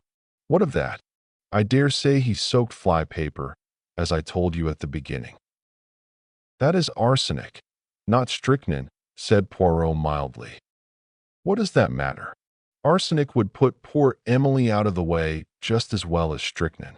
If I'm convinced he did it, it doesn't matter a jot to me how he did it. Exactly. If you are convinced he did it, said Poirot quietly, I will put my question in another form. Did you ever in your heart of hearts believe that Mrs. Inglethorpe was poisoned by her husband? Good heavens, cried Miss Howard. Haven't I always told you the man is a villain? Haven't I always told you he would murder her in her bed? Haven't I always hated him like poison? Exactly, said Poirot. That bears out my little idea entirely. What little idea? Miss Howard, do you remember a conversation that took place on the day of my friend's arrival here? He repeated it to me, and there is a sentence of yours that has impressed me very much. Do you remember affirming that if a crime had been committed and anyone you loved had been murdered, you felt certain that you would know by instinct who the criminal was, even if you were quite unable to prove it? Yes, I remember saying that. I believe it too. I suppose you think it nonsense? Not at all. And yet you will pay no attention to my instinct against Alfred. Inglethorp? No, said Poirot curtly, because your instinct is not against Mr. Inglethorp. What? No, you wish to believe he committed the crime. You believe him capable of committing it, but your instinct tells you he did not commit it. It tells you more. Shall I go on?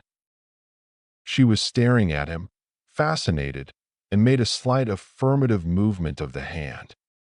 Shall I tell you why you have been so vehement against Mr. Inglethorp? It is because you have been trying to believe what you wish to believe. It is because you are trying to drown and stifle your instinct, which tells you another name. No, no, no, cried Miss Howard, wildly, flinging up her hands. Don't say it. Oh, don't say it. It isn't true. It can't be true. I don't know what put such a wild, such a dreadful idea into my head. I am right, am I not? Asked Poirot. Yes, yes, you must be a wizard to have guessed. But it can't be so. It's so monstrous, too impossible. It must be Alfred Inglethorp. Poirot shook his head gravely. Don't ask me about it, continued Miss Howard, because I shan't tell you. I won't admit it, even to myself. I must be mad to think of such a thing. Poirot nodded, as if satisfied. I will ask you nothing. It is enough for me that it is as I thought. And I too have an instinct. We are working together towards a common end. Don't ask me to help you, because I won't. I wouldn't lift a finger to, she faltered. You will help me in spite of yourself. I ask you nothing, but you will be my ally. You will not be able to help yourself. You will do the only thing that I want of you. And that is, you will watch. Evelyn Howard bowed her head. Yes, I can't help doing that. I am always watching, always hoping I shall be proved wrong. If we are wrong, well and good, said Poirot. No one will be more pleased than I shall. But if we are right, Miss Howard, on whose side are you then? I don't know. Come now. It could be hushed up. There must be no hushing up. But Emily herself, she broke off. Miss Howard, said Poirot gravely, this is unworthy of you. Suddenly, she took her face from her hands. Yes, she said quietly. That was not Evelyn Howard who spoke. She flung her head up proudly. This is Evelyn Howard, and she is on the side of justice. Let the cost be what it may. And with these words, she walked firmly out of the room. There, said Poirot, looking after her, goes a very valuable ally. That woman, Hastings, has got brains as well as a heart. I did not reply. Instinct is a marvelous thing, mused Poirot. It can neither be explained nor ignored. You and Miss Howard seem to know what you are talking about, I observed coldly. Perhaps you don't realize that I am still in the dark. Really? Is that so, mon ami? Yes. Enlighten me, will you? Poirot studied me attentively for a moment or two. Then, to my intense surprise, he shook his head decidedly. No, my friend. Oh, look here, why not? 2 is enough for a secret. Well, I think it is very unfair to keep back facts from me. I am not keeping back facts. Every fact that I know is in your possession. You can draw your own deductions from them. This time it is a question of ideas. Still, it would be interesting to know. Poirot looked at me very earnestly and again shook his head. You see, he said sadly, you have no instincts. It was intelligence you were requiring just now, I pointed out. The two often go together, said Poirot enigmatically. The remark seemed so utterly irrelevant that I did not even take the trouble to answer it. But I decided that if I made any interesting and important discoveries, as no doubt I should, I would keep them to myself and surprise Poirot with the ultimate result. There are times when it is one's duty to assert oneself. Chapter 9. Dr. Bauerstein. I had no opportunity as yet of passing on Poirot's message to Lawrence. But now, as I strolled out on the lawn, still nursing a grudge against my friend's high-handedness, I saw Lawrence on the croquet lawn, aimlessly knocking a couple of very ancient balls about, with a still more ancient mallet. It struck me that it would be a good opportunity to deliver my message. Otherwise, Poirot himself might relieve me of it. It was true that I did not quite gather its purport, but I flattered myself that by Lawrence's reply, and perhaps a little skillful cross-examination on my part, I should soon perceive its significance. Accordingly, I accosted him. "I've been looking for you," I remarked untruthfully. "Have you?" "Yes. The truth is, I've got a message for you from Poirot." "Yes." "He told me to wait until I was alone with you," I said, dropping my voice significantly and watching him intently out of the corner of my eye. I have always been rather good at what is called, I believe, creating an atmosphere. Well, there was no change of expression in the dark, melancholic face. Had he any idea of what I was about to say? "This is the message." I dropped my voice still lower. "Find the extra coffee cup, and you can rest in peace." What on earth does he mean? Lawrence stared at me in quite unaffected astonishment. "Don't you know?" "Not in the least. Do you?" I was compelled to shake my head. "What extra coffee cup?" "I don't know." "He'd better ask Dorcas, or one of the maids, if he wants to know about coffee cups. It's their business, not mine. I don't know anything about the coffee cups, except that we've got some that are never used, which are a perfect dream. Old Worcester. You're not a connoisseur, are you, Hastings?" I shook my head. "You miss a lot. A really perfect bit of old china. It's pure delight to handle it, or even to look at it." "Well, what am I to tell Poirot?" "Tell him I don't know what he's talking about. It's double Dutch to me." "All right." I was moving off towards the house again when he suddenly called me back. "I say, what was the end of that message? Say it over again, will you?"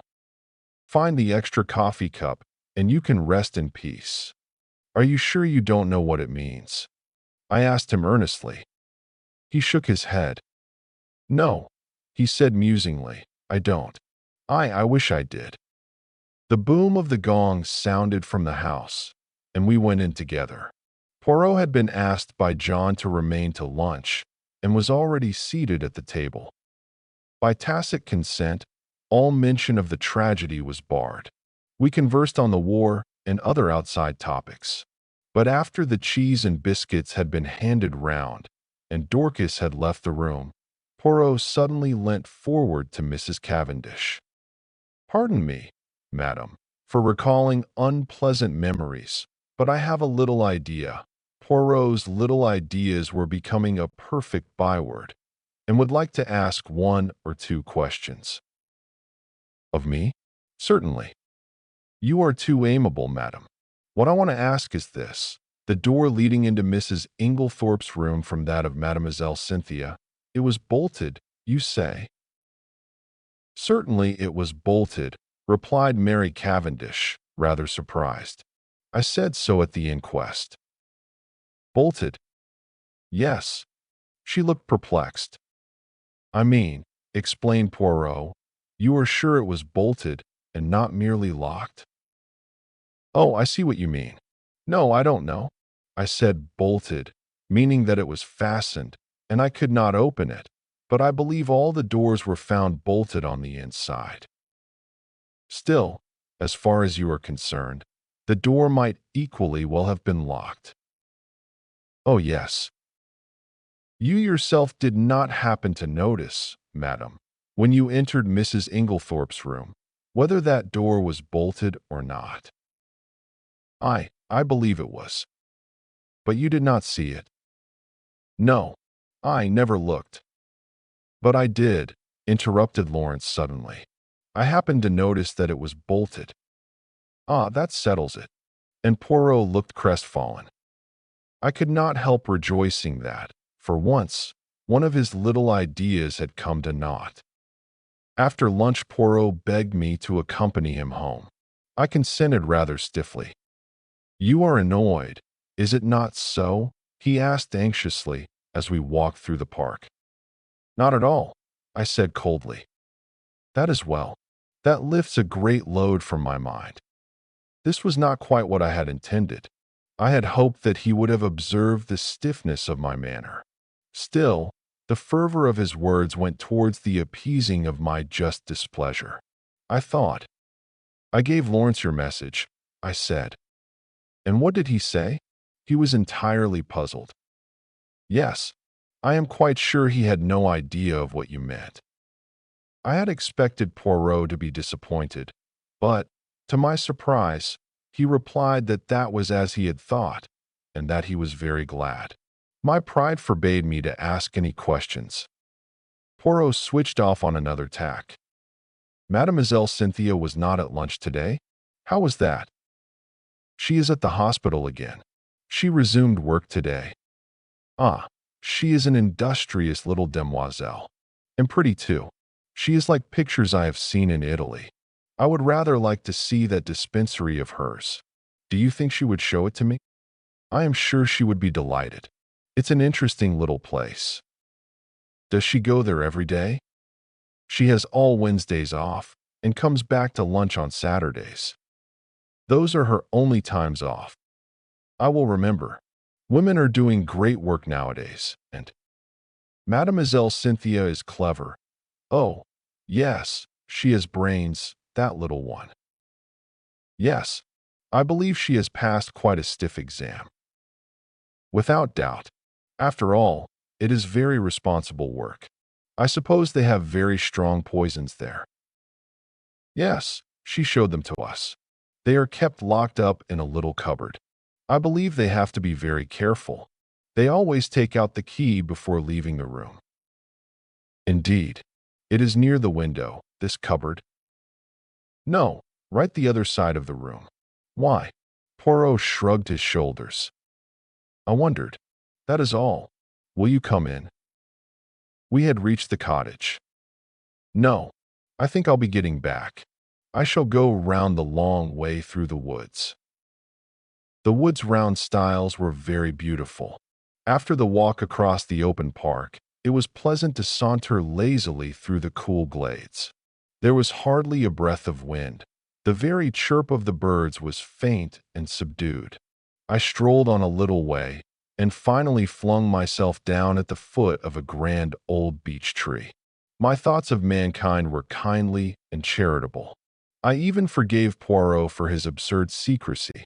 In fact, I was at peace with the world. Then I yawned.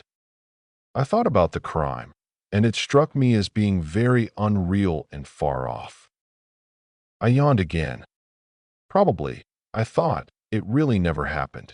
Of course, it was all a bad dream. The truth of the matter was that it was Lawrence who had murdered Alfred Inglethorpe with a croquet mallet. But it was absurd of John to make such a fuss about it, and to go shouting out, "I tell you I won't have it." I woke up with a start. At once I realized that I was in a very awkward predicament. For, about 12 feet away from me, John and Mary Cavendish were standing facing each other, and they were evidently quarreling. And, quite as evidently, they were unaware of my vicinity, for before I could move or speak, John repeated the words which had aroused me from my dream. "I tell you, Mary, I won't have it." Mary's voice came, cool and liquid. "Have you any right to criticize my actions? It will be the talk of the village. My mother was only buried on Saturday, and here you are gaddying about with the fellow." "Oh," she shrugged her shoulders, "if it is only village gossip that you mind." "But it isn't. I've had enough of the fellow hanging about. He's a Polish Jew anyway. A tinge of Jewish blood is not a bad thing. It leavens the," she looked at him, "stolid stupidity of the ordinary Englishman." Fire in her eyes, ice in her voice. I did not wonder that the blood rose to John's face in a crimson tide. "Mary." "Well." Her tone did not change. The pleading died out of his voice. "Am I to understand that you will continue to see Bauerstein against my express wishes?" "If I choose." "You defy me?" "No, but I deny your right to criticize my actions. Have you no friends of whom I should disapprove?" John fell back a pace. The color ebbed slowly from his face. "What do you mean?" he said, in an unsteady voice. "You see," said Mary quietly. "You do see, don't you, that you have no right to dictate to me as to the choice of my friends?" John glanced at her pleadingly, a stricken look in his face. "No right? Have I no right, Mary?" he said unsteadily. He stretched out his hands. "Mary." For a moment, I thought she wavered.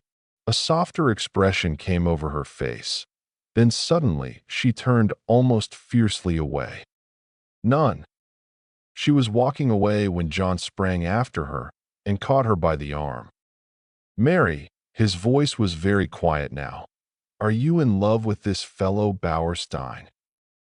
She hesitated, and suddenly there swept across her face a strange expression, old as the hills, yet with something eternally young about it.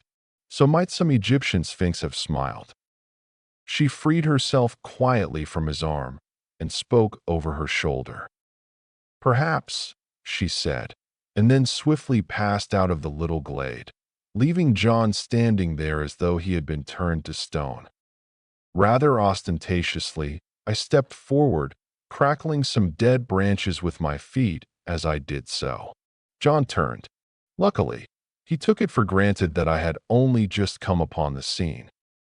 "Hello, Hastings. Have you seen the little fellow safely back to his cottage? Quaint little chap. Is he any good, though, really? He was considered one of the finest detectives of his day." "Oh, well, I suppose there must be something in it, then. What a rotten world it is, though." "You find it so?" I asked. "Good Lord, yes. There's this terrible business to start with. Scotland Yard men in and out of the house like a jack-in-the-box. Never know where they won't turn up next. Screaming headlines in every paper in the country. Damn all journalists, I say. Do you know there was a whole crowd staring in at the lodge gates this morning? Sort of Madame Tussauds Chamber of Horrors business that can be seen for nothing. Pretty thick, isn't it?" "Cheer up, John," I said soothingly. "It can't last forever." "Can't it, though? It can last long enough for us never to be able to hold up our heads again." "No, no, you're getting morbid on the subject." "Enough to make a man morbid, to be stalked by beastly journalists and stared at by gaping moon-faced idiots, wherever he goes. But there's worse than that." "What?" John lowered his voice. "Have you ever thought, Hastings, it's a nightmare to me. Who did it? I can't help feeling sometimes it must have been an accident. Because, who could have done it? Now Inglethorp's out of the way, there's no one else. No one, I mean, except one of us." Yes, indeed, that was nightmare enough for any man. One of us. Yes, surely it must be so unless. A new idea suggested itself to my mind. Rapidly, I considered it. The light increased. Poirot's mysterious doings, his hints, they all fitted in. Fool that I was not to have thought of this possibility before, and what a relief for us all. "No, John," I said, "it isn't one of us. How could it be?" "I know, but still, who else is there?" "Can't you guess?" "No." I looked cautiously round and lowered my voice. "Dr. Bauerstein," I whispered. "Impossible." "Not at all." "But what earthly interest could he have in Mother's death?" "That I don't see," I confessed, "but I'll tell you this. Poirot thinks so." "Poirot? Does he? How do you know?" I told him of Poirot's intense excitement on hearing that Dr. Bauerstein had been at Styles on the fatal night, and added, "He said twice. That alters everything. And I've been thinking. You know Inglethorp said he had put down the coffee in the hall? Well, it was just then that Bauerstein arrived. Isn't it possible that, as Inglethorp brought him through the hall, the doctor dropped something into the coffee in passing?" Said John. "It would have been very risky." "Yes, but it was possible." "And then, how could he know it was her coffee?" "No, old fellow, I don't think that will wash." But I had remembered something else. "You're quite right. That wasn't how it was done. Listen." And then I told him of the cocoa sample which Poirot had taken to be analyzed. John interrupted just as I had done. "But, look here, Bauerstein had had it analyzed already?" Yes, that's the point. I didn't see it either until now. Don't you understand? Bauerstein had it analyzed. That's just it. If Bauerstein's the murderer, nothing could be simpler than for him to substitute some ordinary cocoa for his sample and send that to be tested. And of course they would find no strychnine. But no one would dream of suspecting Bauerstein or think of taking another sample, except Poirot, I added, with belated recognition. Yes, but what about the bitter taste that cocoa won't disguise? Well, we've only his word for that. And there are other possibilities. He's admittedly one of the world's greatest toxicologists. One of the world's greatest what? Say it again. He knows more about poisons than almost anybody, I explained. Well, my idea is that perhaps he's found some way of making strychnine tasteless. Or it may not have been strychnine at all, but some obscure drug no one has ever heard of, which produces much the same symptoms. Yes, that might be, said John. But look here, how could he have got at the cocoa? That wasn't downstairs. No, it wasn't, I admitted reluctantly. And then, suddenly, a dreadful possibility flashed through my mind. I hoped and prayed it would not occur to John also. I glanced sideways at him. He was frowning perplexedly, and I drew a deep breath of relief, for the terrible thought that had flashed across my mind was this, that Dr. Bauerstein might have had an accomplice. Yet surely it could not be. Surely no woman as beautiful as Mary Cavendish could be a murderess. Yet beautiful women had been known to poison. And suddenly I remembered that first conversation at tea on the day of my arrival, and the gleam in her eyes as she had said that poison was a woman's weapon. How agitated she had been on that fatal Tuesday evening. Had Mrs. Inglethorp discovered something between her and Bauerstein and threatened to tell her husband? Was it to stop that denunciation that the crime had been committed? Then I remembered that enigmatical conversation between Poirot and Evelyn Howard. Was this what they had meant? Was this the monstrous possibility that Evelyn had tried not to believe? Yes, it all fitted in. No wonder Miss Howard has suggested hushing it up. Now I understood that unfinished sentence of hers. Emily herself, and in my heart I agreed with her. Would not Mrs. Inglethorp have preferred to go unavenged rather than have such terrible dishonor fall upon the name of Cavendish? "There's another thing," said John suddenly, and the unexpected sound of his voice made me start guiltily. "Something which makes me doubt if what you say can be true." "What's that?" I asked, thankful that he had gone away from the subject of how the poison could have been introduced into the cocoa. "Why, the fact that Bauerstein demanded a post-mortem. He needn't have done so. Little Wilkins would have been quite content to let it go at heart disease." "Yes," I said doubtfully, "but we don't know. Perhaps he thought it safer in the long run. Someone might have talked afterwards. Then the Home Office might have ordered exhumation. The whole thing would have come out then, and he would have been in an awkward position, for no one would have believed that a man of his reputation could have been deceived into calling it heart disease." "Yes, that's possible," admitted John. "Still," he added, "I'm blessed if I can see what his motive could have been." I trembled. "Look here," I said, "I may be altogether wrong. And, remember, all this is in confidence." "Oh, of course, that goes without saying." We had walked, as we talked, and now we passed through the little gate into the garden. Voices rose near at hand, for tea was spread out under the sycamore tree, as it had been on the day of my arrival. Cynthia was back from the hospital, and I placed my chair beside her and told her of Poirot's wish to visit the dispensary. "Of course, I'd love him to see it. He'd better come to tea there one day. I must fix it up with him. He's such a dear little man. But he is funny. He made me take the brooch out of my tie the other day and put it in again because he said it wasn't straight." I laughed. "It's quite a mania with him." "Yes, isn't it?" We were silent for a minute or two, and then, glancing in the direction of Mary Cavendish and dropping her voice, Cynthia said, "Mr. Hastings." "Yes." "After tea, I want to talk to you." Her glance at Mary had set me thinking. I fancied that between these two there existed very little sympathy. For the first time, it occurred to me to wonder about the girl's future. Mrs. Inglethorp had made no provision of any kind for her, but I imagined that John and Mary would probably insist on her making her home with them, at any rate until the end of the war. John, I knew, was very fond of her and would be sorry to let her go.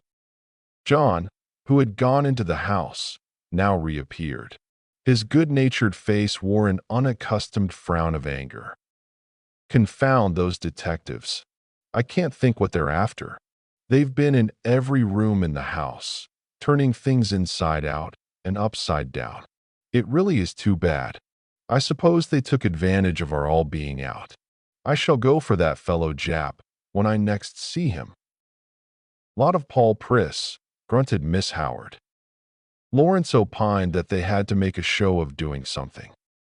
Mary Cavendish said nothing. After tea, I invited Cynthia to come for a walk, and we sauntered off into the woods together. "Well," I inquired, as soon as we were protected from prying eyes by the leafy screen. With a sigh, Cynthia flung herself down and tossed off her hat. The sunlight, piercing through the branches, turned the auburn of her hair to quivering gold. "Mr. Hastings, you are always so kind, and you know such a lot."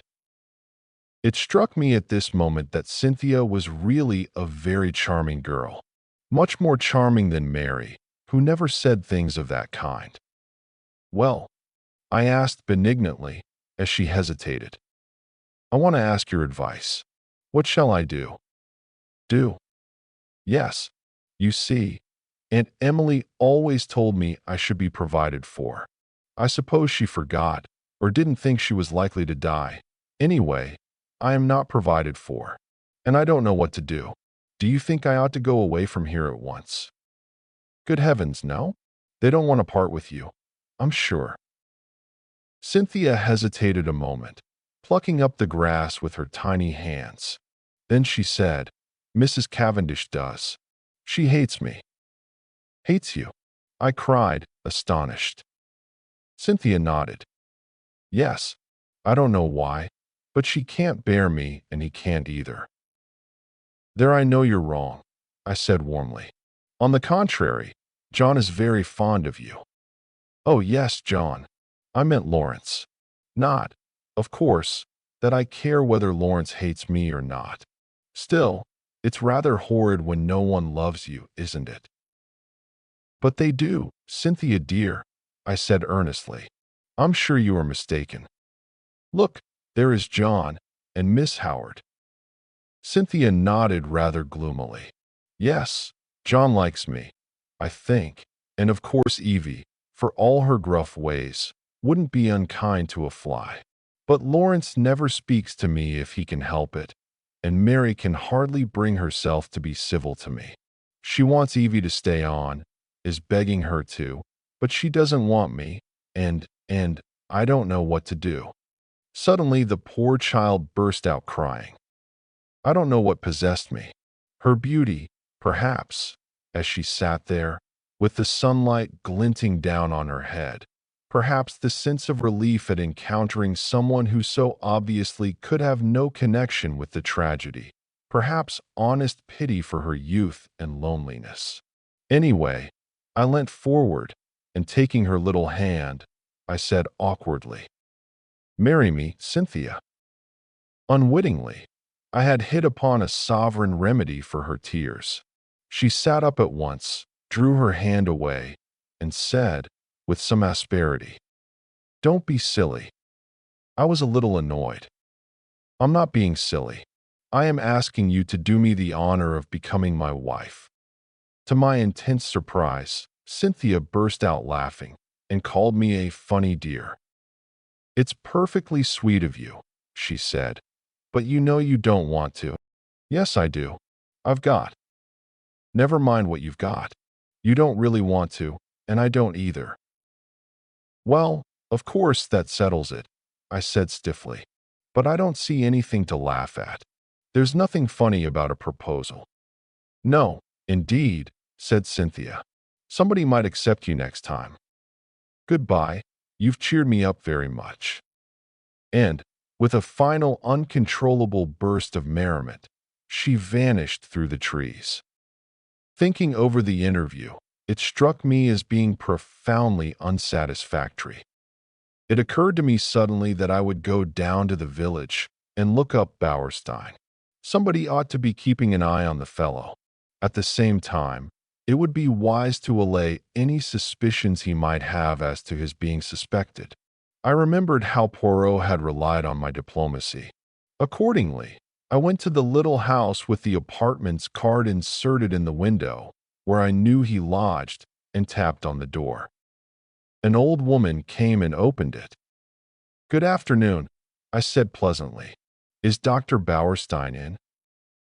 She stared at me. "Haven't you heard?" "Heard what?" "About him." "What about him?" "He's took." "Took? Dead?" "No, took by the police." "By the police?" I gasped. "Do you mean they've arrested him?" "Yes, that's it, and—" I waited to hear no more, but tore up the village to find Poirot. Chapter 10. The Arrest. To my extreme annoyance, Poirot was not in, and the old Belgian who answered my knock informed me that he believed he had gone to London. I was dumbfounded. What on earth could Poirot be doing in London? Was it a sudden decision on his part, or had he already made up his mind when he parted from me a few hours earlier? I retraced my steps to Styles in some annoyance. With Poirot away, I was uncertain how to act. Had he foreseen this arrest? Had he not, in all probability, been the cause of it? Those questions I could not resolve. But in the meantime, what was I to do? Should I announce the arrest openly at Styles, or not? Though I did not acknowledge it to myself, the thought of Mary Cavendish was weighing on me. Would it not be a terrible shock to her? For the moment, I set aside utterly any suspicions of her. She could not be implicated, otherwise I should have heard some hint of it. Of course, there was no possibility of being able permanently to conceal Dr. Bauerstein's arrest from her. It would be announced in every newspaper on the morrow. Still, I shrank from blurting it out. If only Poirot had been accessible, I could have asked his advice. What possessed him to go posting off to London in this unaccountable way? In spite of myself, my opinion of his sagacity was immeasurably heightened. I would never have dreamt of suspecting the doctor, had not Poirot put it into my head. Yes, decidedly, the little man was clever.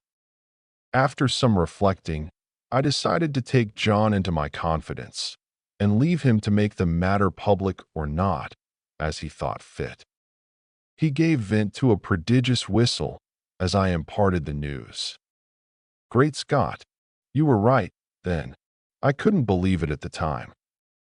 No, it is astonishing until you get used to the idea and see how it makes everything fit in. Now, what are we to do? Of course, it will be generally known tomorrow. John reflected. Never mind, he said at last. We won't say anything at present. There is no need. As you say, it will be known soon enough. But to my intense surprise, on getting down early the next morning and eagerly opening the newspapers, there was not a word about the arrest. There was a column of mere padding about the Styles poisoning case, but nothing further. It was rather inexplicable, but I supposed that, for some reason or other, Japp wished to keep it out of the papers. It worried me just a little, for it suggested the possibility that there might be further arrests to come.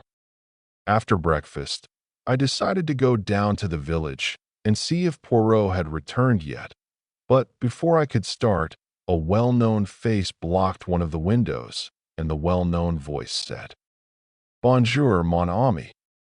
"Poirot," I exclaimed, with relief, and seizing him by both hands I dragged him into the room. I was never so glad to see anyone. "Listen, I have said nothing to anybody but John. Is that right?" "My friend," replied Poirot, "I do not know what you are talking about." "Dr. Bauerstein's arrest, of course," I answered impatiently. "Is Bauerstein arrested, then?" "Did you not know it?" "Not the least in the world. But," pausing a moment, he added, "still, it does not surprise me. After all, we are only 4 miles from the coast." "The coast?" I asked, puzzled. "What has that got to do with it?" Poirot shrugged his shoulders. "Surely it is obvious." "Not to me. No doubt I am very dense, but I cannot see what the proximity of the coast has got to do with the murder of Mrs. Inglethorp." "Nothing at all, of course," replied Poirot, smiling. "But we were speaking of the arrest of Dr. Bauerstein." "Well, he is arrested for the murder of Mrs. Inglethorp." "What?" cried Poirot, in apparently lively astonishment. "Dr. Bauerstein arrested for the murder of Mrs. Inglethorp?" "Yes." "Impossible. That would be too good a farce. Who told you that, my friend?" "Well, no one exactly told me. I confessed. But he is arrested." "Oh, yes, very likely. But for espionage, mon ami." "Espionage?" I gasped. "Precisely.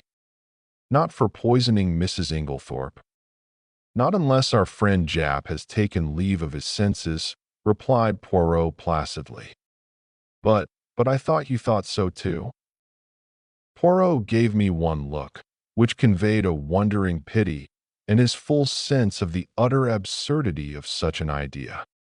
"Do you mean to say," I asked, slowly adapting myself to the new idea, "that Dr. Bauerstein is a spy?" Poirot nodded. "Have you never suspected it?" "It never entered my head." "It did not strike you as peculiar that a famous London doctor should bury himself in a little village like this, and should be in the habit of walking about at all hours of the night, fully dressed?" "No," I confessed, "I never thought of such a thing." "He is, of course, a German by birth," said Poirot thoughtfully. though he has practiced so long in this country that nobody thinks of him as anything but an Englishman. He was naturalized about 15 years ago. A very clever man. A Jew, of course. The blackguard. I cried indignantly. Not at all. He is, on the contrary, a patriot. Think what he stands to lose. I admire the man myself. But I could not look at it in Poirot's philosophical way. And this is the man with whom Mrs. Cavendish has been wandering about all over the country. I cried indignantly. Yes, I should fancy he had found her very useful, remarked Poirot. So long as gossip busied itself in coupling their names together, any other vagaries of the doctor's passed unobserved. Then you think he never really cared for her? I asked eagerly, rather too eagerly, perhaps, under the circumstances. That, of course, I cannot say. But shall I tell you my own private opinion, Hastings? Yes. Well, it is this, that Mrs. Cavendish does not care, and never has cared one little jot about Dr. Bauerstein. Do you really think so? I could not disguise my pleasure. I am quite sure of it, and I will tell you why. Yes. Because she cares for someone else, mon ami. Oh, what did he mean?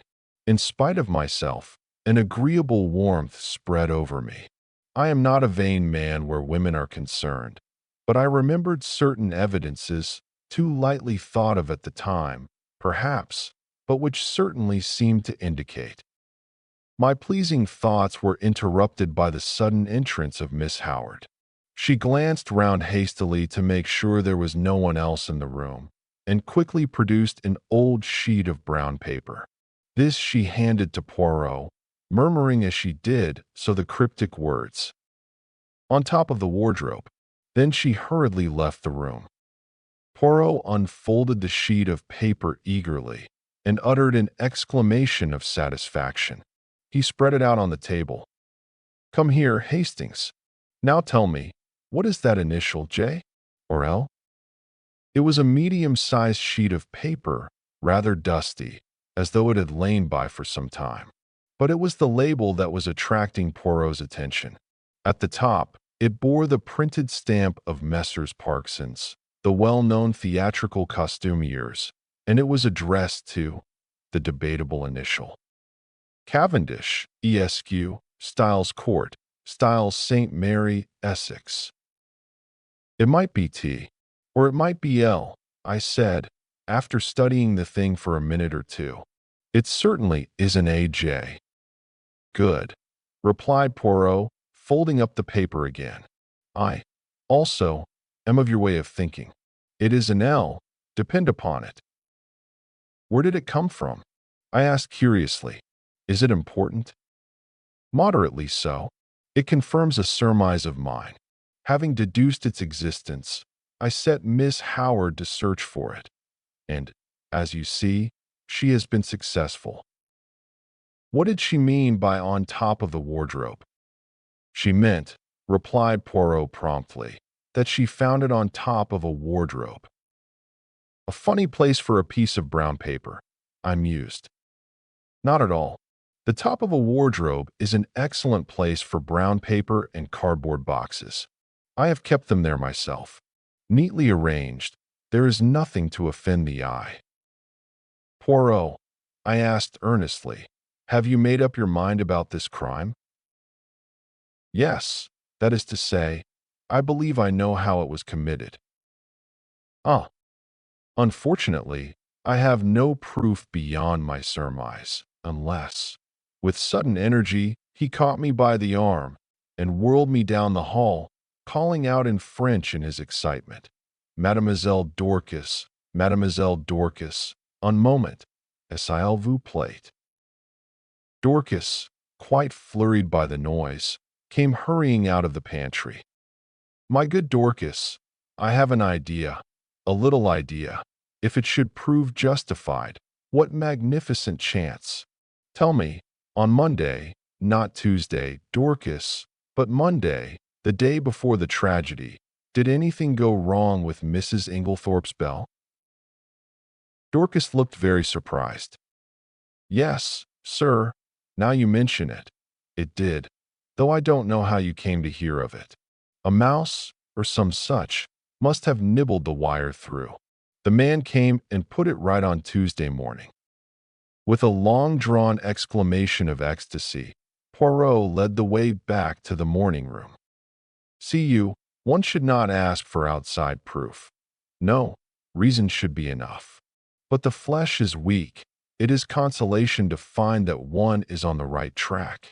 Ah, my friend, I am like a giant refreshed.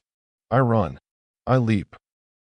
And, in very truth, run and leap he did, gambolling wildly down the stretch of lawn outside the long window. "What is your remarkable little friend doing?" asked a voice behind me, and I turned to find Mary Cavendish at my elbow. She smiled, and so did I. "What is it all about?" "Really, I can't tell you." He asked Dorcas some question about a bell, and appeared so delighted with her answer that he is capering about as you see. Mary laughed. "How ridiculous. He's going out of the gate. Isn't he coming back today?" "I don't know. I've given up trying to guess what he'll do next." "Is he quite mad, Mr. Hastings?" "I honestly don't know. Sometimes I feel sure he is as mad as a hatter. And then, just as he is at his maddest, I find there is method in his madness." "I see." In spite of her laugh, Mary was looking thoughtful this morning. She seemed grave, almost sad. It occurred to me that it would be a good opportunity to tackle her on the subject of Cynthia. I began rather tactfully, I thought, but I had not gone far before she stopped me authoritatively. "You are an excellent advocate, I have no doubt, Mr. Hastings, but in this case your talents are quite thrown away. Cynthia will run no risk of encountering any unkindness from me." I began to stammer feebly that I hoped she hadn't thought, but again she stopped me, and her words were so unexpected that they quite drove Cynthia and her troubles out of my mind. "Mr. Hastings," she said, "do you think I and my husband are happy together?" I was considerably taken aback, and murmured something about it not being my business to think anything of the sort. "Well," she said quietly, "whether it is your business or not, I will tell you that we are not happy." I said nothing, for I saw that she had not finished. She began slowly, walking up and down the room, her head a little bent, and that slim, supple figure of hers swaying gently as she walked. She stopped suddenly and looked up at me. "You don't know anything about me, do you?" she asked. "Where I come from, who I was before I married John, anything, in fact. Well, I will tell you. I will make a father confessor of you. You are kind, I think. Yes, I am sure you are kind." Somehow, I was not quite as elated as I might have been. I remembered that Cynthia had begun her confidences in much the same way. Besides, a father confessor should be elderly. It is not at all the role for a young man. "My father was English," said Mrs. Cavendish, "but my mother was a Russian." "Ah," I said, "now I understand." "Understand what?" "A hint of something foreign, different, that there has always been about you.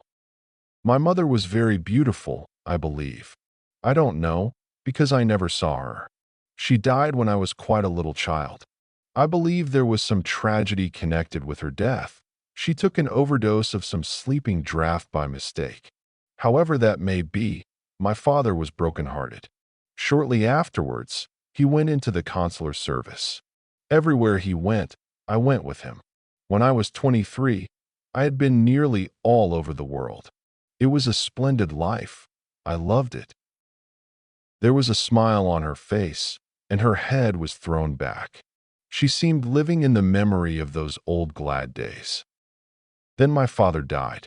He left me very badly off. I had to go and live with some old aunts in Yorkshire." She shuddered. You will understand me when I say that it was a deadly life for a girl brought up as I had been. The narrowness, the deadly monotony of it, almost drove me mad.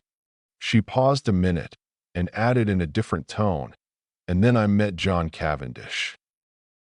Yes, you can imagine that, from my aunt's point of view, it was a very good match for me. But I can honestly say it was not this fact which weighed with me.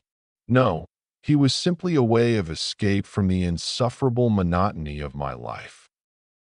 I said nothing, and after a moment, she went on. Don't misunderstand me. I was quite honest with him. I told him what was true, that I liked him very much, that I hoped to come to like him more, but that I was not in any way what the world calls in love with him. He declared that that satisfied him, and so we were married. She waited a long time. A little frown had gathered on her forehead. She seemed to be looking back earnestly into those past days. I am sure, he cared for me at first, but I suppose we were not well matched. Almost at once, we drifted apart.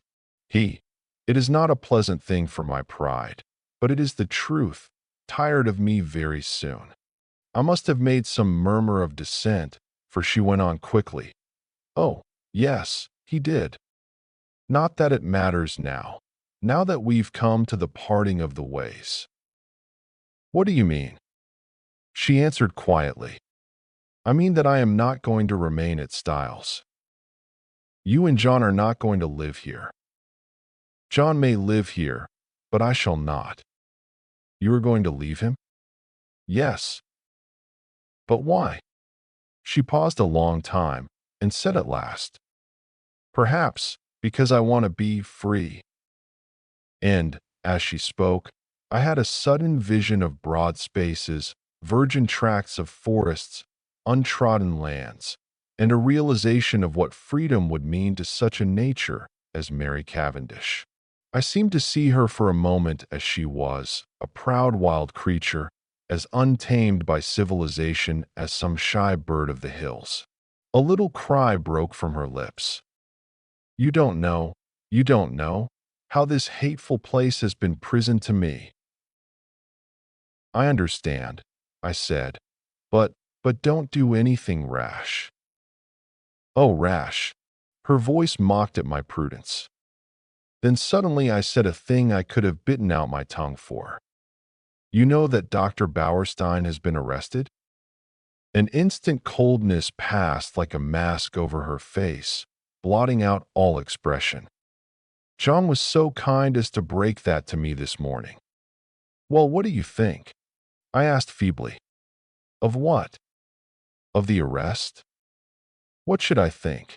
Apparently, he is a German spy, so the gardener had told John. Her face and voice were absolutely cold and expressionless. Did she care, or did she not? She moved away a step or two and fingered one of the flower vases. These are quite dead. I must do them again. Would you mind moving? Thank you, Mr. Hastings. And she walked quietly past me out of the window, with a cool little nod of dismissal. No, surely she could not care for Bauerstein. No woman could act her part with that icy unconcern. Poirot did not make his appearance the following morning, and there was no sign of the Scotland Yard men. But, at lunchtime, there arrived a new piece of evidence, or rather lack of evidence. We had vainly tried to trace the fourth letter which Mrs. Inglethorp had written on the evening preceding her death. Our efforts having been in vain, we had abandoned the matter, hoping that it might turn up of itself one day.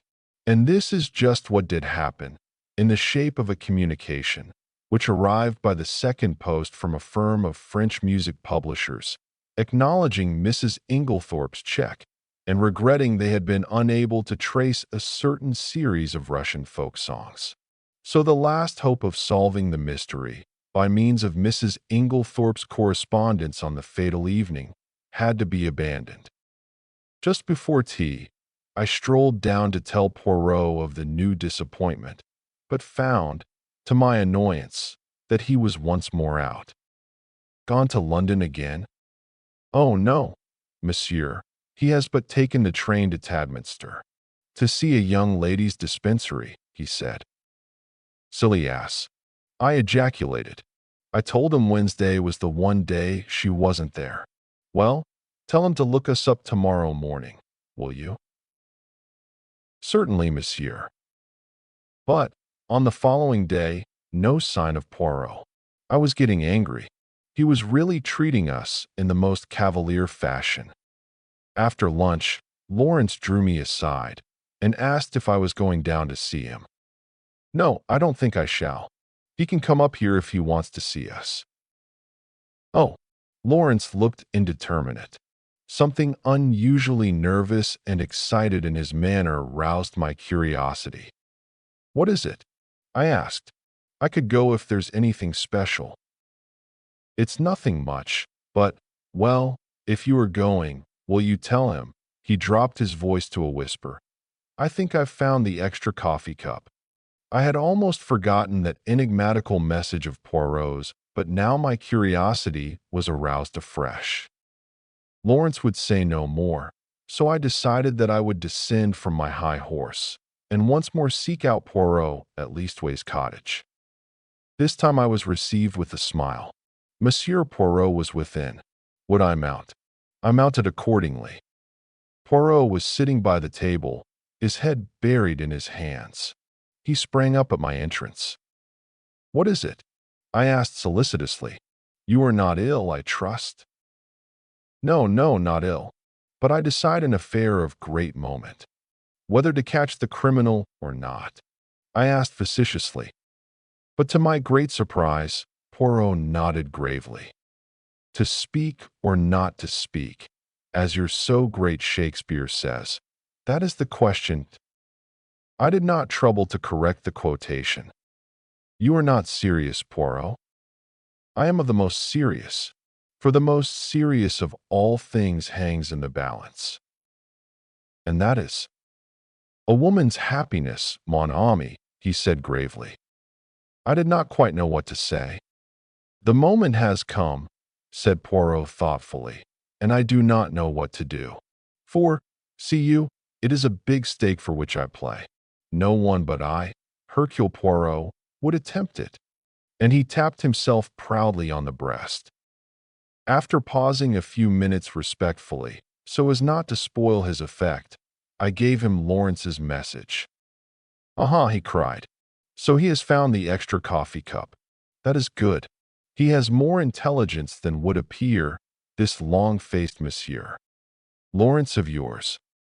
I did not myself think very highly of Lawrence's intelligence, but I forbore to contradict Poirot and gently took him to task for forgetting my instructions as to which were Cynthia's days off. It is true, I have the head of a sieve. However, the other young lady was most kind. She was sorry for my disappointment and showed me everything in the kindest way. Oh, well, that's all right, then, and you must go to tea with Cynthia another day. I told him about the letter. I am sorry for that, he said. I always had hopes of that letter. But, no, it was not to be. This affair must all be unraveled from within. He tapped his forehead. These little gray cells. It is up to them, as you say over here. Then, suddenly, he asked, Are you a judge of finger marks, my friend? No, I said, rather surprised. I know that there are no two finger marks alike, but that's as far as my science goes. Exactly. He unlocked a little drawer and took out some photographs which he laid on the table. I have numbered them, 1, 2, 3. Will you describe them to me? I studied the proofs attentively. All greatly magnified, I see. Number 1, I should say, are a man's fingerprints, thumb and first finger. Number 2 are a lady's. They are much smaller and quite different in every way. Number 3, foot. I paused for some time. There seems to be a lot of confused finger marks, but here, very distinctly, are number 1s. Overlapping the others. Yes. You recognize them beyond fail? Oh, yes, they are identical. Poirot nodded, and gently taking the photographs from me locked them up again. I suppose, I said, that as usual, you are not going to explain? On the contrary, number 1 were the fingerprints of Monsieur Lawrence. Number 2 were those of Mademoiselle Cynthia. They are not important. I merely obtained them for comparison. Number 3 is a little more complicated. Yes, it is, as you see, highly magnified. You may have noticed a sort of blur extending all across the picture. I will not describe to you the special apparatus, dusting powder, etc., which I used. It is a well-known process to the police, and by means of it you can obtain a photograph of the fingerprints on any object in a very short space of time. Well, my friend, you have seen the finger marks. It remains to tell you the particular object on which they had been left. Go on. I am really excited. Eh bien. Photo number 3 represents the highly magnified surface of a tiny bottle in the top poison cupboard of the dispensary in the Red Cross Hospital at Tadminster, which sounds like the house that Jack built. Good heavens! I exclaimed. But what were Lawrence Cavendish's finger marks doing on it? He never went near the poison cupboard the day we were there. Oh yes, he did. Impossible. We were all together the whole time. Poirot shook his head. No, my friend, there was a moment when you were not all together. There was a moment when you could not have been all together, or it would not have been necessary to call to Monsieur Lawrence to come and join you on the balcony. I'd forgotten that, I admitted, but it was only for a moment. Long enough. Long enough for what? Poirot's smile became rather enigmatical. Long enough for a gentleman who had once studied medicine to gratify a very natural interest and curiosity. Our eyes met. Poirot's were pleasantly vague. He got up and hummed a little tune. I watched him suspiciously. Poirot, I said, what was in this particular little bottle? Poirot looked out of the window. Hydrochloride of strychnine, he said, over his shoulder, continuing to hum. Good heavens! I said it quite quietly. I was not surprised. I had expected that answer. They use the pure hydrochloride of strychnine very little, only occasionally for pills. It is the official solution, LIQ, strychnine hydrochlor, that is used in most medicines. That is why the finger marks have remained undisturbed since then. How did you manage to take this photograph? I dropped my hat from the balcony, explained Poirot simply. Visitors were not permitted below at that hour, so, in spite of my many apologies, Mademoiselle Cynthia's colleague had to go down and fetch it for me. Then you knew what you were going to find. No, not at all. I merely realized that it was possible, from your story, for Monsieur Lawrence to go to the poison cupboard. The possibility had to be confirmed or eliminated. Poirot, I said, your gaiety does not deceive me. This is a very important discovery. I do not know, said Poirot, but one thing does strike me. No doubt it has struck you too. What is that? Why, that there is altogether too much strychnine about this case. This is the 3rd time we run up against it. There was strychnine in Mrs. Inglethorp's tonic. There is the strychnine sold across the counter at Styles' St. Mary by Mace. Now we have more strychnine, handled by one of the household. It is confusing, and as you know, I do not like confusion. Before I could reply, one of the other Belgians opened the door and stuck his head in. There is a lady below, asking for Mr. Hastings. A lady? I jumped up. Poirot followed me down the stairs. Mary Cavendish was standing in the doorway. I have been visiting an old woman in the village, she explained, and as Lawrence told me you were with Monsieur Poirot, I thought I would call for you. Alas, madam, said Poirot, I thought you had come to honor me with a visit." "I will some day if you ask me," she promised him, smiling. "That is well. If you should need a father confessor, madam," she started ever so slightly, "remember, Papa Poirot is always at your service." She stared at him for a few minutes, as though seeking to read some deeper meaning into his words. Then she turned abruptly away. "Come, will you not walk back with us too, Monsieur Poirot?" "Enchanted, madam." All the way to Styles, Mary talked fast and feverishly. It struck me that in some way she was nervous of Poirot's eyes. The weather had broken, and the sharp wind was almost autumnal in its shrewishness. Mary shivered a little and buttoned her black sports coat closer. The wind through the trees made a mournful noise, like some giant sighing. We walked up to the great door of Styles, and at once the knowledge came to us that something was wrong. Dorcas came running out to meet us. She was crying and wringing her hands. I was aware of other servants huddled together in the background, all eyes and ears. "Oh, MM. Oh, MM. I don't know how to tell you." "What is it, Dorcas?" I asked impatiently. "Tell us at once." "It's those wicked detectives. They've arrested him. They've arrested Mr. Cavendish." "Arrested Lawrence?" I gasped. I saw a strange look come into Dorcas's eyes. "No, sir. Not Mr. Lawrence, Mr. John." Behind me, with a wild cry, Mary Cavendish fell heavily against me, and as I turned to catch her, I met the quiet triumph in Poirot's eyes. Chapter 11. The Case for the Prosecution. The trial of John Cavendish for the murder of his stepmother took place 2 months later. Of the intervening weeks I will say little, but my admiration and sympathy went out unfeignedly to Mary Cavendish. She ranged herself passionately on her husband's side, scorning the mere idea of his guilt, and fought for him tooth and nail.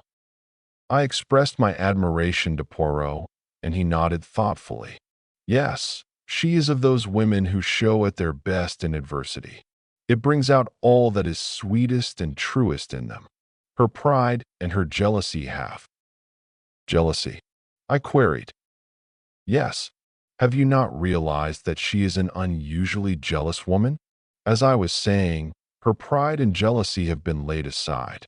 She thinks of nothing but her husband and the terrible fate that is hanging over him. He spoke very feelingly, and I looked at him earnestly, remembering that last afternoon when he had been deliberating whether or no to speak. With his tenderness for a woman's happiness, I felt glad that the decision had been taken out of his hands. "Even now," I said, "I can hardly believe it. You see, up to the very last minute, I thought it was Lawrence." Poirot grinned. "I know you did. But John, my old friend John." "Every murderer is probably somebody's old friend," observed Poirot philosophically. "You cannot mix up sentiment and reason. I must say I think you might have given me a hint." "Perhaps, mon ami, I did not do so, just because he was your old friend." I was rather disconcerted by this, remembering how I had busily passed on to John what I believed to be Poirot's views concerning Bauerstein. He, by the way, had been acquitted of the charge brought against him. Nevertheless, although he had been too clever for them this time, and the charge of espionage could not be brought home to him, his wings were pretty well clipped for the future. I asked Poirot whether he thought John would be condemned. To my intense surprise, he replied that, on the contrary, he was extremely likely to be acquitted. "But Poirot," I protested. "Oh, my friend, have I not said to you all along that I have no proofs? It is one thing to know that a man is guilty. It is quite another matter to prove him so. And, in this case, there is terribly little evidence. That is the whole trouble. Hercule Poirot, no, but I lack the last link in my chain. And unless I can find that missing link, he shook his head gravely. When did you first suspect John Cavendish? I asked after a minute or two. Did you not suspect him at all? No, indeed. Not after that fragment of conversation you overheard between Mrs. Cavendish and her mother-in-law, and her subsequent lack of frankness at the inquest. No. Did you not put two and two together and reflect that if it was not Alfred Inglethorp who was quarreling with his wife, and you remember he strenuously denied it at the inquest, it must be either Lawrence or John. Now, if it was Lawrence, Mary Cavendish's conduct was just as inexplicable. But if, on the other hand, it was John, the whole thing was explained quite naturally. So, I cried, a light breaking in upon me. It was John who quarreled with his mother that afternoon? Exactly. And you have known this all along? Certainly. Mrs. Cavendish's behavior could only be explained that way. And yet you say he may be acquitted? Poirot shrugged his shoulders. Certainly I do. At the police court proceedings, we shall hear the case for the prosecution, but in all probability his solicitors will advise him to reserve his defense. That will be sprung upon us at the trial. And, by the way, I have a word of caution to give you, my friend. I must not appear in the case. What? No. Officially, I have nothing to do with it. Until I have found that last link in my chain, I must remain behind the scenes. Mrs. Cavendish must think I am working for her husband, not against him. I say, that's playing it a bit low down, I protested. Not at all. We have to deal with a most clever and unscrupulous man, and we must use any means in our power. Otherwise, he will slip through our fingers. That is why I have been careful to remain in the background. All the discoveries have been made by Jap, and Jap will take all the credit. If I am called upon to give evidence at all, he smiled broadly, it will probably be as witness for the defense. I could hardly believe my ears. It is quite en règle, continued Poirot. Strangely enough, I can give evidence that will demolish one contention of the prosecution. Which one? The one that relates to the destruction of the will. John Cavendish did not destroy that will. Poirot was a true prophet. I will not go into the details of the police court proceedings, as it involves many tiresome repetitions. I will merely state baldly that John Cavendish reserved his defense and was duly committed for trial. September found us all in London. Mary took a house in Kensington, Poirot being included in the family party. I myself had been given a job at the War Office, so was able to see them continually. As the weeks went by, the state of Poirot's nerves grew worse and worse. That last link he talked about was still lacking. Privately, I hoped it might remain so, for what happiness could there be for Mary if John were not acquitted? On September 15th, John Cavendish appeared in the dock of the Old Bailey, charged with the willful murder of Emily Agnes Inglethorp, and pleaded not guilty. Sir Ernest Heavyweather, the famous K.C., had been engaged to defend him. Mr. Phillips, K.C., opened the case for the Crown.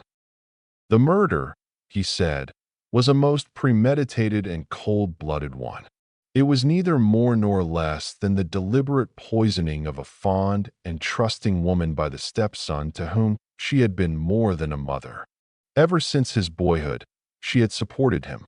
He and his wife had lived at Styles Court in every luxury, surrounded by her care and attention.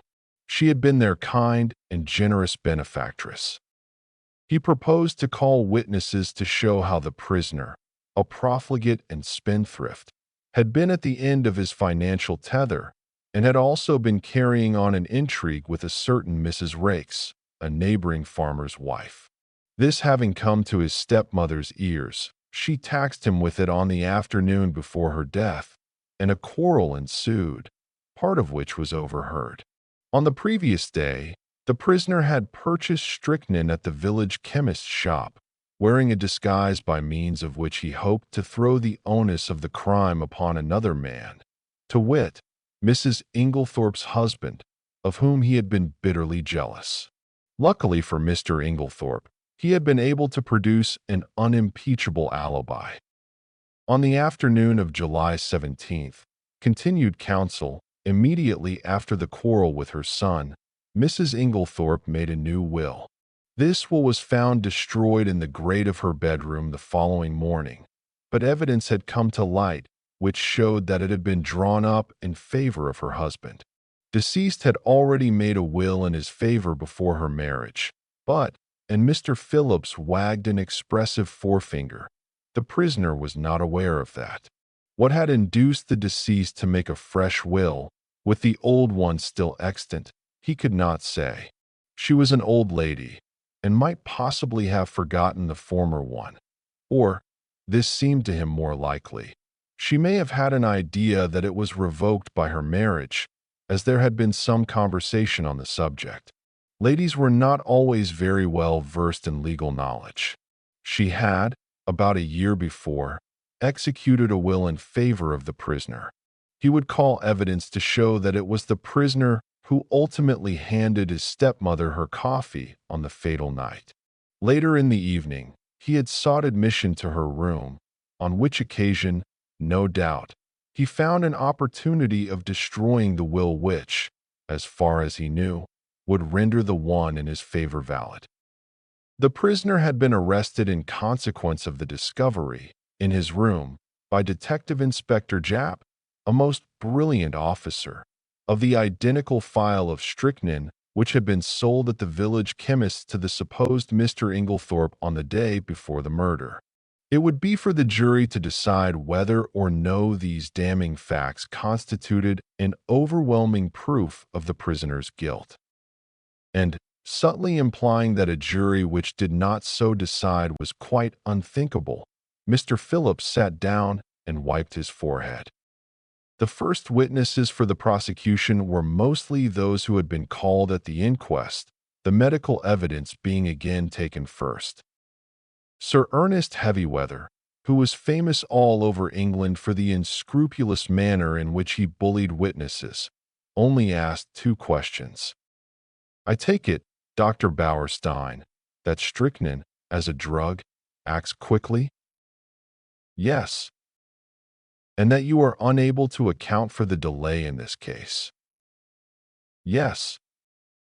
Thank you. Mr. Mace identified the file handed him by counsel as that sold by him to Mr. Inglethorpe. Pressed, he admitted that he only knew Mr. Inglethorpe by sight.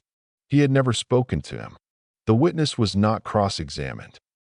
Alfred Inglethorpe was called and denied having purchased the poison. He also denied having quarreled with his wife. Various witnesses testified to the accuracy of these statements.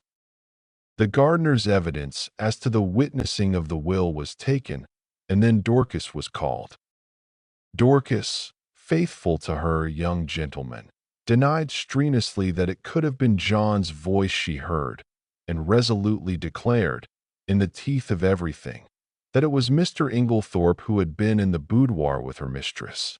A rather wistful smile passed across the face of the prisoner in the dock. He knew only too well how useless her gallant defiance was, since it was not the object of the defense to deny this point.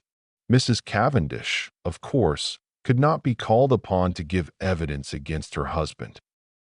After various questions on other matters, Mr. Phillips asked, "In the month of June last, do you remember a parcel arriving for Mr. Lawrence Cavendish from Parkson's?" Dorcas shook her head. "I don't remember, sir. It may have done, but Mr. Lawrence was away from home part of June." In the event of a parcel arriving for him whilst he was away, what would be done with it? It would either be put in his room or sent on after him. By you? No, sir. I should leave it on the hall table. It would be Miss Howard who would attend to anything like that. Evelyn Howard was called and, after being examined on other points, was questioned as to the parcel. Don't remember. Lots of parcels come. Can't remember one special one. You do not know if it was sent after Mr. Lawrence Cavendish to Wales, or whether it was put in his room. Don't think it was sent after him. Should have remembered if it was. Supposing a parcel arrived addressed to Mr. Lawrence Cavendish, and afterwards it disappeared, should you remark its absence? No, don't think so. I should think someone had taken charge of it. I believe, Miss Howard, that it was you who found this sheet of brown paper? He held up the same dusty piece which Poirot and I had examined in the morning room at Styles. Yes, I did. How did you come to look for it? The Belgian detective who was employed on the case asked me to search for it. Where did you eventually discover it? On the top of a wardrobe. On the top of the prisoner's wardrobe. I believe so. Did you not find it yourself? Yes. Then you must know where you found it. Yes, it was on the prisoner's wardrobe. That is better. An assistant from Parkinson's theatrical costumiers testified that on June 29th they had supplied a black beard to Mr. L. Cavendish as requested. It was ordered by letter, and a postal order was enclosed. No, they had not kept the letter. All transactions were entered in their books. They had sent the beard, as directed, to L. Cavendish, Esq., Styles Court. Sir Ernest Heavyweather rose ponderously. Where was the letter written from? From Styles Court. The same address to which you sent the parcel? Yes. Like a beast of prey, Heavyweather fell upon him. How do you know? I don't understand. How do you know that letter came from Styles? Did you notice the postmark? No, but... You did not notice the postmark, and yet you affirm so confidently that it came from Styles. It might, in fact, have been any postmark. Why, yes. In fact, the letter, though written on stamped notepaper, might have been posted from anywhere, from Wales, for instance. The witness admitted that such might be the case, and Sir Ernest signified that he was satisfied. Elizabeth Wells, second housemaid at Styles, stated that after she had gone to bed she remembered that she had bolted the front door, instead of leaving it on the latch as Mr. Inglethorp had requested. She had accordingly gone downstairs again to rectify her error. Hearing a slight noise in the west wing, she had peeped along the passage, and had seen Mr. John Cavendish knocking at Mrs. Inglethorpe's door. Sir Ernest Heavyweather made short work of her, and under his unmerciful bullying she contradicted herself hopelessly, and Sir Ernest sat down again with a satisfied smile on his face. With the evidence of Annie, as to the candle grease on the floor, and as to seeing the prisoner take the coffee into the boudoir, the proceedings were adjourned until the following day. As we went home, Mary Cavendish spoke bitterly against the prosecuting counsel. That hateful man! What a net he has drawn around my poor John! How he twisted every little fact until he made it seem what it wasn't. Well, I said consolingly, it will be the other way about tomorrow. Yes, she said meditatively, then suddenly dropped her voice. Mr. Hastings, you do not think. Surely it could not have been Lawrence. Oh, no, that could not be. But I myself was puzzled, and as soon as I was alone with Poirot, I asked him what he thought Sir Ernest was driving at. Ah, said Poirot appreciatively. He is a clever man, that Sir Ernest. Do you think he believes Lawrence guilty? I do not think he believes or cares anything. No.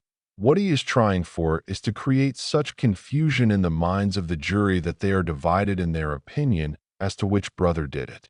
He is endeavoring to make out that there is quite as much evidence against Lawrence as against John, and I am not at all sure that he will not succeed. Detective Inspector Japp was the first witness called when the trial was reopened and gave his evidence succinctly and briefly. After relating the earlier events, he proceeded. Acting on information received, Superintendent Summerhay and myself searched the prisoner's room during his temporary absence from the house. In his chest of drawers, hidden beneath some underclothing, we found, first, a pair of gold-rimmed pince-nez similar to those worn by Mr. Inglethorp. These were exhibited. Secondly, this file. The file was that already recognized by the chemist's assistant, a tiny bottle of blue glass, containing a few grains of a white crystalline powder and labeled strychnine hydrochloride. Poison. A fresh piece of evidence discovered by the detectives since the police court proceedings was a long, almost new piece of blotting paper. It had been found in Mrs. Inglethorpe's checkbook, and on being reversed at a mirror, showed clearly the words, "Everything of which I die possessed, I leave to my beloved husband Alfred." This placed beyond question the fact that the destroyed will had been in favor of the deceased lady's husband. Japp then produced the charred fragment of paper recovered from the grate, and this, with the discovery of the beard in the attic, completed his evidence. But Sir Ernest's cross-examination was yet to come. What day was it when you searched the prisoner's room? Tuesday, the 24th of July.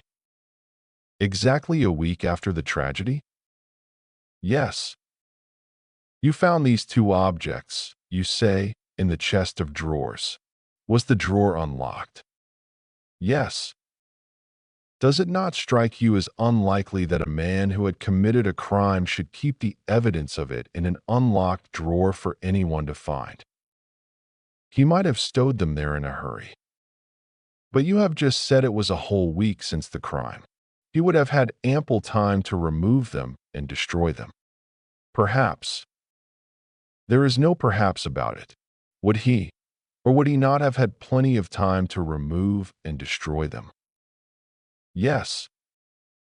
Was the pile of underclothes under which the things were hidden heavy or light? Heavyish. In other words, it was winter underclothing. Obviously, the prisoner would not be likely to go to that drawer. Perhaps not. Kindly answer my question. Would the prisoner, in the hottest week of a hot summer, be likely to go to a drawer containing winter underclothing? Yes or no? No. In that case, is it not possible that the articles in question might have been put there by a third person, and that the prisoner was quite unaware of their presence? I should not think it likely. But it is possible. Yes. That is all. More evidence followed. Evidence as to the financial difficulties in which the prisoner had found himself at the end of July. Evidence as to his intrigue with Mrs. Raikes. Poor Mary, that must have been bitter hearing for a woman of her pride. Evelyn Howard had been right in her facts, though her animosity against Alfred Inglethorp had caused her to jump to the conclusion that he was the person concerned. Lawrence Cavendish was then put into the box. In a low voice, in answer to Mr. Phillips' questions, he denied having ordered anything from Parkson's in June. In fact, on June 29th, he had been staying away in Wales. Instantly, Sir Ernest's chin was shooting pugnaciously forward. You deny having ordered a black beard from Parkson's on June 29th? I do. In the event of anything happening to your brother, who will inherit Styles Court. The brutality of the question called a flush to Lawrence's pale face. The judge gave vent to a faint murmur of disapprobation, and the prisoner in the dock leant forward angrily. Heavyweather cared nothing for his client's anger. Answer my question, if you please. I suppose, said Lawrence quietly, that I should. What do you mean by you suppose? Your brother has no children. You would inherit it, wouldn't you? Yes. Ah, that's better, said Heavyweather, with ferocious geniality. And you'd inherit a good slice of money too, wouldn't you? Really, Sir Ernest, protested the judge, these questions are not relevant. Sir Ernest bowed, and having shot his arrow proceeded. On Tuesday, the July 17th, you went, I believe, with another guest, to visit the dispensary at the Red Cross Hospital in Tadminster? Yes.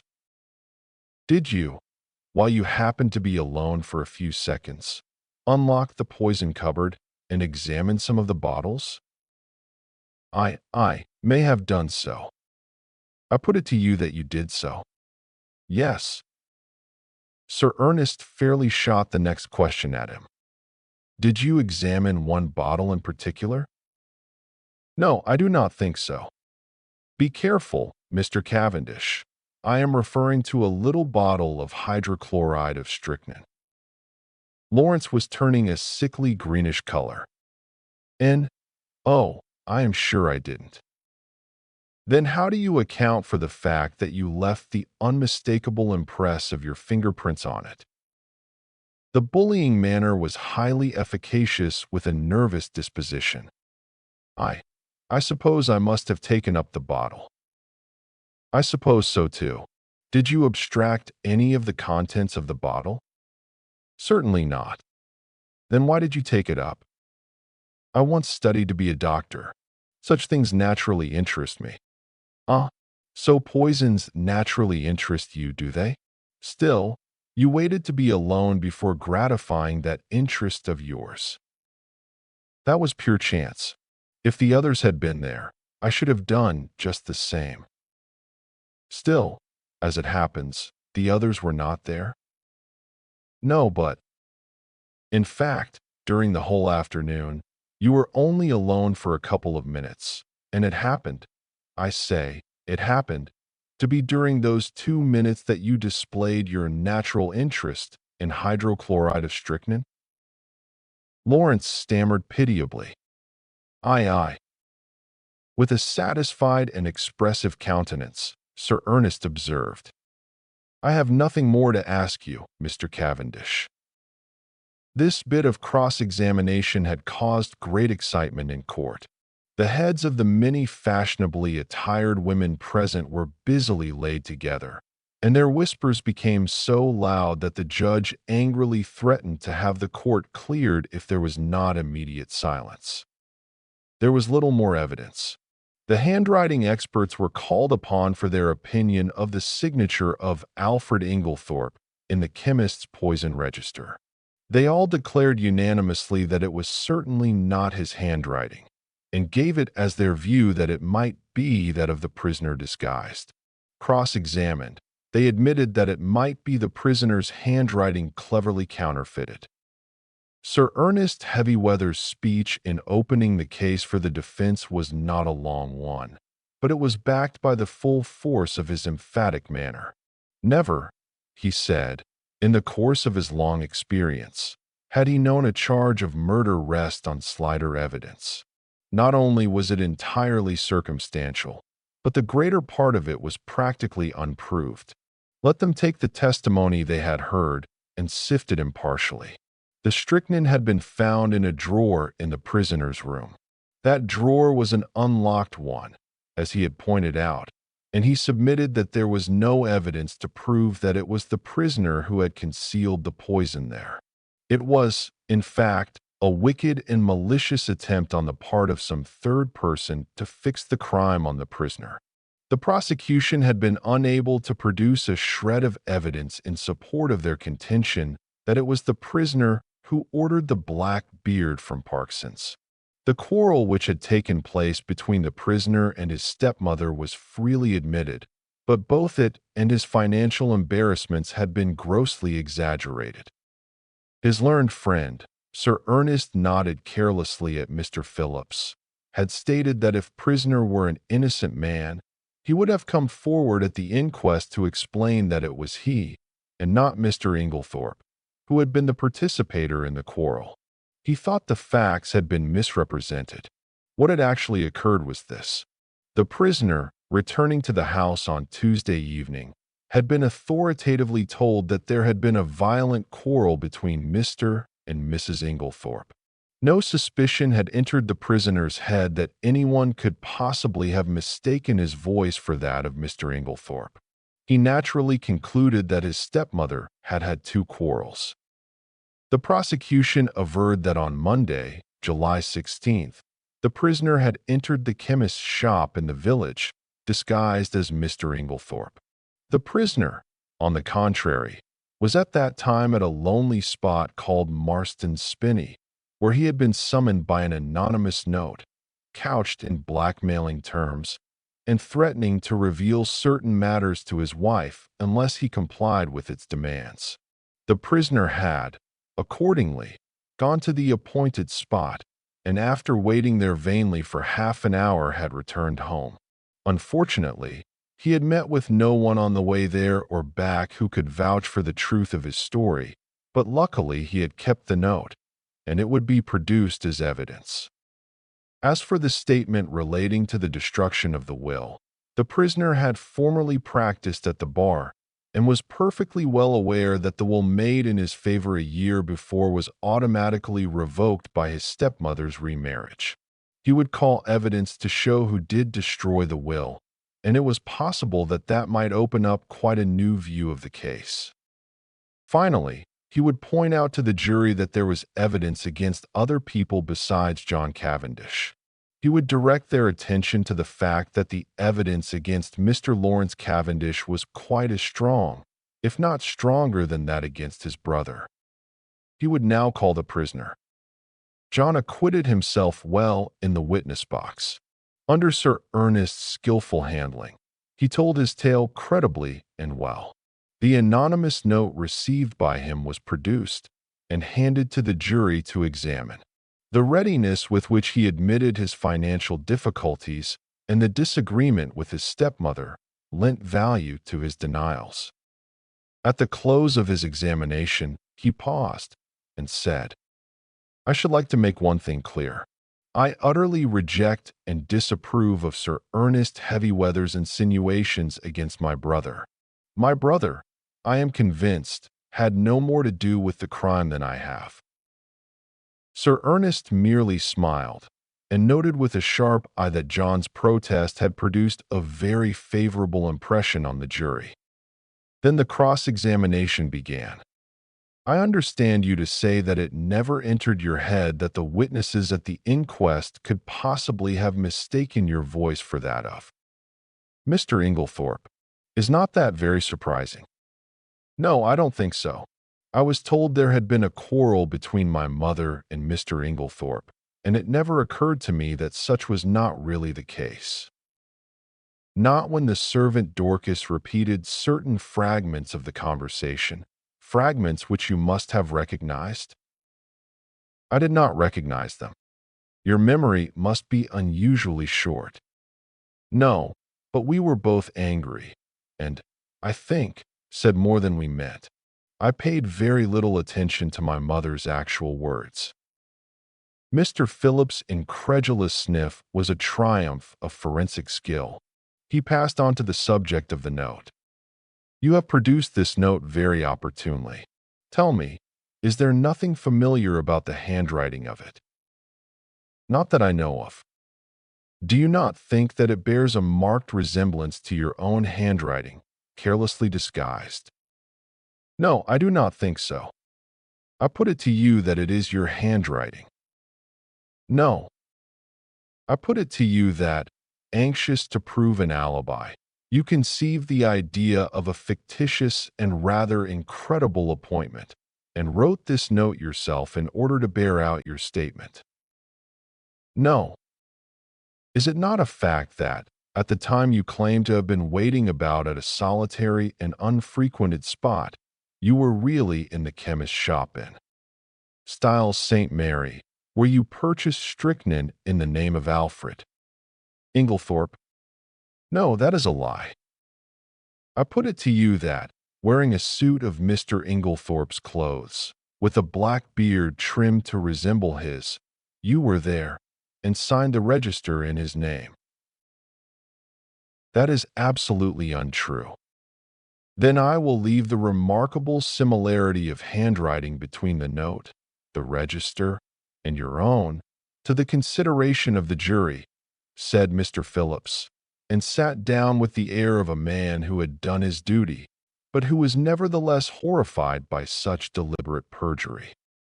After this, as it was growing late, the case was adjourned till Monday.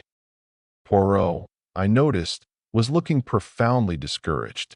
He had that little frown between the eyes that I knew so well. "What is it, Poirot?" I inquired. "Ah, mon ami, things are going badly." In spite of myself, my heart gave a leap of relief. Evidently, there was a likelihood of John Cavendish being acquitted. When we reached the house, my little friend waved aside Mary's offer of tea. "No, I thank you, madam. I will mount to my room." I followed him. Still frowning, he went across to the desk and took out a small pack of patience cards. Then he drew up a chair to the table, and to my utter amazement, began solemnly to build card houses. My jaw dropped involuntarily, and he said at once, "No, mon ami, I am not in my second childhood. I steady my nerves, that is all. This employment requires precision of the fingers. With precision of the fingers goes precision of the brain, and never have I needed that more than now." "What is the trouble?" I asked. With a great thump on the table, Poirot demolished his carefully built-up edifice. "It is this, mon ami, that I can build card houses 7 stories high, but I cannot, find that last link of which I spoke to you." I could not quite tell what to say, so I held my peace, and he began slowly building up the cards again, speaking in jerks as he did so. "It is done so, by placing one card on another with mathematical precision." I watched the card house rising under his hands, story by story. He never hesitated or faltered. It was really almost like a conjuring trick. "What a steady hand you've got," I remarked. "I believe I've only seen your hand shake once." "On an occasion when I was enraged, without doubt," observed Poirot with great placidity. "Yes, indeed. You were in a towering rage.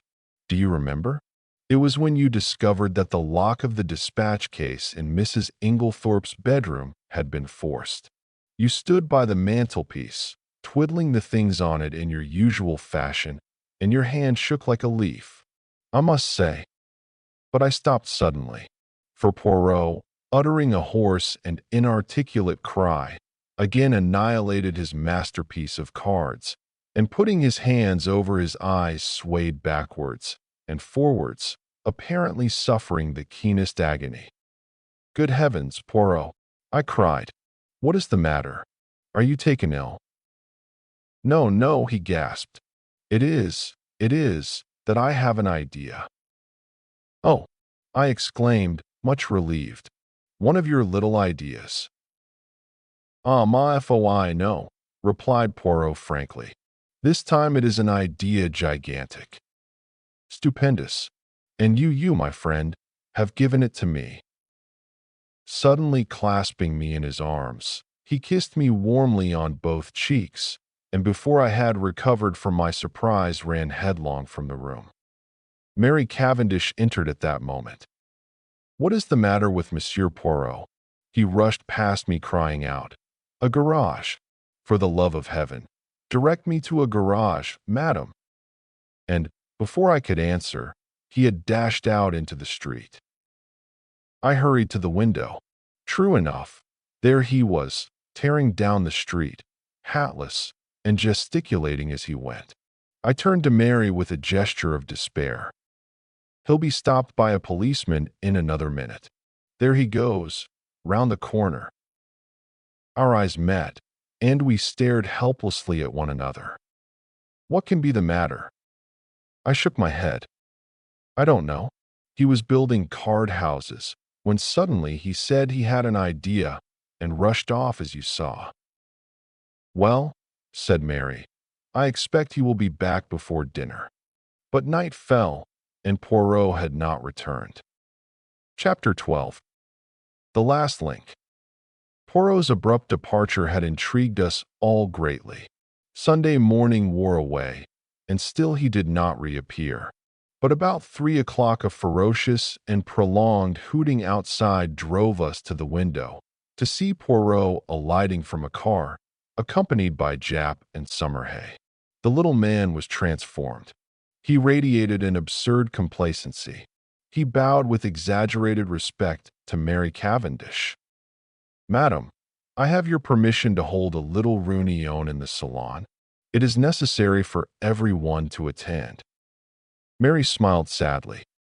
"You know, Monsieur Poirot, that you have carte blanche in every way." "You are too amiable, madam."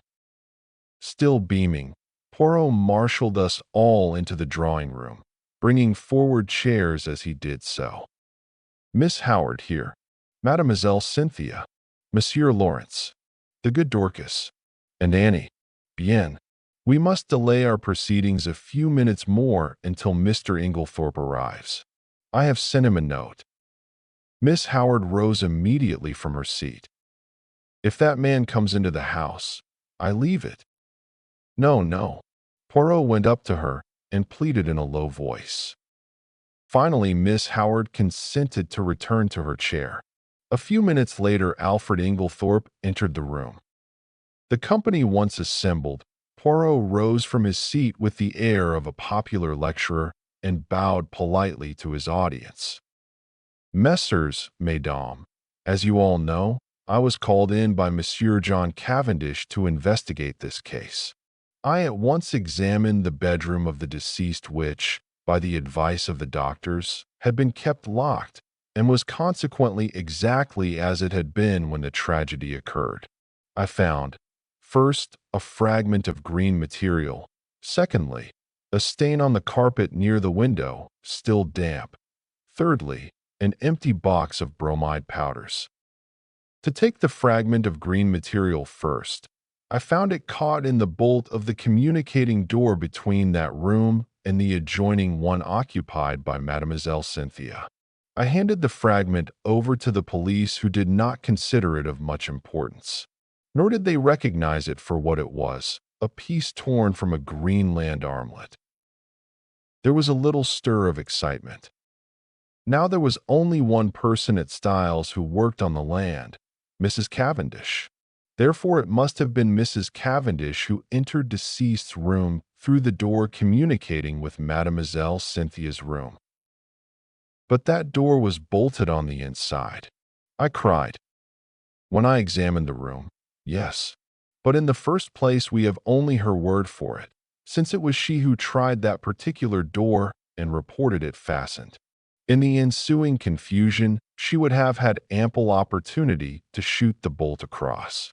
I took an early opportunity of verifying my conjectures. To begin with, the fragment corresponds exactly with a tear in Mrs. Cavendish's armlet. Also, at the inquest, Mrs. Cavendish declared that she had heard, from her own room, the fall of the table by the bed. I took an early opportunity of testing that statement by stationing my friend Monsieur Hastings in the left wing of the building, just outside Mrs. Cavendish's door.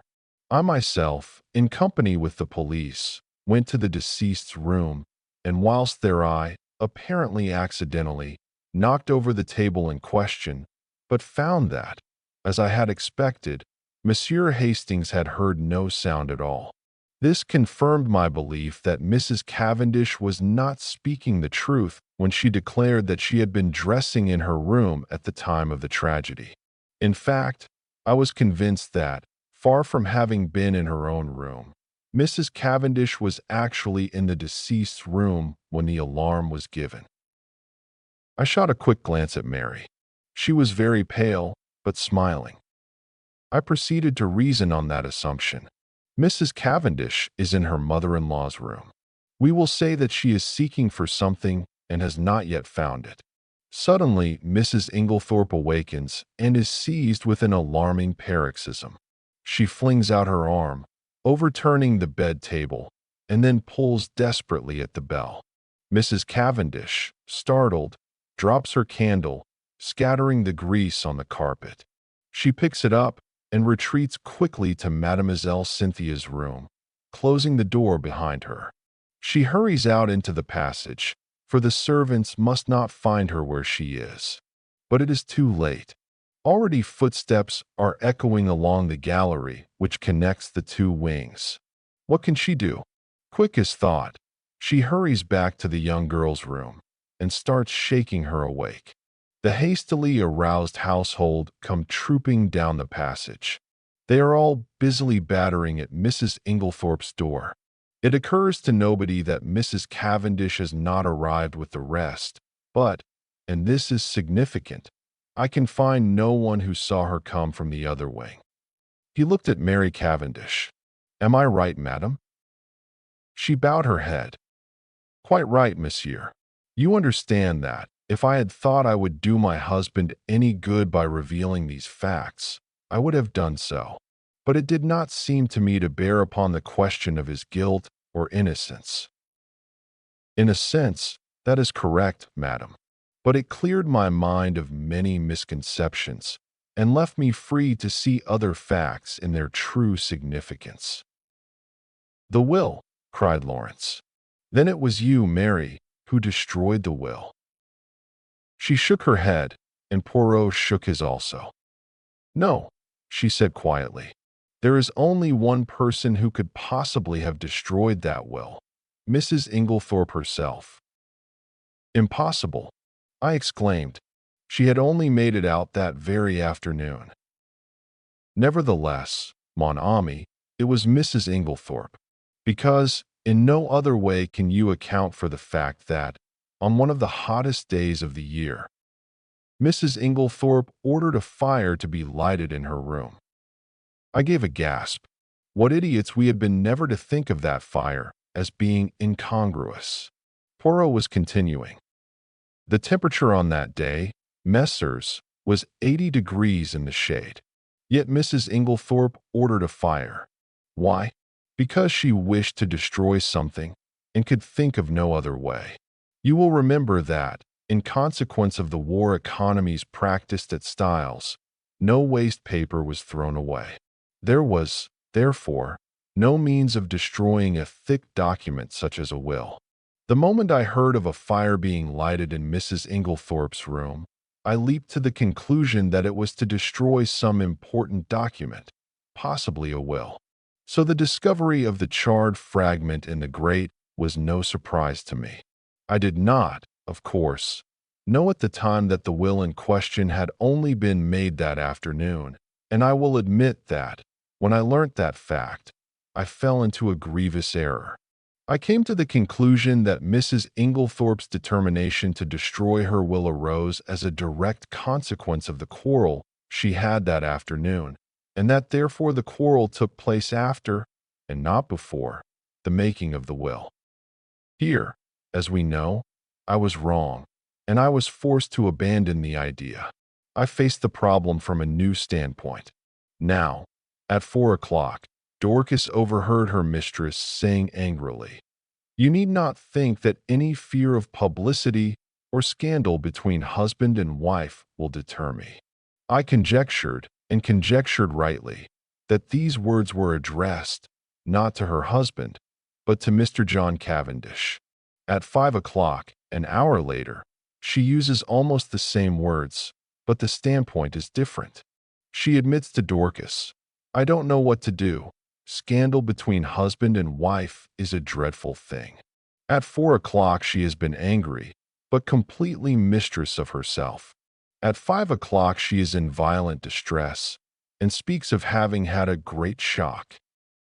Looking at the matter psychologically, I drew one deduction which I was convinced was correct. The second scandal she spoke of was not the same as the first, and it concerned herself. Let us reconstruct. At 4 o'clock, Mrs. Inglethorp quarrels with her son and threatens to denounce him to his wife. Who? by the way, overheard the greater part of the conversation. At 4:30, Mrs. Inglethorp, in consequence of a conversation on the validity of wills, makes a will in favor of her husband, which the two gardeners witness. At 5 o'clock, Dorcas finds her mistress in a state of considerable agitation, with a slip of paper, a letter, Dorcas thinks, in her hand, and it is then that she orders the fire in her room to be lighted. Presumably, then, between 4:30 and 5 o'clock, something has occurred to occasion a complete revolution of feeling, since she is now as anxious to destroy the will as she was before to make it.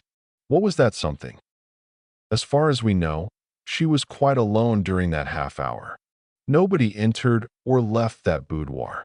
What then occasioned this sudden change of sentiment? One can only guess, but I believe my guess to be correct. Mrs. Inglethorp had no stamps in her desk. We know this, because later she asked Dorcas to bring her some. Now in the opposite corner of the room stood her husband's desk, locked. She was anxious to find some stamps, and, according to my theory, she tried her own keys in the desk. That one of them fitted, I know. She therefore opened the desk, and in searching for the stamps, she came across something else, that slip of paper which Dorcas saw in her hand, and which assuredly was never meant for Mrs. Inglethorpe's eyes. On the other hand, Mrs. Cavendish believed that the slip of paper to which her mother-in-law clung so tenaciously was a written proof of her own husband's infidelity. She demanded it from Mrs. Inglethorpe, who assured her, quite truly, that it had nothing to do with that matter. Mrs. Cavendish did not believe her. She thought that Mrs. Inglethorpe was shielding her stepson. Now Mrs. Cavendish is a very resolute woman, and, behind her mask of reserve, she was madly jealous of her husband. She determined to get hold of that paper at all costs, and in this resolution, chance came to her aid. She happened to pick up the key of Mrs. Inglethorpe's dispatch case, which had been lost that morning. She knew that her mother-in-law invariably kept all important papers in this particular case. Mrs. Cavendish, therefore, made her plans as only a woman driven desperate through jealousy could have done. Sometime in the evening, she unbolted the door leading into Mademoiselle Cynthia's room. Possibly she applied oil to the hinges, for I found that it opened quite noiselessly when I tried it. She put off her project until the early hours of the morning as being safer, since the servants were accustomed to hearing her move about her room at that time. She dressed completely in her land kit, and made her way quietly through Mademoiselle Cynthia's room into that of Mrs. Inglethorpe. He paused a moment, and Cynthia interrupted. But I should have woken up if anyone had come through my room. Not if you were drugged, mademoiselle. Drugged. Mais oui. You remember, he addressed us collectively again, that through all the tumult and noise next door Mademoiselle Cynthia slept. That admitted of two possibilities. Either her sleep was feigned, which I did not believe, or her unconsciousness was induced by artificial means. With this latter idea in my mind, I examined all the coffee cups most carefully, remembering that it was Mrs. Cavendish who had brought Mademoiselle Cynthia her coffee the night before. I took a sample from each cup and had them analyzed, with no result. I had counted the cups carefully, in the event of one having been removed. 6 persons had taken coffee, and 6 cups were duly found. I had to confess myself mistaken. Then I discovered that I had been guilty of a very grave oversight. Coffee had been brought in for 7 persons, not 6, for Dr. Bauerstein had been there that evening. This changed the face of the whole affair, for there was now 1 cup missing. The servants noticed nothing, since Annie, the housemaid, who took in the coffee, brought in 7 cups, not knowing that Mr. Inglethorpe never drank it, whereas Dorcas, who cleared them away the following morning, found 6 as usual, or strictly speaking, she found 5.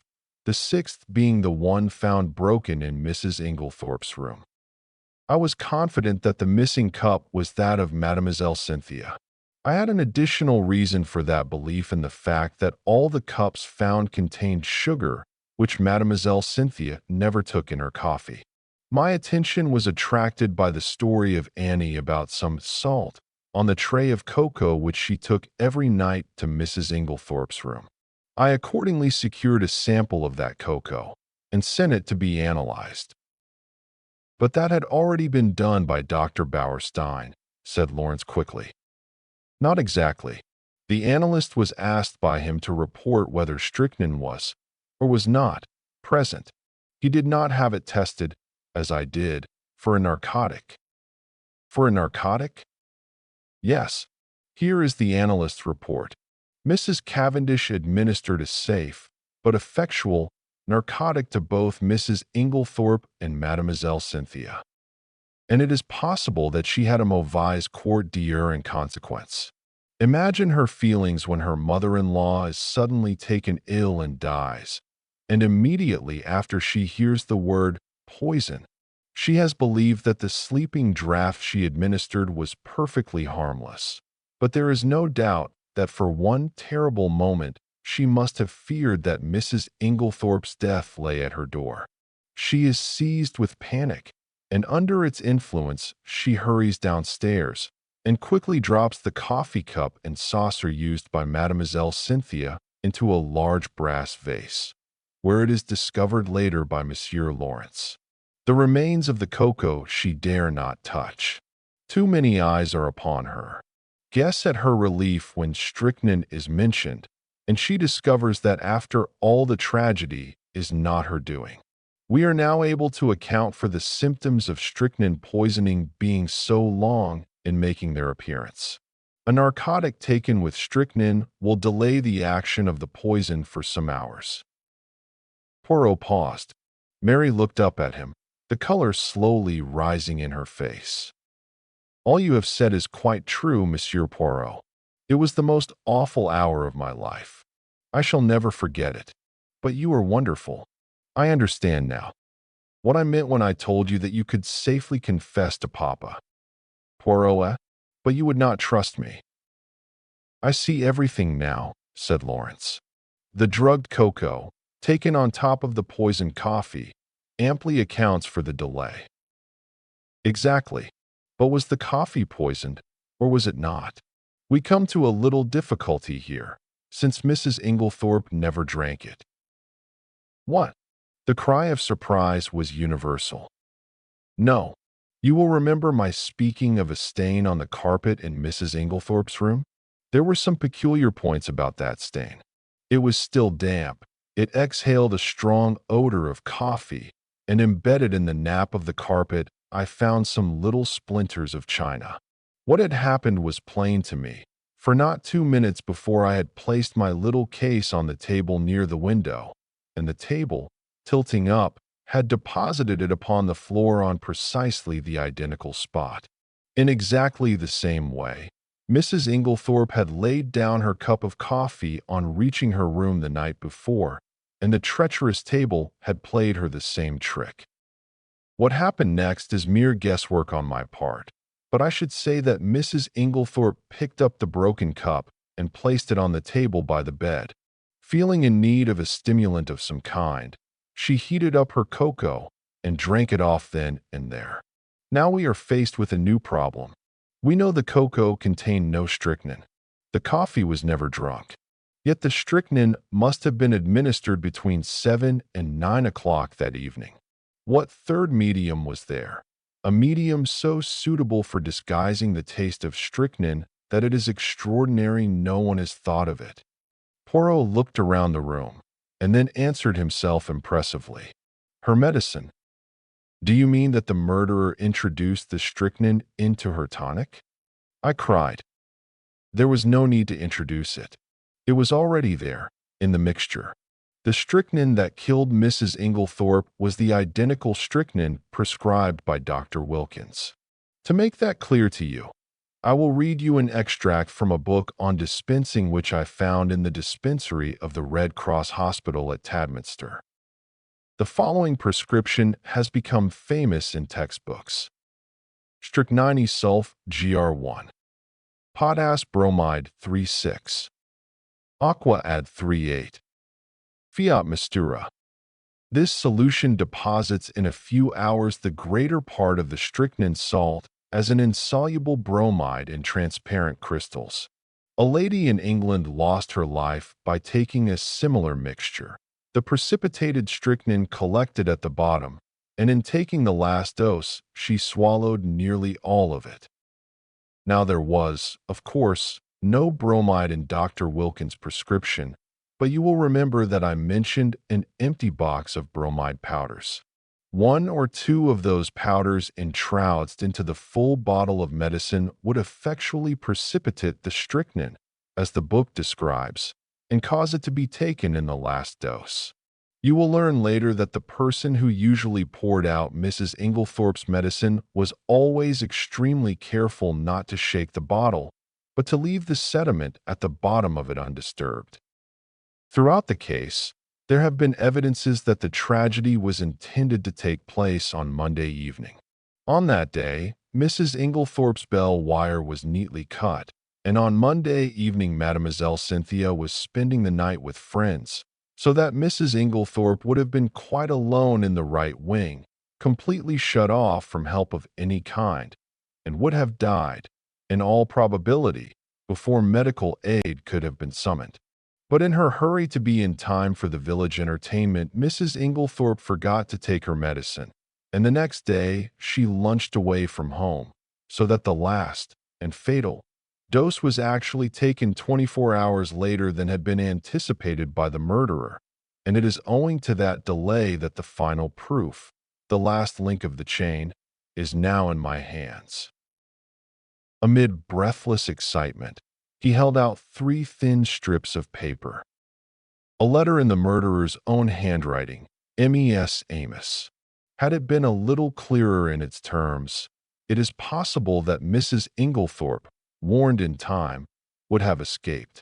As it was, she realized her danger, but not the manner of it. In the deathly silence, Poirot pieced together the slips of paper and, clearing his throat, read, "Dearest Evelyn, you will be anxious at hearing nothing. It is all right. Only it will be tonight instead of last night. You understand. There's a good time coming once the old woman is dead and out of the way. No one can possibly bring home the crime to me. That idea of yours about the bromides was a stroke of genius. But we must be very circumspect.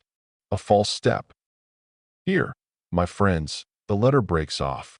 Doubtless the writer was interrupted, but there can be no question as to his identity. We all know his handwriting, and a howl that was almost a scream broke the silence. "You devil! How did you get it?" A chair was overturned. Poirot skipped nimbly aside. A quick movement on his part, and his assailant fell with a crash. "Messieurs, mesdames," said Poirot, with a flourish, "let me introduce you to the murderer, Mr. Alfred Inglethorpe." Chapter 13.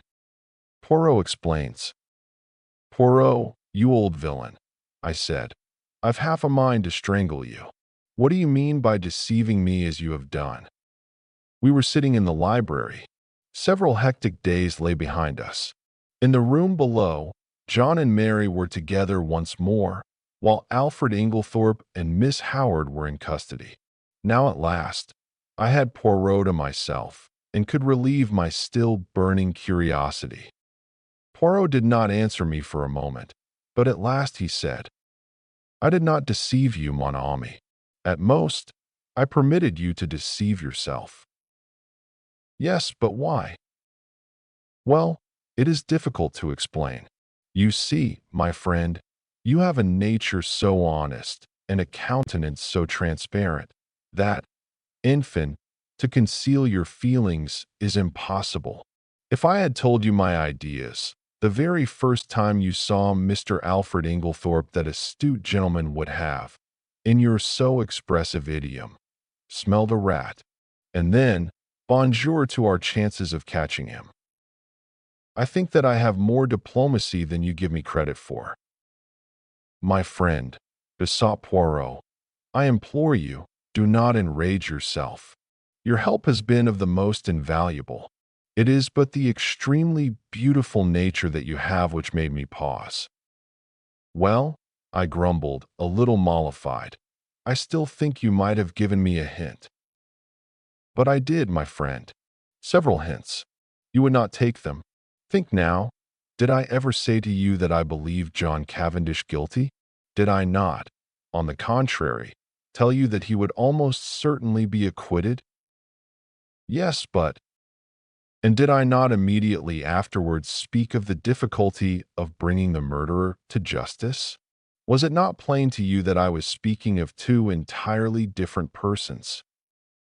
No, I said, it was not plain to me.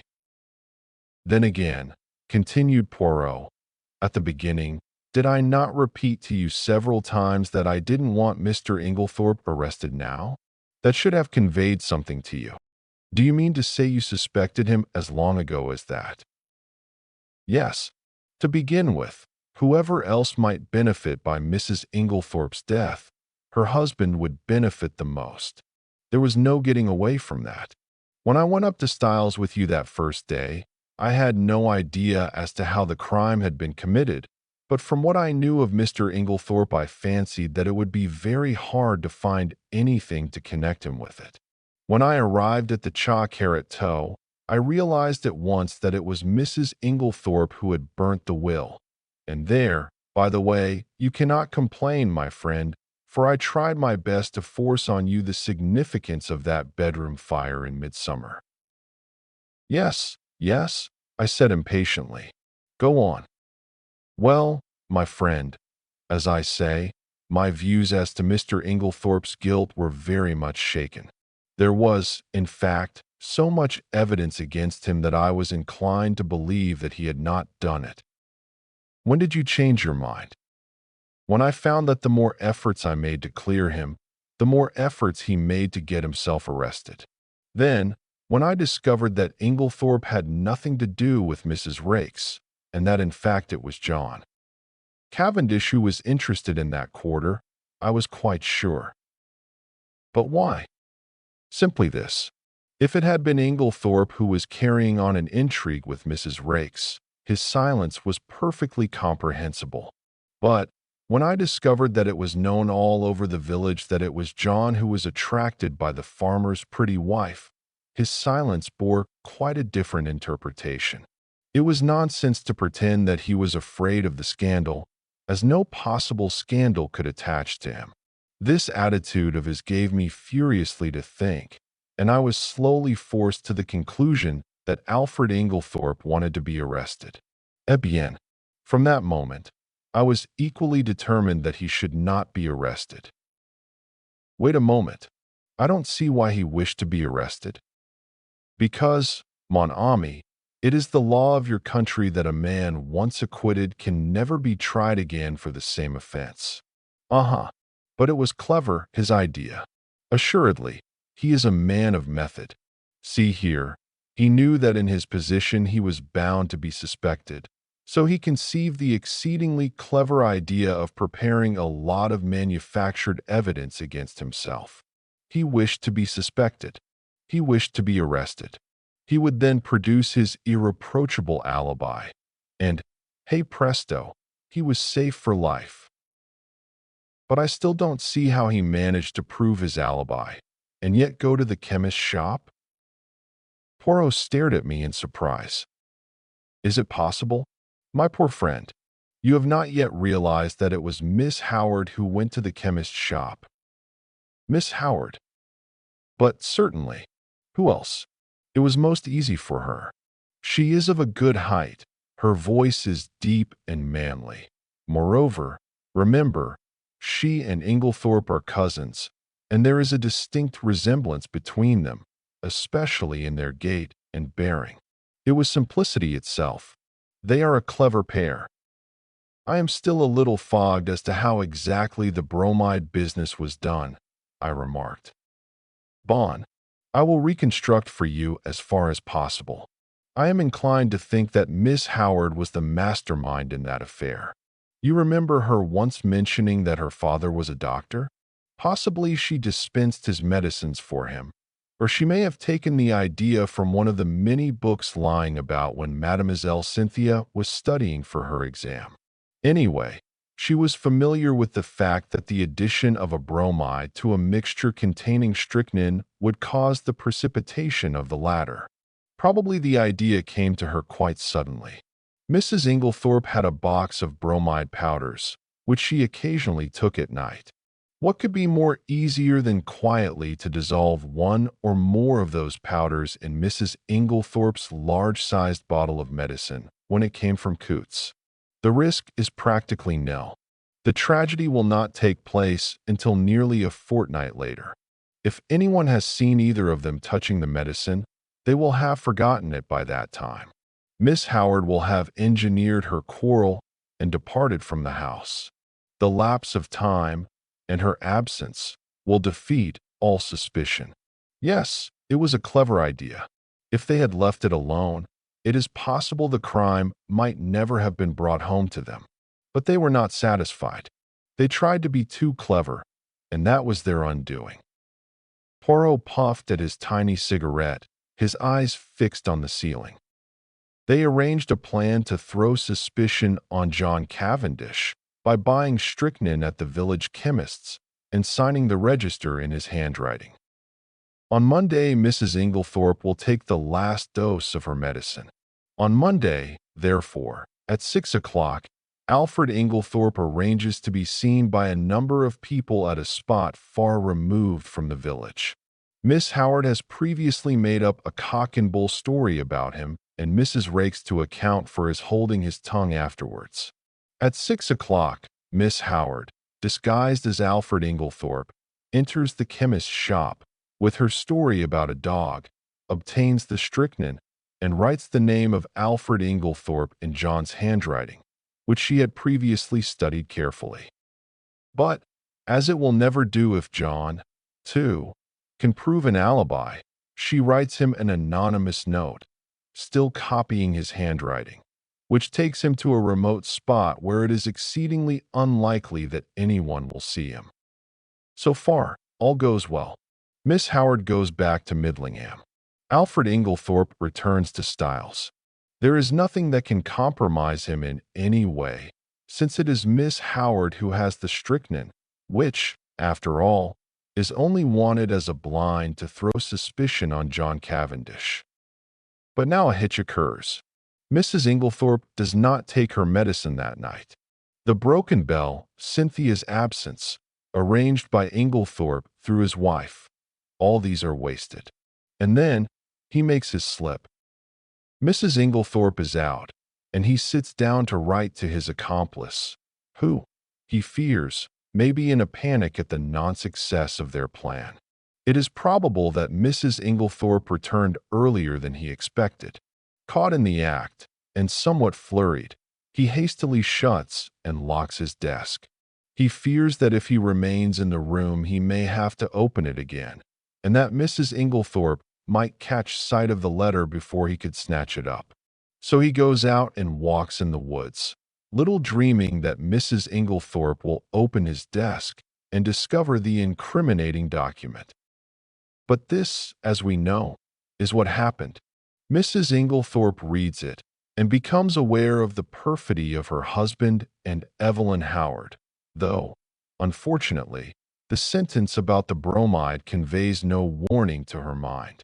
She knows that she is in danger, but is ignorant of where the danger lies.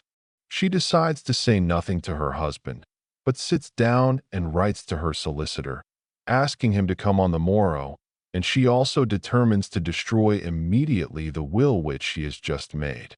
She keeps the fatal letter. It was to discover that letter, then, that her husband forced the lock of the dispatch case?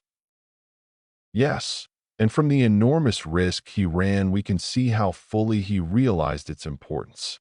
That letter accepted, there was absolutely nothing to connect him with the crime. There's only one thing I can't make out. Why didn't he destroy it at once when he got hold of it? because he did not dare take the biggest risk of all, that of keeping it on his own person. I don't understand.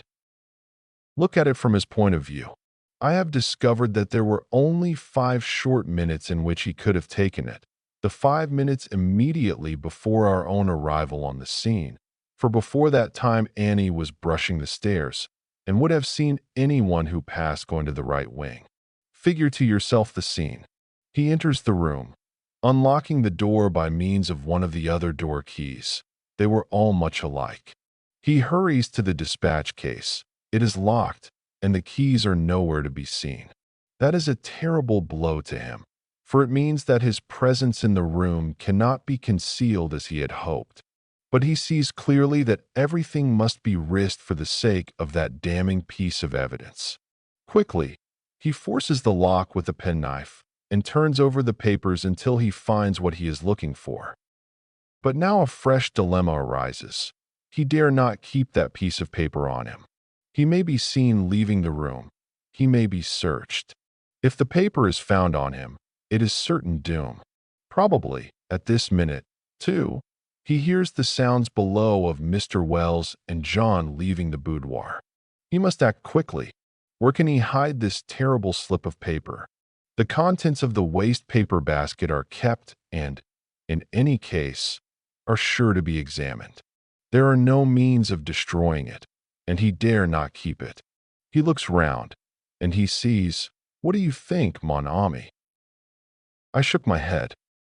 In a moment he has torn the letter into long, thin strips, and rolling them up into spills he thrusts them hurriedly in amongst the other spills in the vase on the mantelpiece. I uttered an exclamation. No one would think of looking there, Poirot continued, and he will be able, at his leisure, to come back and destroy this solitary piece of evidence against him. Then, all the time, it was in the spill vase in Mrs. Inglethorp's bedroom, under our very noses? I cried. Poirot nodded. Yes, my friend, that is where I discovered my last link, and I owe that very fortunate discovery to you. To me? Yes. Do you remember telling me that my hand shook as I was straightening the ornaments on the mantelpiece? Yes, but I don't see. No, but I saw. Do you know, my friend, I remembered that earlier in the morning, when we had been there together, I had straightened all the objects on the mantelpiece. And, if they were already straightened, there would be no need to straighten them again, unless, in the meantime, someone else had touched them. Dear me, I murmured, so that is the explanation of your extraordinary behavior. You rushed down to Styles and found it still there. Yes, and it was a race for time. But I still can't understand why Inglethorp was such a fool to leave it there when he had plenty of opportunity to destroy it. Ah, but he had no opportunity. I saw to that. You? Yes. Do you remember reproving me for taking the household into my confidence on the subject? Yes. Well, my friend, I saw there was just one chance. I was not sure then if Inglethorp was the criminal or not, but if he was I reasoned that he would not have the paper on him, but would have hidden it somewhere, and by enlisting the sympathy of the household I could effectually prevent his destroying it. He was already under suspicion, and by making the matter public I secured the services of about 10 amateur detectives, who would be watching him unceasingly, and being himself aware of their watchfulness, he would not dare seek further to destroy the document. He was, therefore, forced to depart from the house, leaving it in the spill vase. But surely Miss Howard had ample opportunities of aiding him. Yes, but Miss Howard did not know of the paper's existence. In accordance with their prearranged plan, she never spoke to Alfred Inglethorp. They were supposed to be deadly enemies, and until John Cavendish was safely convicted they neither of them dared risk a meeting. Of course, I had a watch kept on Mr. Inglethorp, hoping that sooner or later he would lead me to the hiding place. But he was too clever to take any chances. The paper was safe where it was. Since no one had thought of looking there in the first week, it was not likely they would do so afterwards. But for your lucky remark, we might never have been able to bring him to justice. I understand that now. But when did you first begin to suspect Miss Howard? When I discovered that she had told a lie at the inquest about the letter she had received from Mrs. Inglethorp. Why? What was there to lie about? You saw that letter? Do you recall its general appearance? Yes, more or less. You will recollect, then, that Mrs. Inglethorp wrote a very distinctive hand and left large clear spaces between her words. But if you look at the date at the top of the letter, you will notice that July 17th is quite different in this respect. Do you see what I mean? No, I confessed, I don't. You do not see that that letter was not written on the 17th, but on the 7th, the day after Miss Howard's departure? The 1 was written in before the 7 to turn it into the 17th. But why? That is exactly what I asked myself. Why does Miss Howard suppress the letter written on the 17th and produce this faked one instead? Because she did not wish to show the letter of the 17th. Why again? And at once a suspicion dawned in my mind. You will remember my saying that it was wise to beware of people who were not telling the truth. And yet, I cried indignantly. After that, you gave me 2 reasons why. Miss Howard could not have committed the crime. And very good reasons, too, replied Poirot. For a long time, they were a stumbling block to me until I remembered a very significant fact, that she and Alfred Inglethorp were cousins. She could not have committed the crime single-handed, but the reasons against that did not debar her from being an accomplice. And then, there was that rather over-vehement hatred of hers. It concealed a very opposite emotion. There was, undoubtedly, a tie of passion between them long before he came to Styles. They had already arranged their infamous plot, that he should marry this rich, but rather foolish old lady, induce her to make a will leaving her money to him, and then gain their ends by a very cleverly conceived crime. If all had gone as they planned, they would probably have left England and lived together on their poor victim's money. They are a very astute and unscrupulous pair. While suspicion was to be directed against him, she would be making quiet preparations for a very different denouement. She arrives from Midlingham with all the compromising items in her possession. No suspicion attaches to her. No notice is paid to her coming and going in the house. She hides the strychnine and glasses in John's room. She puts the beard in the attic. She will see to it that sooner or later they are duly discovered. I don't quite see why they tried to fix the blame on John, I remarked. It would have been much easier for them to bring the crime home to Lawrence. Yes, but that was mere chance. All the evidence against him arose out of pure accident. It must, in fact, have been distinctly annoying to the pair of schemers. His manner was unfortunate, I observed thoughtfully. Yes, you realize, of course, what was the back of that? No. You did not understand that he believed Mademoiselle Cynthia guilty of the crime? No, I exclaimed, astonished. Impossible. Not at all. I myself nearly had the same idea. It was in my mind when I asked Mr. Wells that first question about the will. Then there were the bromide powders which she had made up, and her clever male impersonations, as Dorcas recounted them to us. There was really more evidence against her than anyone else. You are joking, Poirot. No. Shall I tell you what made Monsieur Lawrence turn so pale when he first entered his mother's room on the fatal night? It was because, whilst his mother lay there, obviously poisoned, he saw, over your shoulder, that the door into Mademoiselle Cynthia's room was unbolted. But he declared that he saw it bolted. I cried. Exactly, said Poirot dryly. And that was just what confirmed my suspicion that it was not. He was shielding Mademoiselle Cynthia. But why should he shield her? Because he is in love with her. I laughed. There, Poirot, you are quite wrong. I happen to know for a fact that, far from being in love with her, he positively dislikes her. Who told you that, mon ami? Cynthia herself. La pauvre petite. And she was concerned. She said that she did not mind at all. Then she certainly did mind very much, remarked Poirot. They are like that, les femmes. What you say about Lawrence is a great surprise to me, I said. But why? It was most obvious. Did not Monsieur Lawrence make the sour face every time Mademoiselle Cynthia spoke and laughed with his brother? He had taken it into his long head that Mademoiselle Cynthia was in love with Monsieur John. When he entered his mother's room and saw her obviously poisoned, he jumped to the conclusion that Mademoiselle Cynthia knew something about the matter. He was nearly driven desperate. First, he crushed the coffee cup to powder under his feet, remembering that she had gone up with his mother the night before, and he determined that there should be no chance of testing its contents.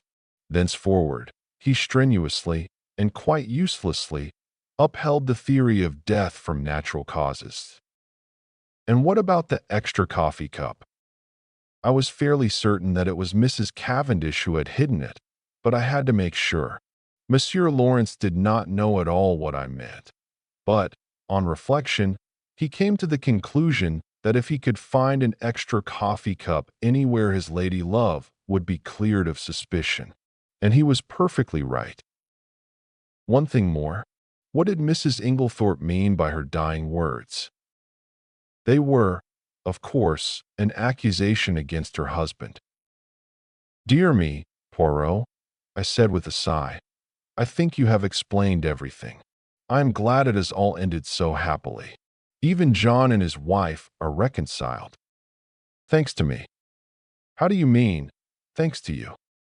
My dear friend, do you realize that it was simply and solely the trial which has brought them together again? That John Cavendish still loved his wife, I was convinced. Also, that she was equally in love with him. But they had drifted very far apart. It all arose from a misunderstanding. She married him without love. He knew it. He is a sensitive man in his way. He would not force himself upon her if she did not want him. And, as he withdrew, her love awoke. But they are both unusually proud, and their pride held them inexorably apart. He drifted into an entanglement with Mrs. Raikes, and she deliberately cultivated the friendship of Dr. Bauerstein. Do you remember the day of John Cavendish's arrest, when you found me deliberating over a big decision? Yes, I quite understood your distress. Pardon me, mon ami, but you did not understand it in the least. I was trying to decide whether or not I would clear John Cavendish at once. I could have cleared him, though it might have meant a failure to convict the real criminals. They were entirely in the dark as to my real attitude up to the very last moment, which partly accounts for my success. Do you mean that you could have saved John Cavendish from being brought to trial? Yes, my friend, but I eventually decided in favor of a woman's happiness. Nothing but the great danger through which they have passed could have brought these two proud souls together again. I looked at Poirot in silent amazement. The colossal cheek of the little man. Who on earth but Poirot would have thought of a trial for murder as a restorer of conjugal happiness? I perceive your thoughts, mon ami, said Poirot, smiling at me. No one but Hercule Poirot would have attempted such a thing, and you are wrong in condemning it. The happiness of one man and woman is the greatest thing in all the world. His words took me back to earlier events. I remembered Mary as she lay white and exhausted on the sofa, listening. There had come the sound of the bell below. She had started up. Poirot had opened the door, and meeting her agonized eyes had nodded gently. Yes, madam, he said. I have brought him back to you. He had stood aside, and as I went out I had seen the look in Mary's eyes, as John Cavendish had caught his wife in his arms. "Perhaps you are right, Poirot," I said gently. "Yes, it is the greatest thing in the world." Suddenly, there was a tap at the door, and Cynthia peeped in. I only. "Come in," I said, springing up. She came in, but did not sit down. "I only wanted to tell you something." "Yes." Cynthia fidgeted with a little tassel for some moments, then, suddenly exclaiming, "You dears," kissed first me and then Poirot, and rushed out of the room again. "What on earth does this mean?" I asked, surprised. It was very nice to be kissed by Cynthia, but the publicity of the salute rather impaired the pleasure. "It means that she has discovered Monsieur Lawrence does not dislike her as much as she thought," replied Poirot philosophically. "But here he is." Lawrence at that moment passed the door. "Eh, Monsieur Lawrence," called Poirot, "we must congratulate you, is it not so?" Lawrence blushed and then smiled awkwardly. A man in love is a sorry spectacle. Now Cynthia had looked charming. I sighed. "What is it, mon ami?" "Nothing," I said sadly.